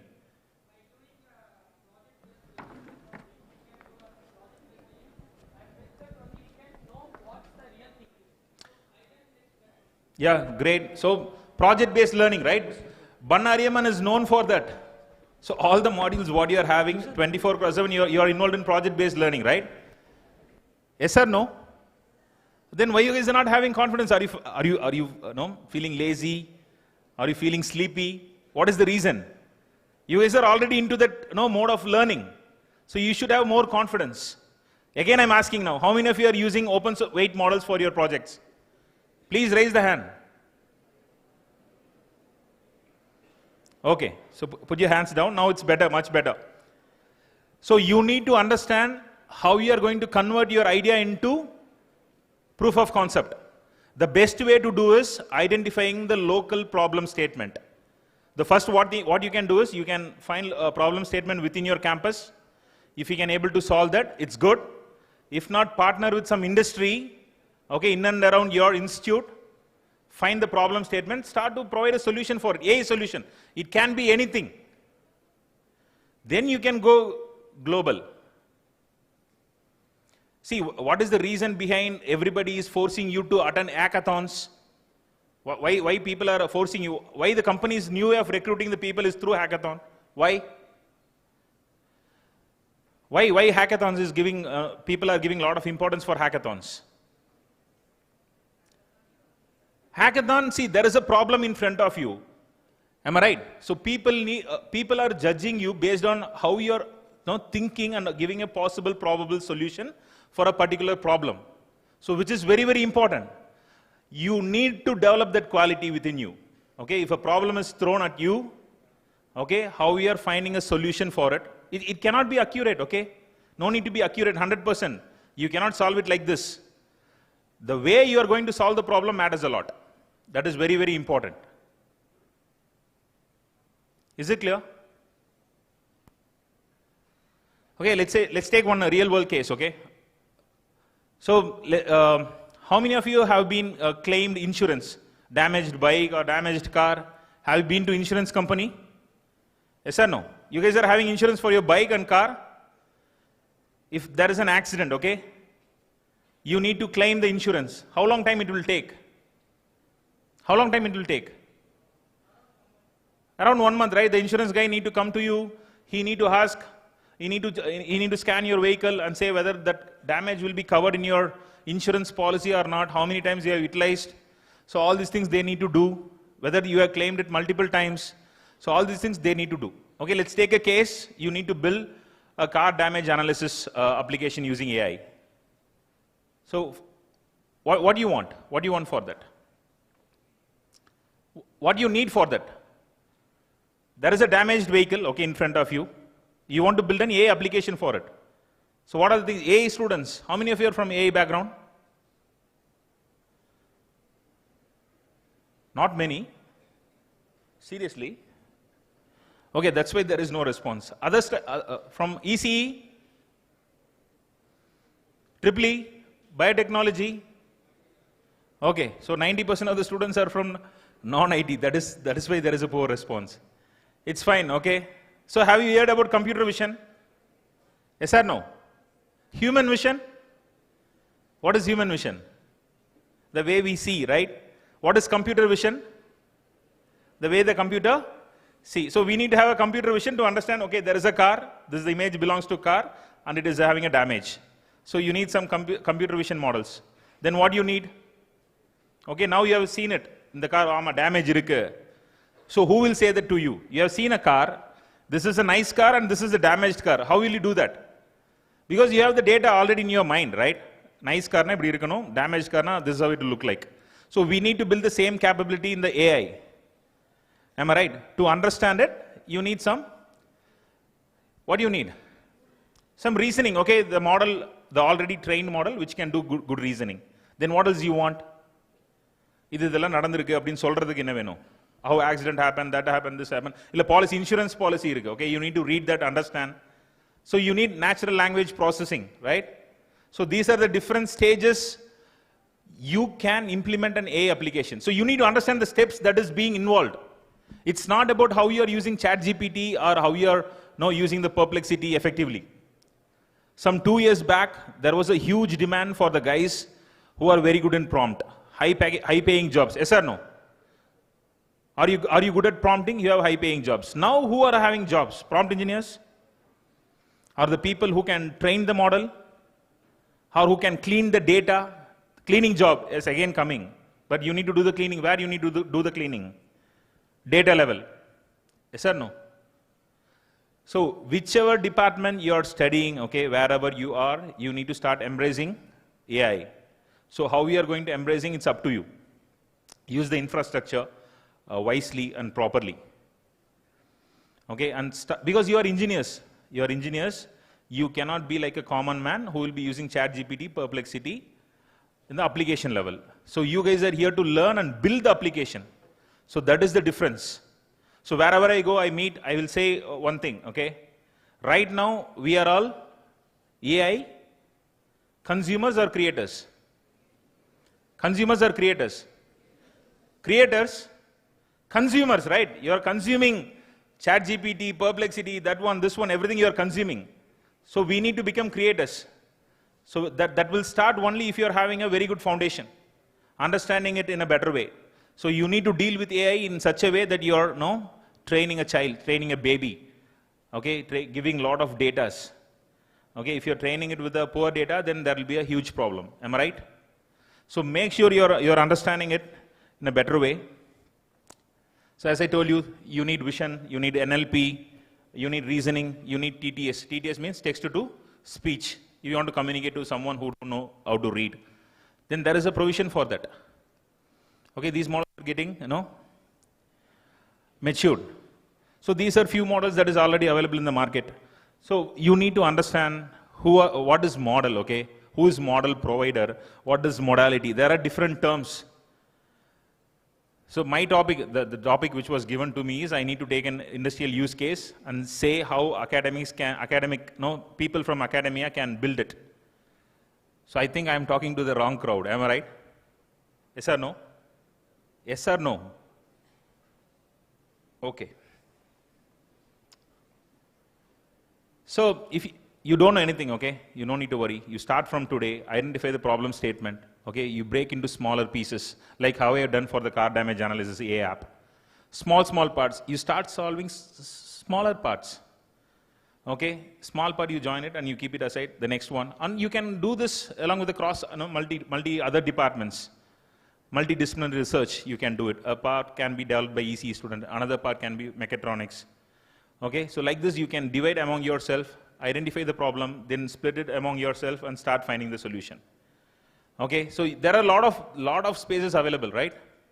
Hugging Face, right?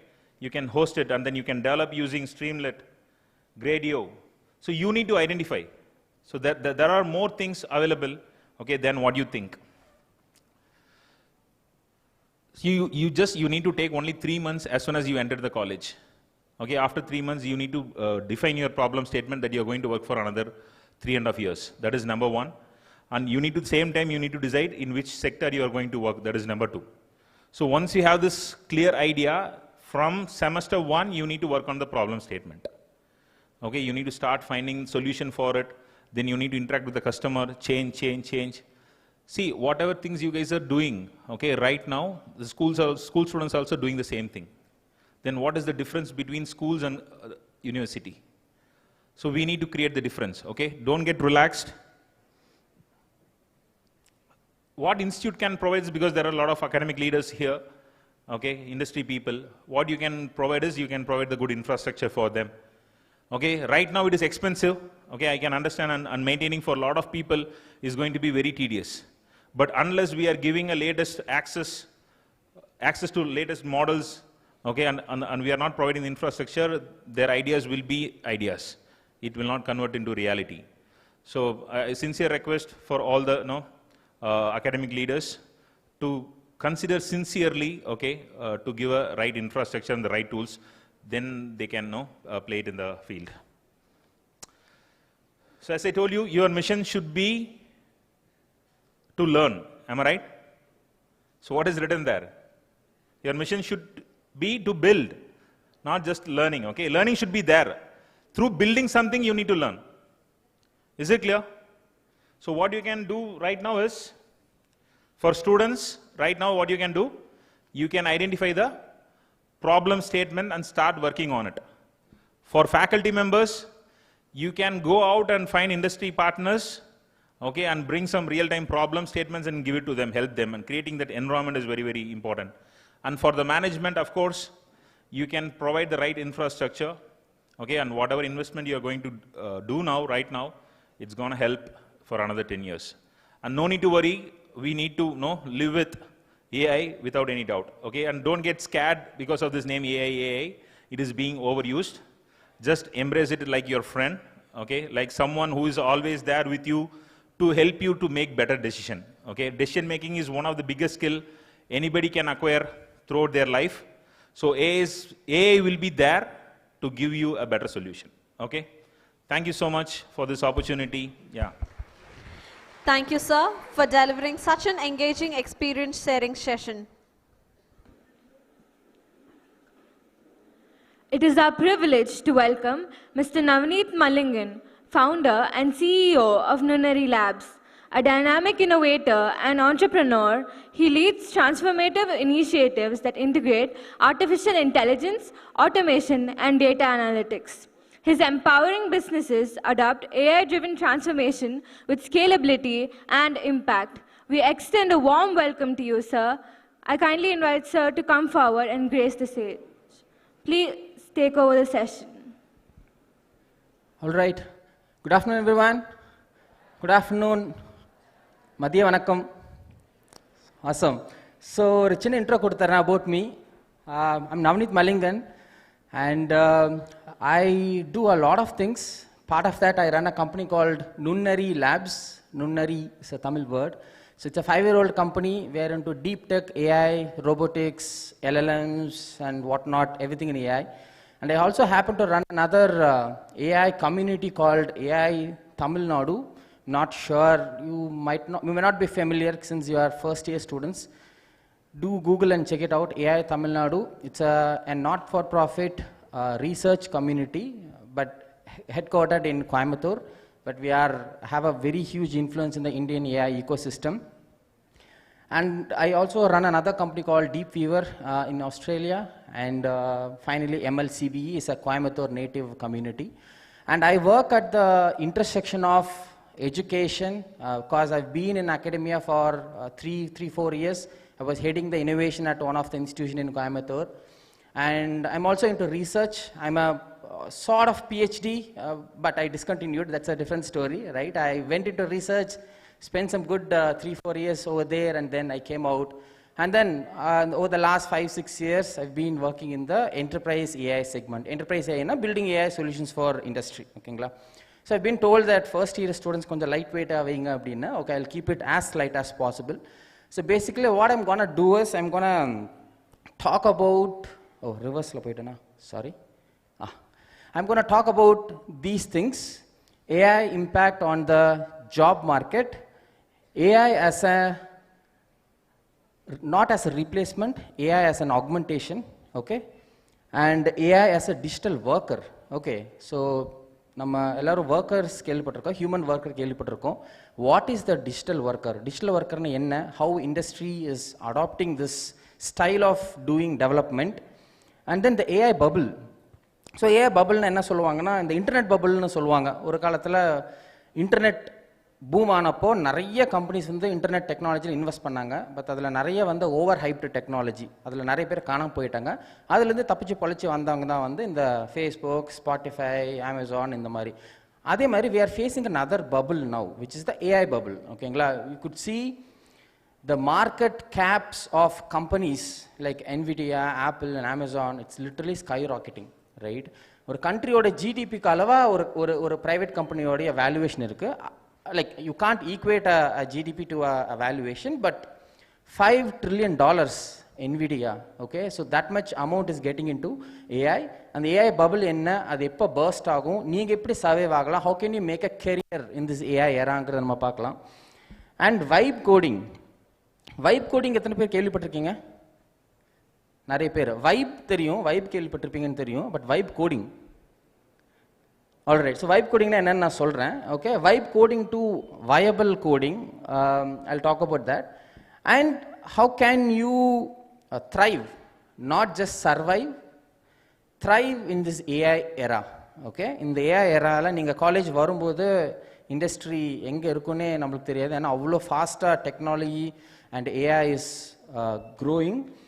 அப்போ வந்து how you need to prepare yourself, right? So by solidifying your foundations, open source contributions and AI startups, okay? So it's a huge list, but I'll try to finish it in another 15-20 minutes, okay?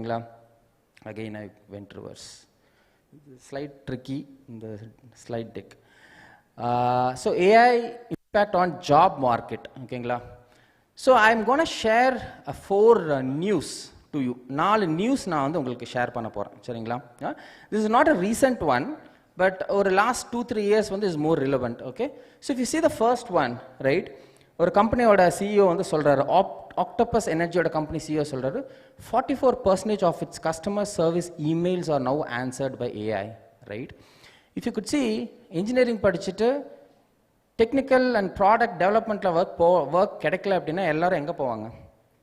Support desk போவாங்க, okay? So அவங்களோட வேலை என்னவா இருக்குன்னா, again still a technical, it requires some sort of technical knowledge to understand the context and the technical problem.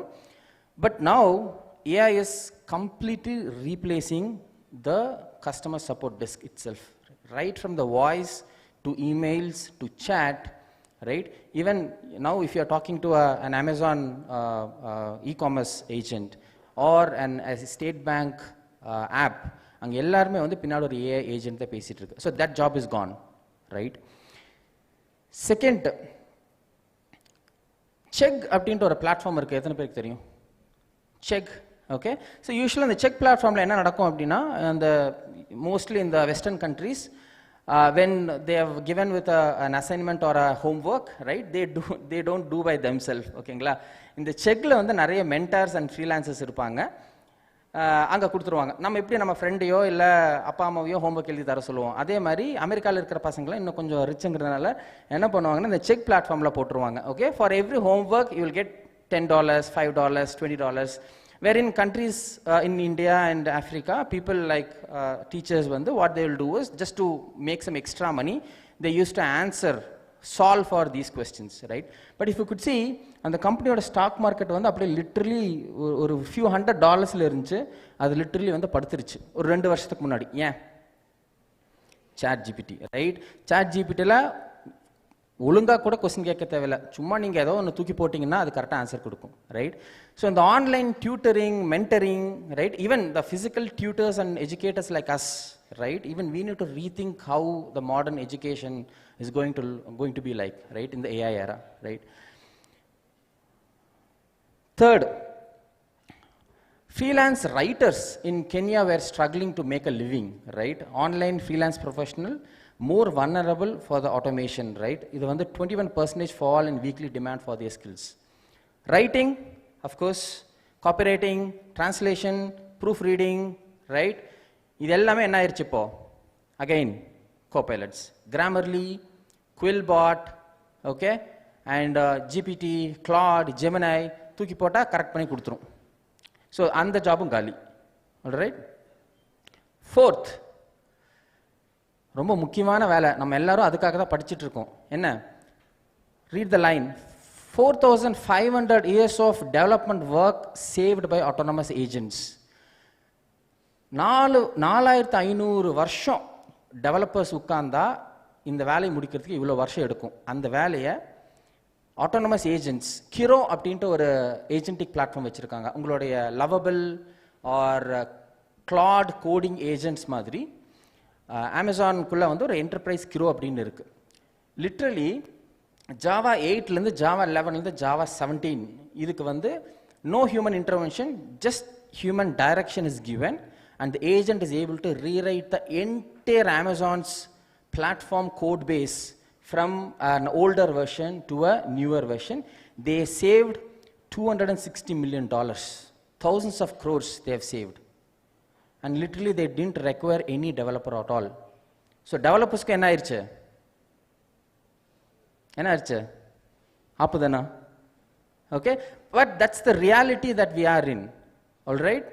So companies stopped hiring junior engineers. Few companies, not every companies, right? Bigger companies, even our company, we started embracing AI. Every one of our employees are equipped with Claude Max, right? We are literally treating all the AI tools as an augmentation in order to deliver fast, deliver efficiently, deliver effectively, and deliver accurately, right? So அந்த இடத்துலமே இருக்கு. And the same applies for music generation, same applies for art, same applies for movie production, video editing, right? So this Gen AI is really breaking into a lot of domain that requires creativity and a lot of logical thinking. But when Gen AI is penetrating into those areas, right? So how I automated 1,000 man hours of work in 30 minutes, okay? So I was doing, again, these days most of my routine job would be business development, sales, talking to clients, closing new deals, talking to investors to fund our company. This is not a vela. But by DNA, I'm a hardcore programmer, right? Even now, edume enak commitment illa appadina, I just go and keep on coding, right? I enjoy doing coding, right? But of late, what happened is I was swamped with all of the executive level work that I couldn't focus on coding, right? But in the cloud code was really an enabler, right? I had to build a small object detection model. Okay, object detection model na onnilla or chinna or AI model ஒரு பொருள் காமிச்சா அது என்ன பொருள்னு சொல்லும். இதை தான் நான் பண்ணணும். ஓகே, பட் அந்த ஏஐ வந்து நான் ட்ரெயின் பண்ணணும். அந்த ட்ரெயின் பண்ணுறதுக்கு எனக்கு வந்து ஒரு 5 லட்சம் இமேஜ் தேவைப்பட்டுச்சு. எவ்வளோ? 5 lakh, ரைட்? ப்ரீவியஸ்லி ஒரு 10 வருஷத்துக்கு முன்னாடி எப்படி பண்ணுவாங்கன்னா, they will outsource it to companies where hundreds of people will be sitting and they will be start collecting the images. Collecting images is one part. And the annotating image is another part, and then they used to train AI models, right? But na enna pannana, I wanted all these data set, right? Some signboard, some Aadhaar card samples, some fuel station, scooter, idella enakku thevapattuchu. What I did is, I quickly took this and then pasted it in my Claude Max account. Okay, Claude theriyum illaya, GPT madhiri adu oru pro account, okay? Adu oru LLM. So I'm building an object detection model, and I need bounding boxes, this, that, and all. And then I quickly find in trusted sources like Kaggle, Hugging Face, GitHub repositories, and Google dataset search, right? And then clicked enter. I went for a coffee and came back, okay? 15 minutes it took. It searched for 1,230 sources in just 15 minutes. Okay? 1230 வெப்சைட்ல போய் எனக்கு பதிலா அது data செட்டை scrap பண்ணி ப்ராப்பராக organise பண்ணி அதுக்கு ஒரு சூப்பராக ஒரு மேட்ரிக்ஸ் போட்டு இதெல்லாம் எனக்கு கிடைச்சது, இதெல்லாம் எனக்கு கிடைக்கல, இதெல்லாம் எக்ஸலண்ட் கவரேஜ் இருக்குது, இதெல்லாம் இல்லவே இல்லை, இதெல்லாம் சிந்தட்டிக் டேட்டா தான் இருக்குது அப்படின்னு ஒரு ரிப்போர்ட் போட்டு இந்த டேட்டா செட் வச்சு நான் எப்படி ட்ரெயின் பண்ணுறோங்கிற ஸ்கிரிப்டும் எனக்கு கொடுத்துருச்சு. This would take at least few months for an 100-member team to collect and curate all these data set and annotate, and then to do the training, it will take another few more weeks. I literally did this in 15 minutes. Hello? 15 minutes. And the market research analyst, இவங்களோட வேலை என்னன்னா வெப்சைட்ல போய் இன்ஃபர்மேஷனை தேடி collate பண்ணி curate பண்றது தான். But that is also is gone. Right? So every one of you would have used GPTs, right? But there is a lot of other options in it. Deep research into ஒன்று இருக்கும், extended thinking அப்படின்ட்டு ஒன்று இருக்கும், agent search அப்படின்ட்டு ஒன்று இருக்கும். Okay? Probably free account might not have these three options. You can just, like GPT free account, you can quickly query and get your answers, right? Agent search, extended thinking, and deep research. If you do these three, it's no more just a Q&A where you ask a question and get an answer. It can do a complete task. It's not a single task. ஒரு 10 பேர் 20 பேர் ஒரு team பண்ண வேண்டிய வேலையை these agents, deep research agents can do it. Okay? Yeah, so this is the one. We are a 30-member team. All 30 people has this account, right? இது என்ன $100. நம்ம நிறைய செலவு பண்ணுவோம். Like I'm another advice for all of you, right? We spend 1,000 rupees, 2,000 rupees in unnecessary stuffs. But we hesitate to buy a pro account. Or $20 கொடுத்து ஒரு pro account வாங்குறதுக்கு we hesitate, right? But don't do that. Do buy a pro account because it has lot of pros. Because we are spending $100 per user into 30. We are literally spending $3,000, which is almost 2.5 to 3 lakh rupees. But இந்த 3 லட்ச ரூபாய்க்கு நான் எவ்வளோ பேர் higher பண்ண முடியும்? ஒரு 4 பேர் 5 பேர் ஹையர் பண்ண முடியும் ஒரு 50K சேலரிக்கு. ஆனால் எக்ஸிஸ்டிங் இருக்கிற 30 பேருக்கு அதே 3 லட்ச ரூபா நான் செலவு பண்ணுறதுனால அந்த 30 பேர் 60 பேர் பண்ண வேண்டிய வேலை பண்ணுவாங்க. அப்போ இதே 3 லட்ச ரூபா வச்சு நான் 5 பேர் ஹையர் பண்ண என்ன ஆகும்? 30லேருந்து 35 போகும். 30 பேர் வச்சு நான் 10 ப்ராஜெக்ட் பண்ண முடியும்னா 35 வச்சு என்னால் 12 ப்ராஜெக்ட் தான் பண்ண முடியும். ஆனால் இதே 30 பேர்த்த AI augmentation, AI enablement if I do, right, then they can deliver more, right, deliver fast, right. Again, it's not about replacement, it's about augmentation. But using this and doing coding requires a different work style. Conventional IT job mindset இருக்கிறவங்க வந்து they can't adapt to this fast moving startup culture.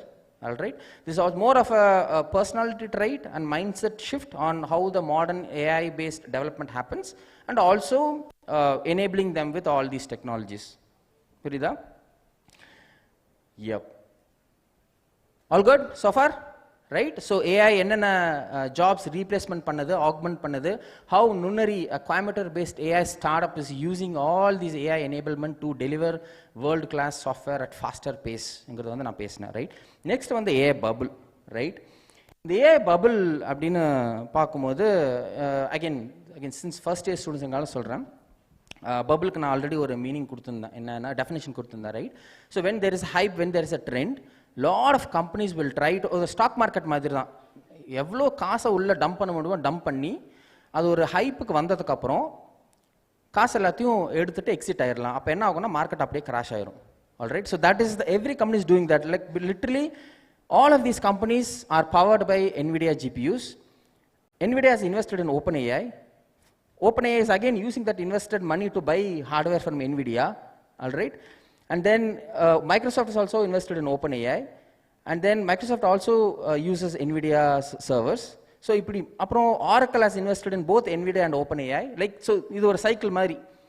Okay, in the 10 ரூபாய்க்கு திருப்பி எனக்கு 10 ரூபாய் ஒரு 3 பேர் 10 ரூபாய் மாத்தி கொடுத்து எல்லாரும் வந்து நான் உனக்கு 100 ரூபாய் தரணும் நான் உனக்கு 100 ரூபாய் தரணும் நான் உனக்கு 100 ரூபாய் தரணும்ங்கற மாதிரி ஒரு சிச்சுவேஷன் வந்துரும், right? But literally there is only just 10 rupees, right?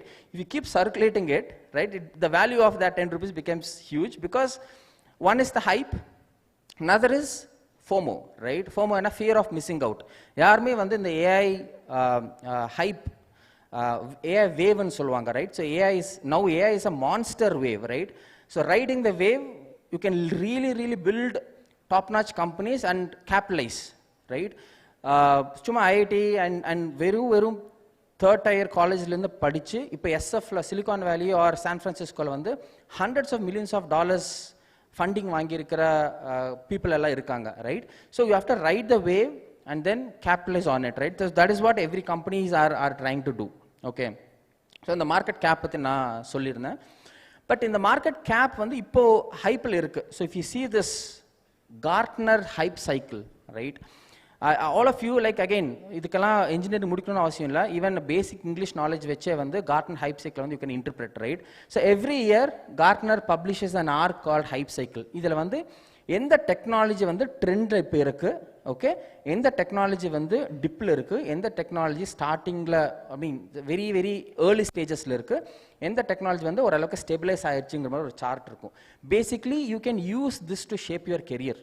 நீங்க எந்த டெக்னாலஜி படிக்கணும் இல்லை எந்த டொமைன்ல வந்து ஃபோக்கஸ் பண்ணுங்கிறது. You could see early innovation ட்ரிகர்ல என்னென்னலாம் இருக்கு. Quantum AI native software engineering, right? So there is something called composable software. Composable software na நம்ம எல்லாரும் வெப்சைட் யூஸ் பண்ணிருக்கோம்ல, எப்பவுமே ஒரே மாதிரி இருக்கும்ல, alright? எப்பவுமே ஒரே மாதிரி இருக்கும், same button, same forms, same UI, right? There is a company that is building a platform where for different age groups or on demand the UI is generated on the fly, like literally on the fly within a fraction of seconds. The entire UI, இப்போ ஒரு 10 வயசு பையன் use பண்ணாங்கன்னா அதோட colour, dolls, பொம்மை, ஜிராஃபி எல்லாம் போட்டிருக்கும். அதே ஒரு 70 இயர்ஸ் ஓல்டு பீப்புள் யூஸ் பண்ணாங்கன்னா ஃபாண்ட் எல்லாம் பெருசாக இருக்கும், ரொம்ப கிளியராக அவங்களால அண்டர்ஸ்டாண்ட் பண்ணுற மாதிரி இருக்கும். Because over the last 20 years all these websites have been a very static thing. The only interaction that you make is you can upload data or you can download something, right? But now something called composable software is coming, wherein all the UI elements are generated on the fly, right? So AI native software engineering, AI governance platforms, இதெல்லாம் இருக்கு. இப்போ ட்ரெண்ட்ல என்ன இருக்கு, நிறைய பேர் இதை பத்தி பேசியிருப்பாங்க. AI agents, agent என்ன? What is an agent? Agent is something that can act on behalf of us, right?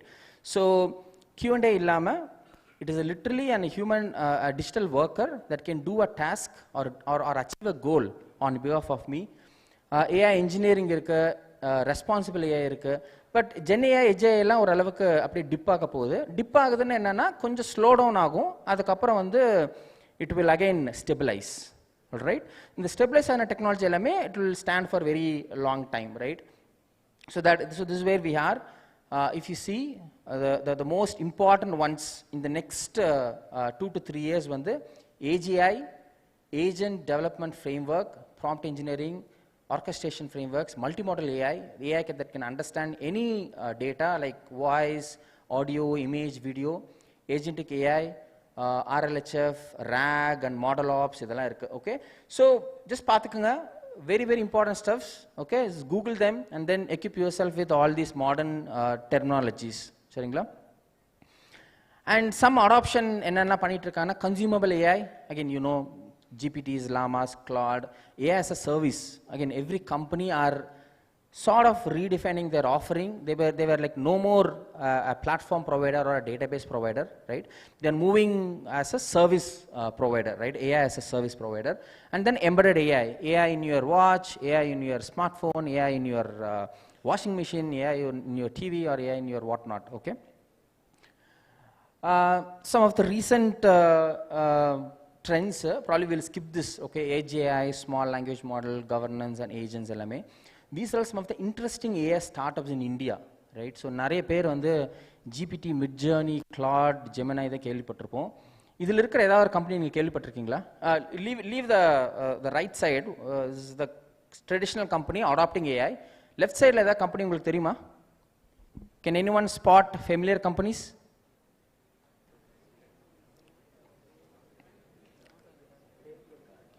Any idea?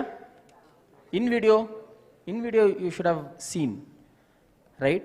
Video editing, Instagram எல்லாமே நீங்க video editing quick-ஆ பண்ணி நீங்க publish பண்ணலாம். Sarvam is run by IIT professors. Kurtrim வந்து Ola founder உடைய AI and cloud company, Kurtrim. All right. So these are all some of the Gen AI native companies in India. Do look out for. ஏன்னா இதில் தான் உங்களுக்கு job கிடைக்க போகுது. ஓகேங்களா? So இதெல்லாமே வந்து நீங்கள் தெளிவாக பார்த்துக்குங்க. And most of the funding எங்கே போகுதுன்னா கோட் அண்ட் டேட்டா ஜென்ரேஷன் தான் போகுது. Of course we have image generation, audio, video, text, chatbot எல்லாமே இருக்குது. I'll skip these. Okay, agents பற்றி நம்ம நிறைய பேசணும். ஏஜென்ட்ஸ் பற்றி பேசும்போது நான் இன்னொன்று முக்கியமாக சொல்லணும். ஓகேங்களா? Start ups. Okay, how many of you here wanted to become an entrepreneur? Do something on your own. Okay, ஒரு 10 பேர் இமீடியட்டாக கையை தூக்குறாங்க ரொம்ப ஸ்பீடாக. It's very very good, right?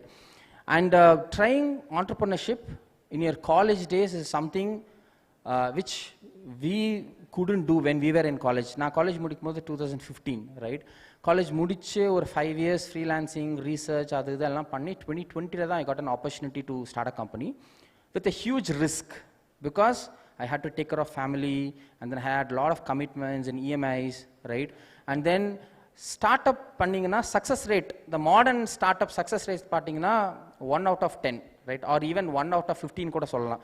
50 பேர் பண்ணாங்கன்னா only 1 can win, right?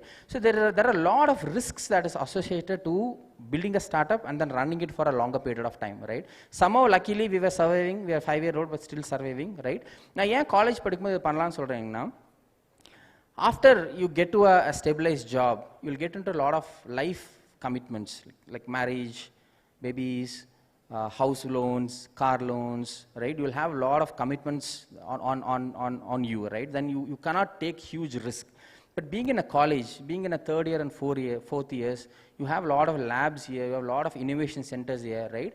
Form a small team, take an interesting idea, right? And build a startup. Even if you fail, that will be a huge learning, right? அது வந்து ஒரு 10 degree படிச்ச மாதிரி. Building a startup and trying to sell it to customers, right? Is actually is equivalent to doing like 2 MBAs and 2 engineering degrees, right? You will learn everything. You will learn product casing லிருந்து mechanical department லிருந்து MBA business sales pitch deck வரைக்கும் நீங்க எல்லாமே படிச்சிடுவீங்க. Why I am putting this slide is, if you see the Y Combinator, one of the world's largest incubation innovation center, have taken 1,600 startup last year. Out of 1,600, almost 1,100 startups are AI based, right? AI agentic based, right? So the market is moving in that direction, and even the big innovation centers are also like appraising it. And இவர் யார் இவர்? Sam Altman என்ன சொல்லியிருக்கிறாரு? AI will make it possible for a one person to build $1 billion company. One person, $1 billion company. Can you $1 billion நீங்க பண்ணிட்டீங்கன்னா you will be called as a unicorn. Do you think it's really possible that one person can build $1 billion company? Yes or no? In reality, there is a company just with 8 members, just 8 members. They are valued at almost close to $2 to $3 billion. Just 8 members, right? But again, they build AI agentic solutions.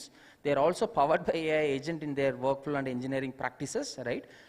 But moving forward, it's all about problem solving. It's no more about technology. மொதல் ஒரு காலத்தில் coding இல்லை, computer இல்லைனாங்க. அப்புறம் ஒரு காலத்தில் internet இல்லைனாங்க. அப்புறம் ஒரு காலத்தில் எனக்கு வந்து கோடிங் தெரியாது அப்படின்னாங்க. இப்போ தான் வந்து லாங்குவேஜில் நீங்கள் எல்லாமே பண்ணலாமே. You can just literally talk to a system and make it work for you, right? And make it work for any task or problem or solution at all. In that case, they are telling it is possible for a single person to build $1 billion company. இவங்க ரெண்டு பேர் யாரு? யாருக்காவது ரெண்டு பேர் தெரியுமா? ஒரு சின்ன quiz. Andrew Inga. Andrew Ing. Andre Karpati. Okay. So Andrew Ing, எல்லாரும் Coursera கேள்விப்பட்டிருப்பீங்க. You would have heard about Coursera. So Andrew Ing is the founder of Coursera. He was ex-Google and now he is also heading a lot of companies, Lightning AI, DeepLearning.ai, Baidu and the Mari. On the right side you have Andre Karpate. He was the head of AI at Tesla, ex-Tesla. 2 years ago he was at Tesla. He is the one who built the full self-driving capability in Tesla cars, autonomous cars இருக்குல்ல அங்க. நான் ஏன் இவங்க ரெண்டு பேர்த்தையும் இங்க போட்டிருக்கேன்னா இவங்க ரெண்டு பேருமே வந்து ஒரே ஸ்டேட்மெண்ட்டை சொன்னாங்க. Both of them told a same statement, right? Andrew Ng 15 years almost 15 years ago he told AI is the new electricity. Okay, but what did he mean was AI is going to be as transformative as electricity was. இப்போ எலக்ட்ரிசிட்டினால தான் வந்து எவ்வளோ products இருக்கு. This mic, this clicker, this LED bulbs, projectors, literally every thing in this room is powered by electricity, right? எலக்ட்ரிசிட்டிங்கிற ஒரு basic technology வந்ததுனால it enabled these many things to happen. It transformed the society, it transform the way we live, இல்லையா? Now Andrew Karpathy இருக்கார் இல்லையா, இவர் வந்து ஒரு போன மாதம் வந்து அதே ஏஐ இஸ் நியூ எலக்ட்ரிசிட்டின்னு சொன்னார். ஒரு டிஃப்ரெண்ட் அனாலஜி கொடுத்தாரு. ஏன்னா now what we are doing is literally we are consuming intelligence using electricity. கரெக்டா? இப்போ ஜிபிடி கிட்ட ஒரு கொஸ்டின் கேட்குறீங்க, ஒரு ஆன்சர் சொல்லுது, அது என்னது? It's in intelligence. இன்டெலிஜென்ஸ் எப்படி வந்து இப்போ எலக்ட்ரிசிட்டி எப்படி நீங்கள் காஜ் பண்ணுவீங்க? இன் யூனிட்ஸ், இல்லையா? 10 யூனிட், 20 யூனிட், 100 யூனிட், 500 யூனிட், அந்த மாதிரி. அதே மாதிரி LLMs அண்ட் இன்டெலிஜென்ஸ்க்கு வந்து the modern unit is called tokens. You can, like நீங்கள் ஜிபிடி எல்லாம் பார்த்துருப்பீங்க, after 10,000 token it will just stop. It will ask you to, okay 3 மணி நேரம் கழிச்சு வாப்பா நான் பிஸி அப்படின்றவாங்க, இல்லாட்டி எனக்கு ஒரு $20 கொடுங்க அப்படிம்பாங்க, right? You are literally, all the AI companies are using electricity to power their GPUs to produce intelligence, and human beings are consuming these intelligence as tokens. It's literally as equivalent to us consuming what? Electricity, right? So that is the direction that very very interesting. When I heard this for the very first time I was like mind blown. Okay, amazing analogy, right? நீங்க எப்படி current consume பண்றீங்களோ அதே மாதிரி futureல நீங்க intelligence consume பண்ணுவீங்க. Okay, so that is how the market is going. Advice for college students, last 2 minutes, solidify your foundations, because now all this Gen AI revolution is powered by so-called GPU computing and large language models. இது ரெண்டு தான், right?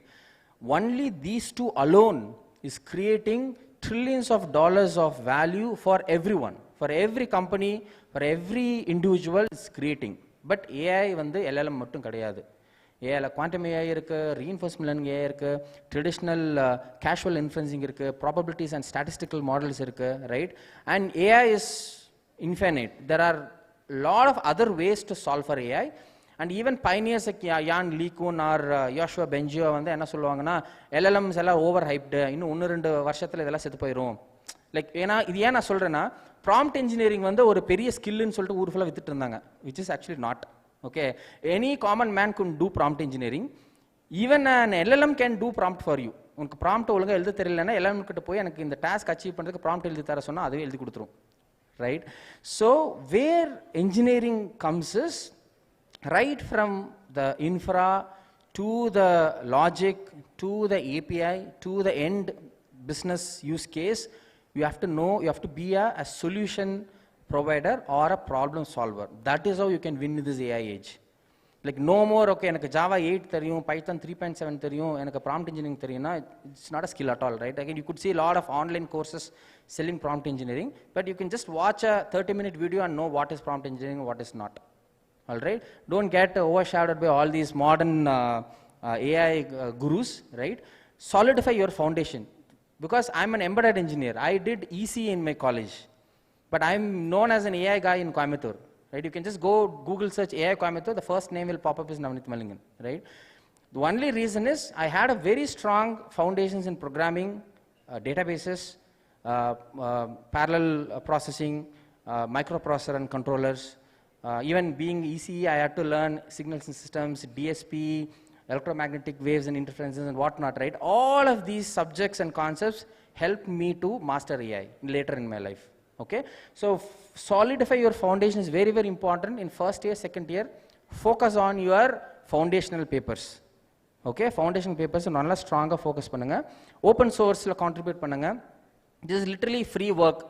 இன்டர்நெட்டில் ஒரு random project இருக்கும். You can go and involve and contribute to all these projects. Try startup, right? Try to build a startup in your second year and third year. Fail fast, learn fast. Okay. Last slide. How to leverage AI. Reframe your thinking. Don't see AI as an enemy, but rather as a tool. People are not replaced by AI. People using AI are being replaced. Again, people using AI are replacing humans that are not using AI. Identify disruption. In the mari bubble la da nare innovation and disruption varum. You can use that to really, really increase your value, right? இன்னைக்கு மார்க்கெட்டில் ஒரு job வந்து ட்ரெண்டில் இருக்குது, forward deployed engineer அப்படின்ட்டு. Forward deployed engineer வந்து நீங்கள் if you are just a 3 year experienced software engineer with a very good customer and business acumen and strong gen AI and AI engineering தெரிஞ்சதுன்னா people are ready to hire you for 1 crore package. Not in Silicon Valley or New York, in Coimbatore. In Coimbatore, people are ready to hire you for high packages for this specific role, right? Called forward deployed engineer. You can just search pani parunga. So that's the disruption that you need to identify, and you have to master relevant tools, right? Learn everything about AI and make it part of your routine job and become an expert in them, right? That's it. I've covered, I think I've done justice to what the topic is being provided to me. Thank you all. If you wanted to connect to me, please quickly scan this QR. You can ping me on my LinkedIn or any other online forums. Thank you so much. Thank you, sir, for your real-world insights and timeless wisdom.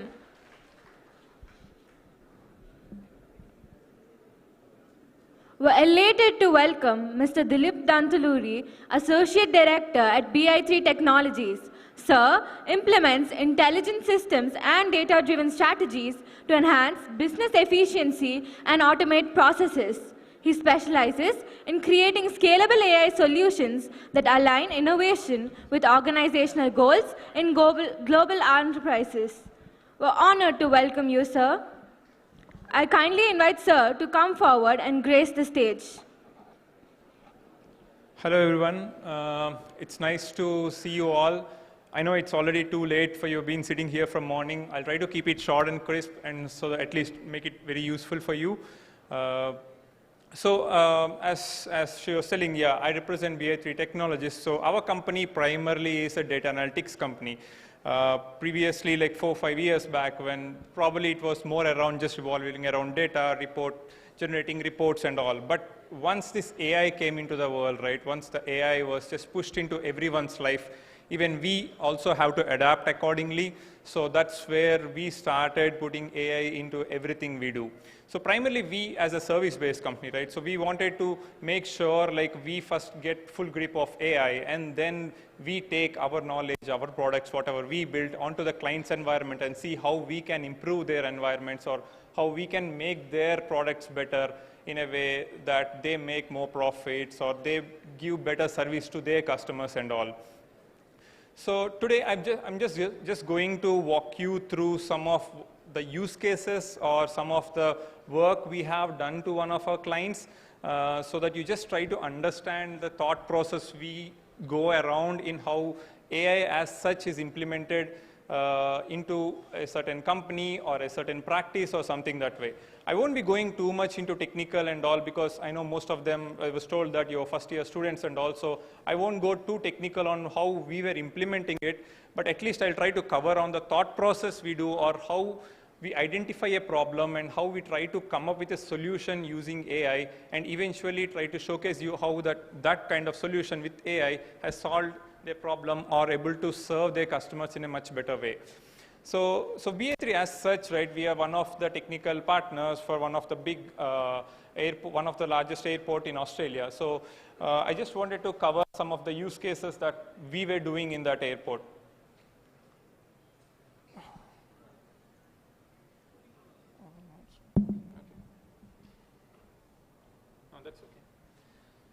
Yep. So if you see, right, like in an airport, if anyone has already been one, there is like a lot of chaos, a lot of happening, and a lot of things that happen in an airport, right? From the cargo utilizations, and then even starting with then when you even go in a cab in an airport, Uber pickup zones, or the lounge wait times, or the baggage collections, and also there are so many things that keep happening everywhere, right? So, and also if you have seen, an airport will have like a CCTV camera in every place in the airport, like every inch of the airport or every activity that happens in an airport is covered with an CCTV camera. So when we entered to this airport, so they have all the airport, they have all the cameras, they have all the data, but none of them is being utilized, okay? Everything is, even though they have all, they're just using that mostly for the security purpose, but nothing much has been done with that one.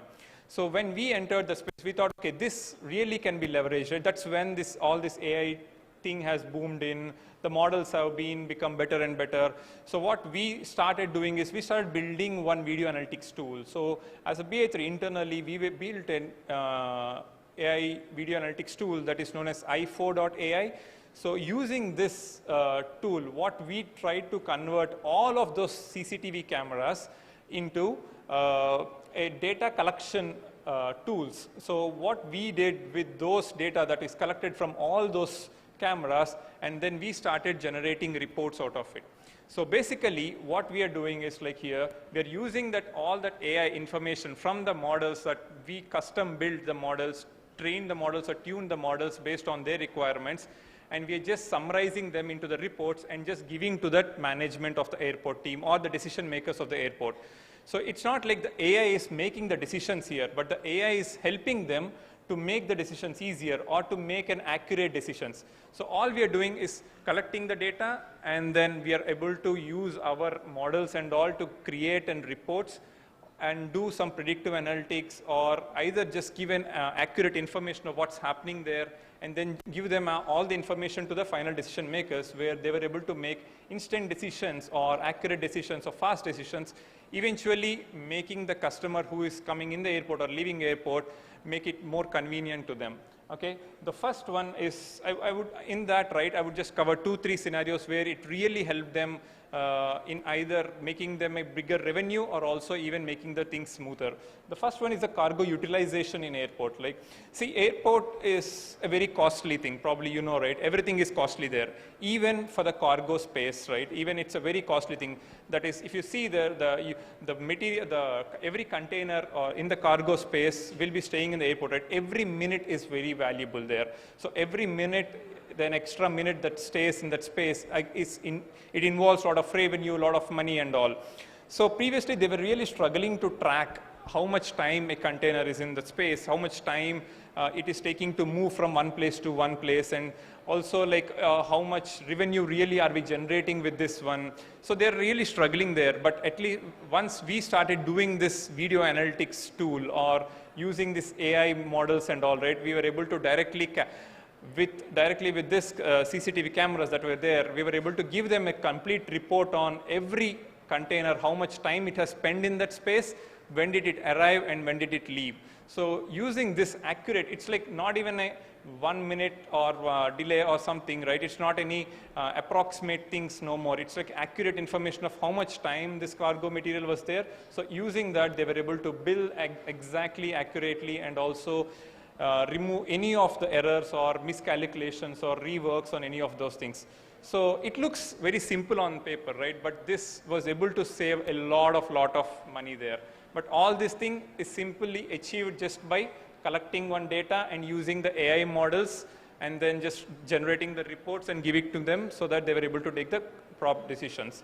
See, if you see here, primarily what we are doing is like we are just using that NVIDIA DeepStream there to for the models, and then YOLO train models and OCR. So these, if you probably you're just in the first year, right? Maybe as you progress, you just Google it. All of these are like the very common models that are available there.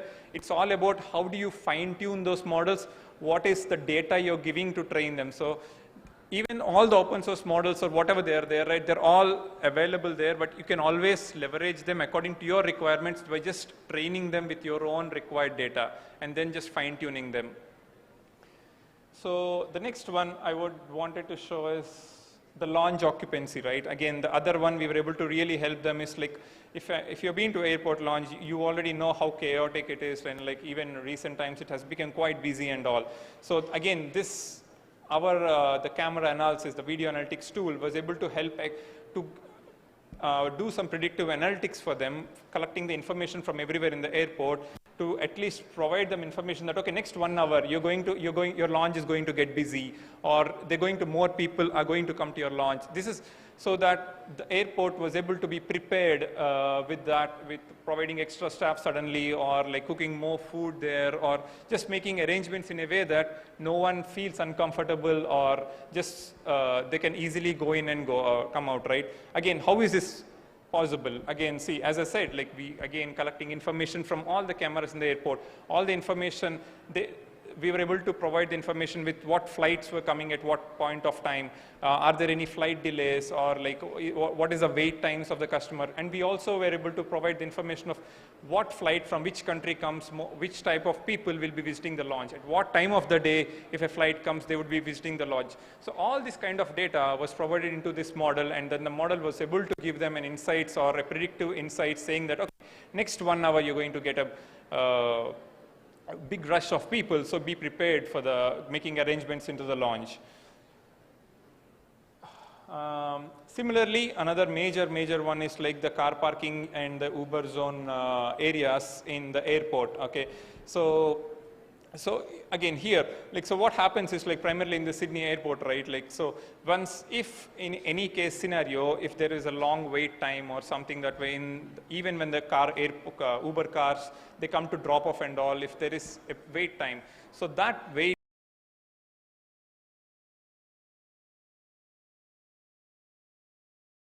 highway, and that traffic block used to be expanded into the city as well. So there was a lot of to and fro. They were trying to solve this issue and all.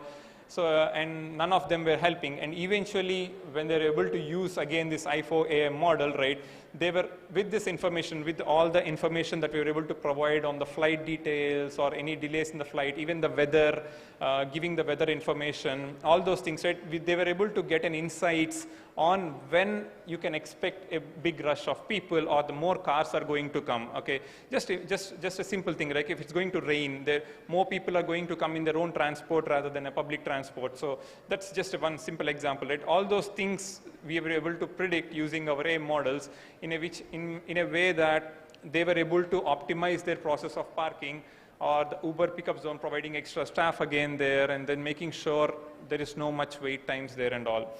And again, the cameras come into picture in the parking places. They know that at what time the car park is free, how many car parks are free, how many more car parks can be accommodated, how much time a car is staying in a particular space. All this just through the video analytics that we are able to capture the information through the camera and processing using the AI model, and eventually helping the airport just to optimize the entire car park space or just the Uber pickup zones and all. So those are generally three use cases that I was specifically pick and choose to explain you, because that is where the more impact came from. But in general, what our AI models, or in general what AI was able to do there was like every airport operation, right? Everything, every step of the process, whether you collect your, where you go and collect your luggage, or like where you go and have food in the lounge, or you just wait for the next flight, the wait time areas where you sit just there, or where you want to go to a restaurant to have food. Every part of the area is covered with the camera, and eventually we were able to optimize every place, like where we predict and give the reports or insights to them that, okay, this area is going to be busy, or this is where there are going to be issues, or we expect that the next, due to this weather, there might be some flight delays, so you expect that there is some kind of what you call that car park issues there, or the Uber pickup zone there, or sudden flux in the launch axis and all those things. So yeah, once we were able to give this information, and then they were able to make the prompt decisions and immediate decisions, right? It's just that every information they have is there summarized in front of them, and they were able to quickly make decisions and then just optimize all this one. So yeah, why I was telling all these things is, right, like, so just to give you a high-level thing of how much AI is going to change everyone's eventually their business, or as a consumer, how much it's going to make you convenient, right? So for Sydney Airport, if you see that Sydney Airport as a company there, it is able to get more insights out of AI, and also able to serve their customers better. But as a customer, you are also benefiting indirectly from it, saying that you have a smooth operation, just going and coming out, right? And as a technical enabler for them, we were able to use AI and leverage AI and provide better insights to them, making business more for us, okay? But who is again driving our companies, like students like you who eventually join, right? Like so everyone, some or the other way, will get involved and benefits from it. So it's just around, you need to start thinking around in a way that, okay, every single problem eventually will be solved with AI. It's just that you should start, okay, what I can do to make it leverage AI and just take it or just solve it in a very much easier way or much more simpler way that people eventually benefit from it or make things process easier, okay? So yeah, that's pretty much I wanted to cover on what we are doing using AI or a particular use case as a company we were able to do to the customers. So yeah, I didn't go much in technical, but hope this was useful for you guys. Yeah, that's it. Thank you so much. Yeah. Thank you, sir, for sharing your inspiring experience.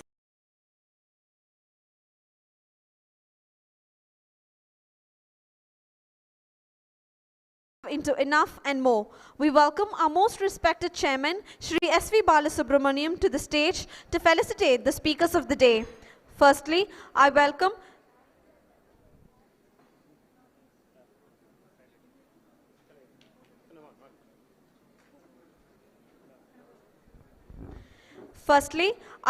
Mr. Mahesh Gopalakrishnan, founder of Crayont, to receive the token of respect.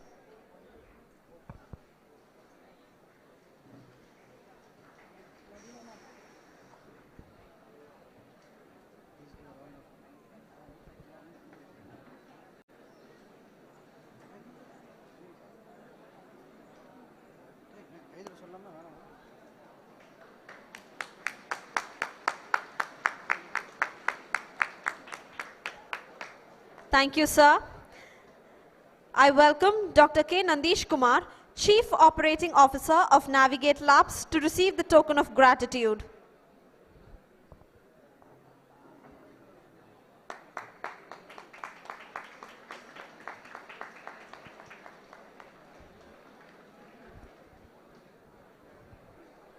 Thank you, sir.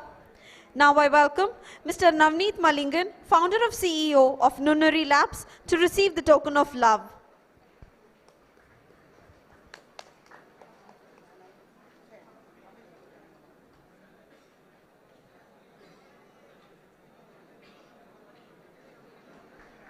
Thank you, sir.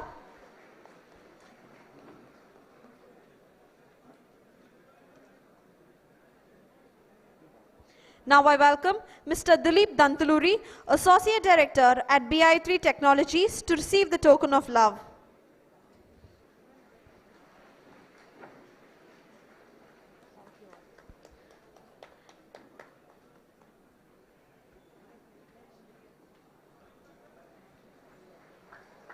Thank you, sir. I thank the dignitaries.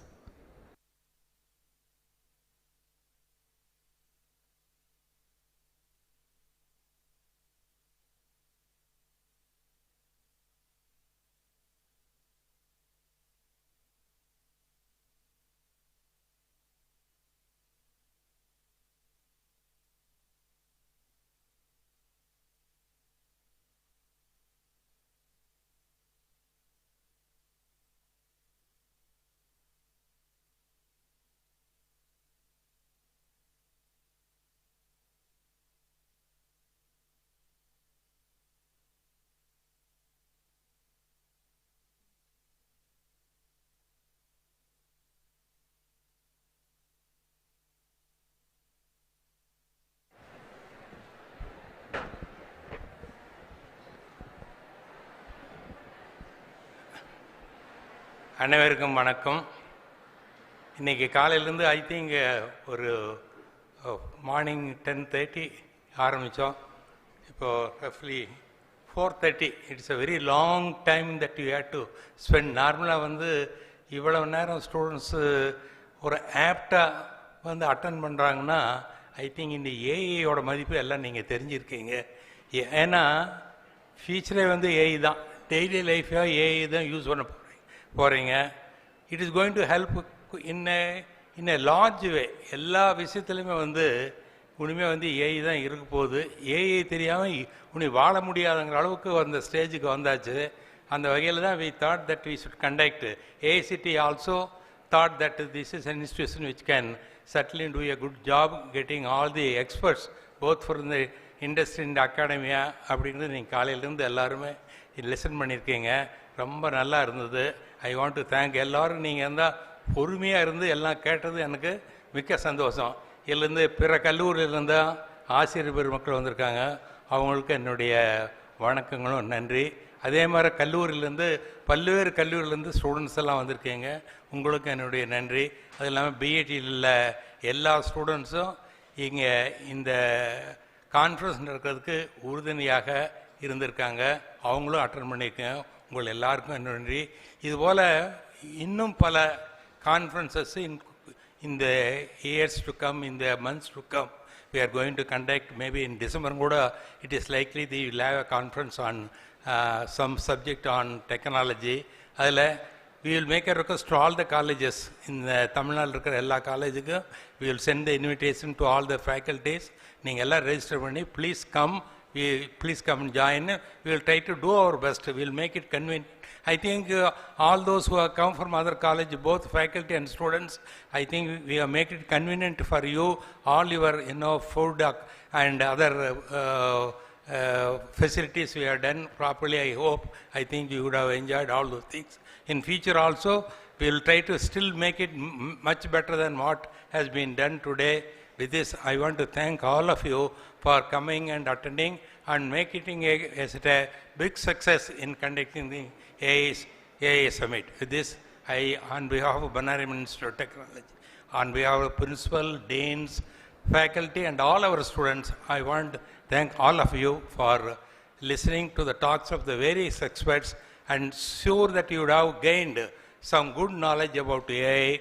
And with this, let us close this meeting with this final function. Thank you very much. Thank you, sir, for your words of gratitude. In spirit of reflection and continuous improvement, your candid thoughts regarding this event is appreciable. Please provide your valuable feedbacks through scanning the QR displayed on the screen. I repeat, please provide your valuable feedbacks through scanning the QR displayed on the screen. I request the participants to provide your valuable feedbacks through scanning the QR displayed on the beat of our summit today. We hope the ideas shared today will ignite new pathways for research and collaboration, and we look forward to welcoming you all again soon. Once again, I thank every one of you from the very bottom of our hearts.